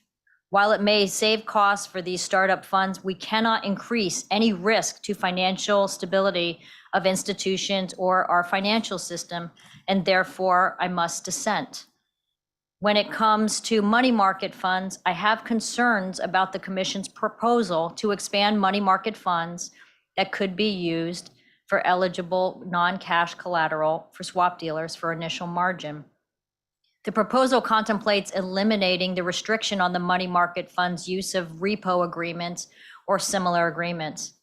In Dodd-Frank Act reforms contained in the Commodity Exchange Act, Congress provided that in prescribing margin requirements, the Commission shall permit the use of non-cash collateral as determined to be consistent with preserving the financial integrity of markets trading non-cleared derivatives and preserving the stability of the United States financial system. I have not seen an analysis that such standard is met. I'm very interested in public comment about whether that standard is met. We must not forget the lessons of the 2008 financial crisis, including when the Reserve Primary Fund broke the buck and the role that it had in the crisis. Money market funds are designed to give retail customers and institutional investors a market-based instrument that is highly liquid with lower risk and limited volatility. For many Americans, money market funds appear on their bank app, right next to their checking and savings accounts, thought of as similar to a bank account. And that's why it came as such a shock when the Reserve Primary Fund broke the buck. I was counsel to the SEC chairman when the Reserve Primary Fund broke the buck, which contributed to Lehman failing and short-term lending drying up. Repo agreements also contributed to liquidity problems at financial institutions. And in my role as the Special Inspector General of TARP, I reported to Congress about the interconnectedness of these events. These experiences show how interconnected money market funds and repo agreements are to the overall stability of financial institutions and the broader financial system. As a result, the SEC and other regulators implemented reforms to make money market funds more stable and repo agreements more transparent. Despite these reforms in March 2020, during the pandemic, money market funds and the short-term funding markets experienced stress when institutional investors withdrew cash from money market funds to avoid safeguards that were part of post-crisis reforms. With 2008 and 2020 as the backdrop, the Commission must be careful in how it approaches changes to our regulations that impact money market funds and the short-term funding markets. These are highly interconnected markets. Changes in one can impact changes in other markets. Before we take any action, it will be critical for the Commission to determine that the change is, quote, consistent with preserving the financial integrity of markets trading, end quote, for non-cleared derivatives, and quote, preserving the stability of the United States financial system, end quote. I look forward to public comment on whether the rule meets this standard. I thank the staff for their work. I'm also grateful to the former GMAC members. It must be remembered that advisory committee's role is to advise the Commission. And while I may not agree with their recommendations, I'm grateful for their service. Thanks, Commissioner. Commissioner Mercier. Thank you, and thank you for the presentation. It was very good and very thorough. I support the proposed rulemaking before us today, which addresses two recommendations regarding margin requirements for uncleared swaps that the Commission received from the Global Markets Advisory Committee and are based on a comprehensive report proposed by GMAC's Subcommittee on Margin Requirements for Non-Cleared Swaps back in 2020 under former Commissioner Don Stump's leadership. These proposals demonstrate the value added to the Commission's policymaking by its advisory committees, in which market participants and other interested parties come together to provide us with their perspectives and potential solutions to practical problems. The Commission promptly and unanimously undertook two rulemakings that implemented four of the recommendations put forward in the GMAC Margin Subcommittee report. Before us today is a proposal to adopt two more of those recommendations.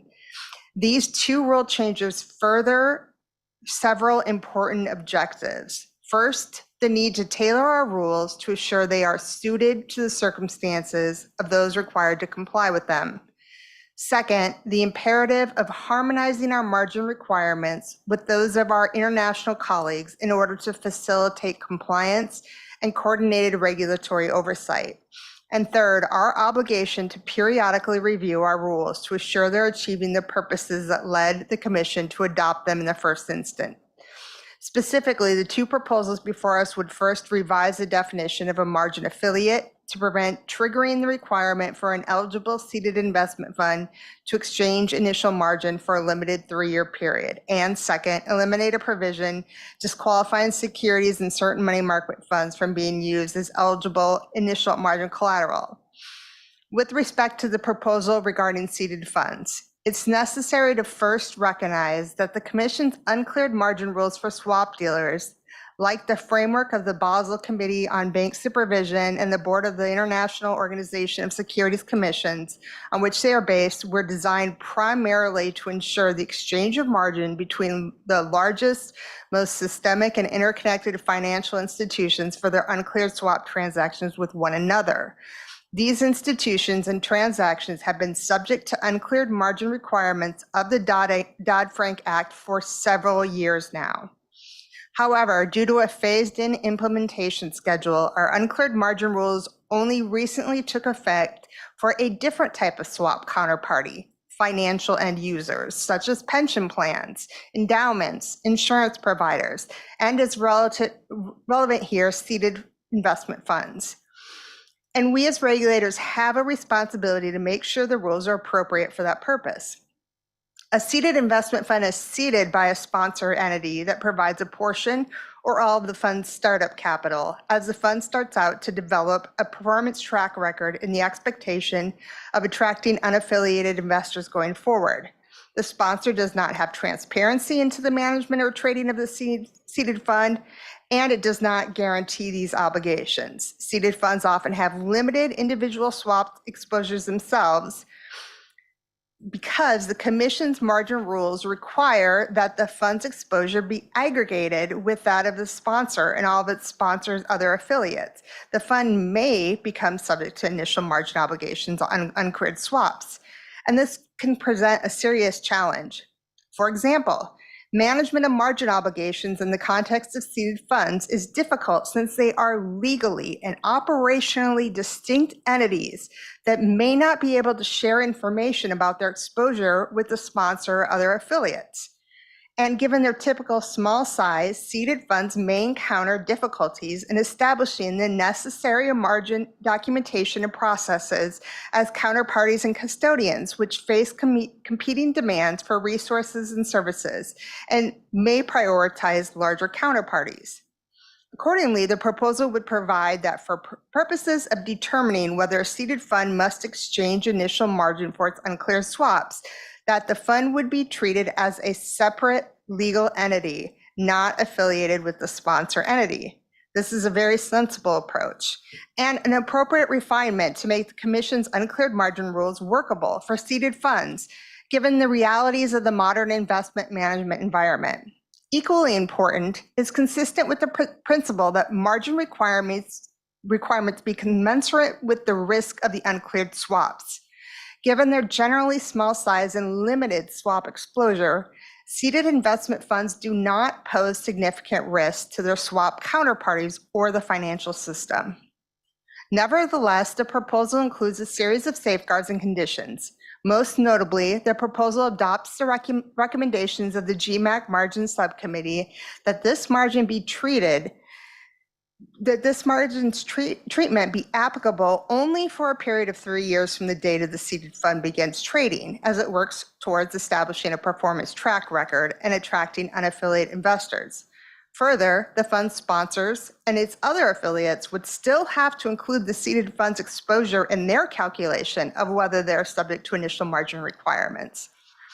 And the proposed treatment would only apply to initial margin as the uncleared swaps entered into by seeded funds would remain subject to applicable variation margin requirements.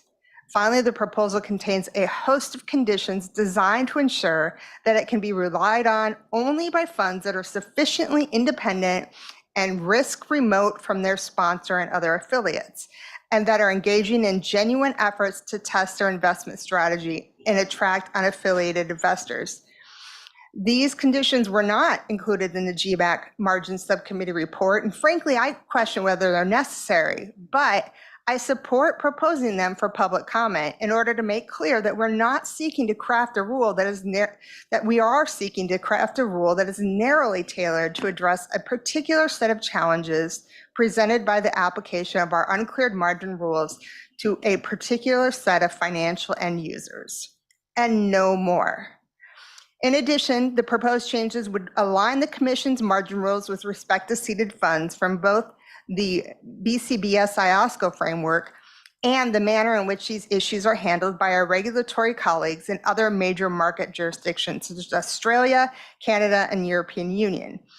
Given the global nature of derivatives markets, international harmonization of our margin regulations is imperative. Indeed, in the Dodd-Frank Act, Congress specifically directed the Commission in order to promote effective and consistent global regulation of swaps to consult foreign regulatory authorities on the establishment of consistent international standards with respect to the regulation of swaps and swap entities. And when the G20 leaders met in Pittsburgh in the midst of the financial crisis in 2009, they too recognized that solutions for global derivatives markets demand coordinated policies and cooperation. Congress and the G20 leaders thus recognized that because modern swap markets are not bound by jurisdictional borders, they cannot function absent consistent international standards. Fragmented regulation can hinder compliance with margin requirements, encourage regulatory arbitrage, and undermine the resilience of global derivatives markets. Harmonization and coordination, on the other hand, foster enhanced compliance and strengthens the effectiveness of our regulatory oversight. Turning to the money market funds proposal, this is a case where the Commission's rules are failing to achieve the Commission's in adopting them. The Commission's rules provided that the types of collateral that can be posted or collected as initial margin include, among other things, securities issued by money market and similar funds, which I'll refer to collectively as money market funds. But there is a catch. Securities of money market funds are not eligible collateral if the assets of the fund can be transferred through securities lending, securities borrowing, or repurchase agreements or similar, which I'll refer to as asset transfer restrictions. When it adopted its unclear margin rules, the Commission stated that it included money market fund securities in its expansive list of collateral that can be pledged as initial margin in order to provide flexibility. But the flexibility that the Commission granted with one hand, it took away with the other, since most money market funds available to the institutional marketplace use repurchase or similar arrangements, or are authorized to do so as part of their management strategy. The widespread use of repurchase and similar agreements by money market funds severely limits the number that satisfy the Commission's asset transfer restrictions and qualify as eligible collateral. In fact, research cited in the GMAC subcommittee report suggests that the number of money market funds that may be available are as few as 4. Thus, the asset transfer restriction significantly restricts the availability of money market funds as a form of collateral for swap counterparties. Not only can this contribute to a concentration of margin collateral in the securities of a few money market funds, which can be worrisome from a systemic risk perspective, it also runs contrary to the intent of the Commission underlying the uncleared margin rules. Under these circumstances, I believe the Commission is rightly revisiting a rule that is failing to achieve its intended purpose, and I support proposing the removal of the asset transfer restriction for public comment. That's a reasonable approach, particularly since the proposal is limited in scope and that it would not amend any other condition applicable to the use of money market fund securities as eligible initial margin collateral. 2, the Commission rules permit the investment of customer margin by future Commission's merchants in money market funds without an asset transfer restriction. And 3, removal of the restriction would bring the Commission's eligible collateral framework in line with the approach that has been adopted by our colleagues at the Securities and Exchange Commission.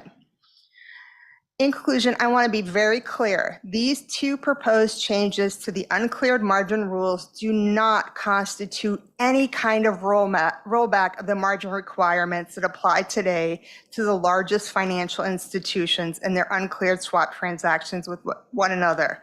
Rather, they reflect a reasonable refinement of our rules that, with respect to seeded investment funds, would take into account with significant guardrails circumstances in which the rules impose significant practical and operational challenges when applied to a type of financial end user that has recently come into their scope, and that aligns our rules with those of the international regulatory community, and would remedy the Commission's hollow promise when it adopted the margin rules that securities and money market funds may be posted and collected as eligible initial margin collateral. I want to express my deep appreciation for the efforts of the member of the GMAC, especially the GMAC Margin Subcommittee, who provided us with a well-reasoned and high-quality report on complex margin issues. And this was no less at the start of a pandemic.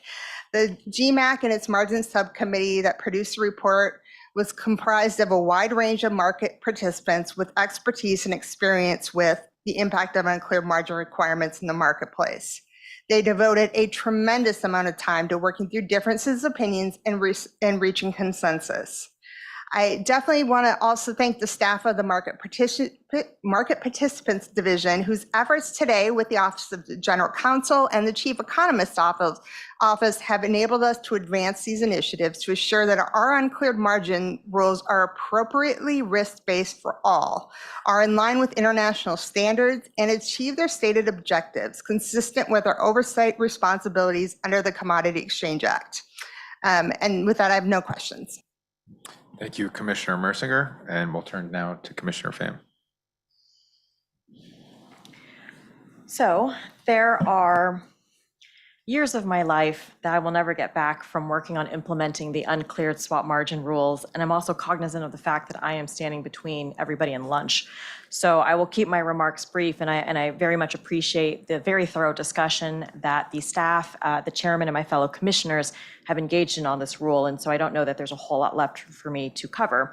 But I thought that it would be good to just note, first of all, that I support this notice of proposed rulemaking for the solution that it provides for both seeded funds as well as money market funds, and that I do encourage commenters to weigh in on whether the Commission's proposal sufficiently addresses the practical issues and whether it gives sufficient time for firms to implement and comply with the final rule.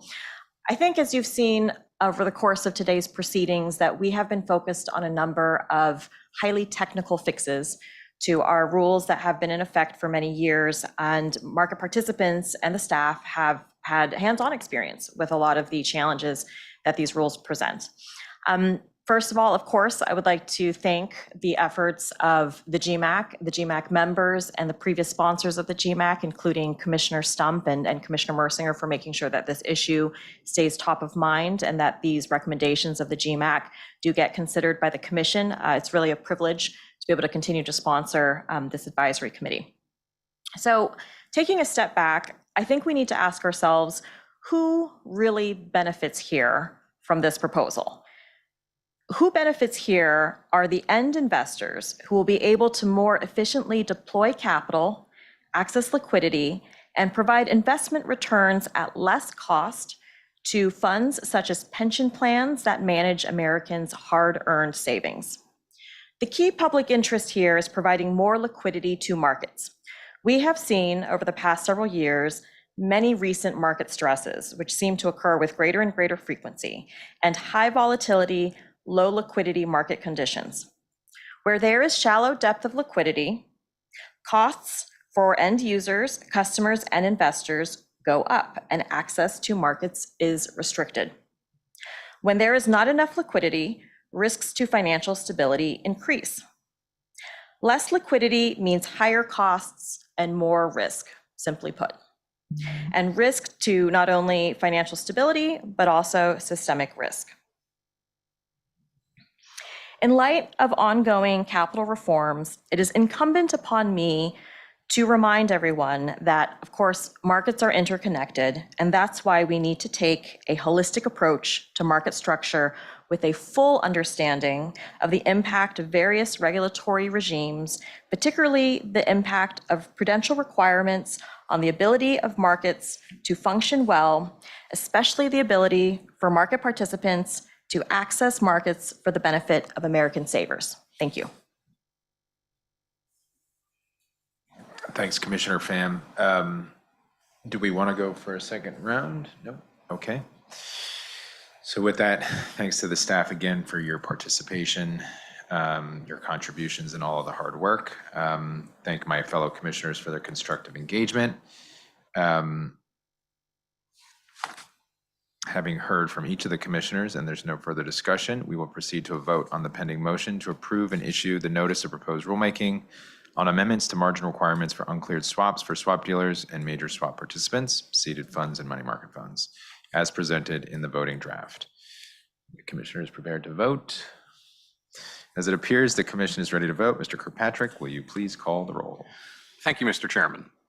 The motion now before the commission is on the approval and issuance of the notice of proposed rulemaking on amendments to margin requirements for uncleared swaps for swap dealers and major swap participants, seeded funds and money market funds, as presented in the voting draft circulated to the commissioners for this meeting. Commissioner Pham. Aye. Commissioner Pham votes aye. Commissioner Mersinger. Aye. Commissioner Mersinger votes aye. Commissioner Goldsmith-Romero. No. Commissioner Goldsmith-Romero votes no. Commissioner Johnson. Concur. Commissioner Johnson concurs. Chairman Benham. Aye. Chairman Benham votes aye.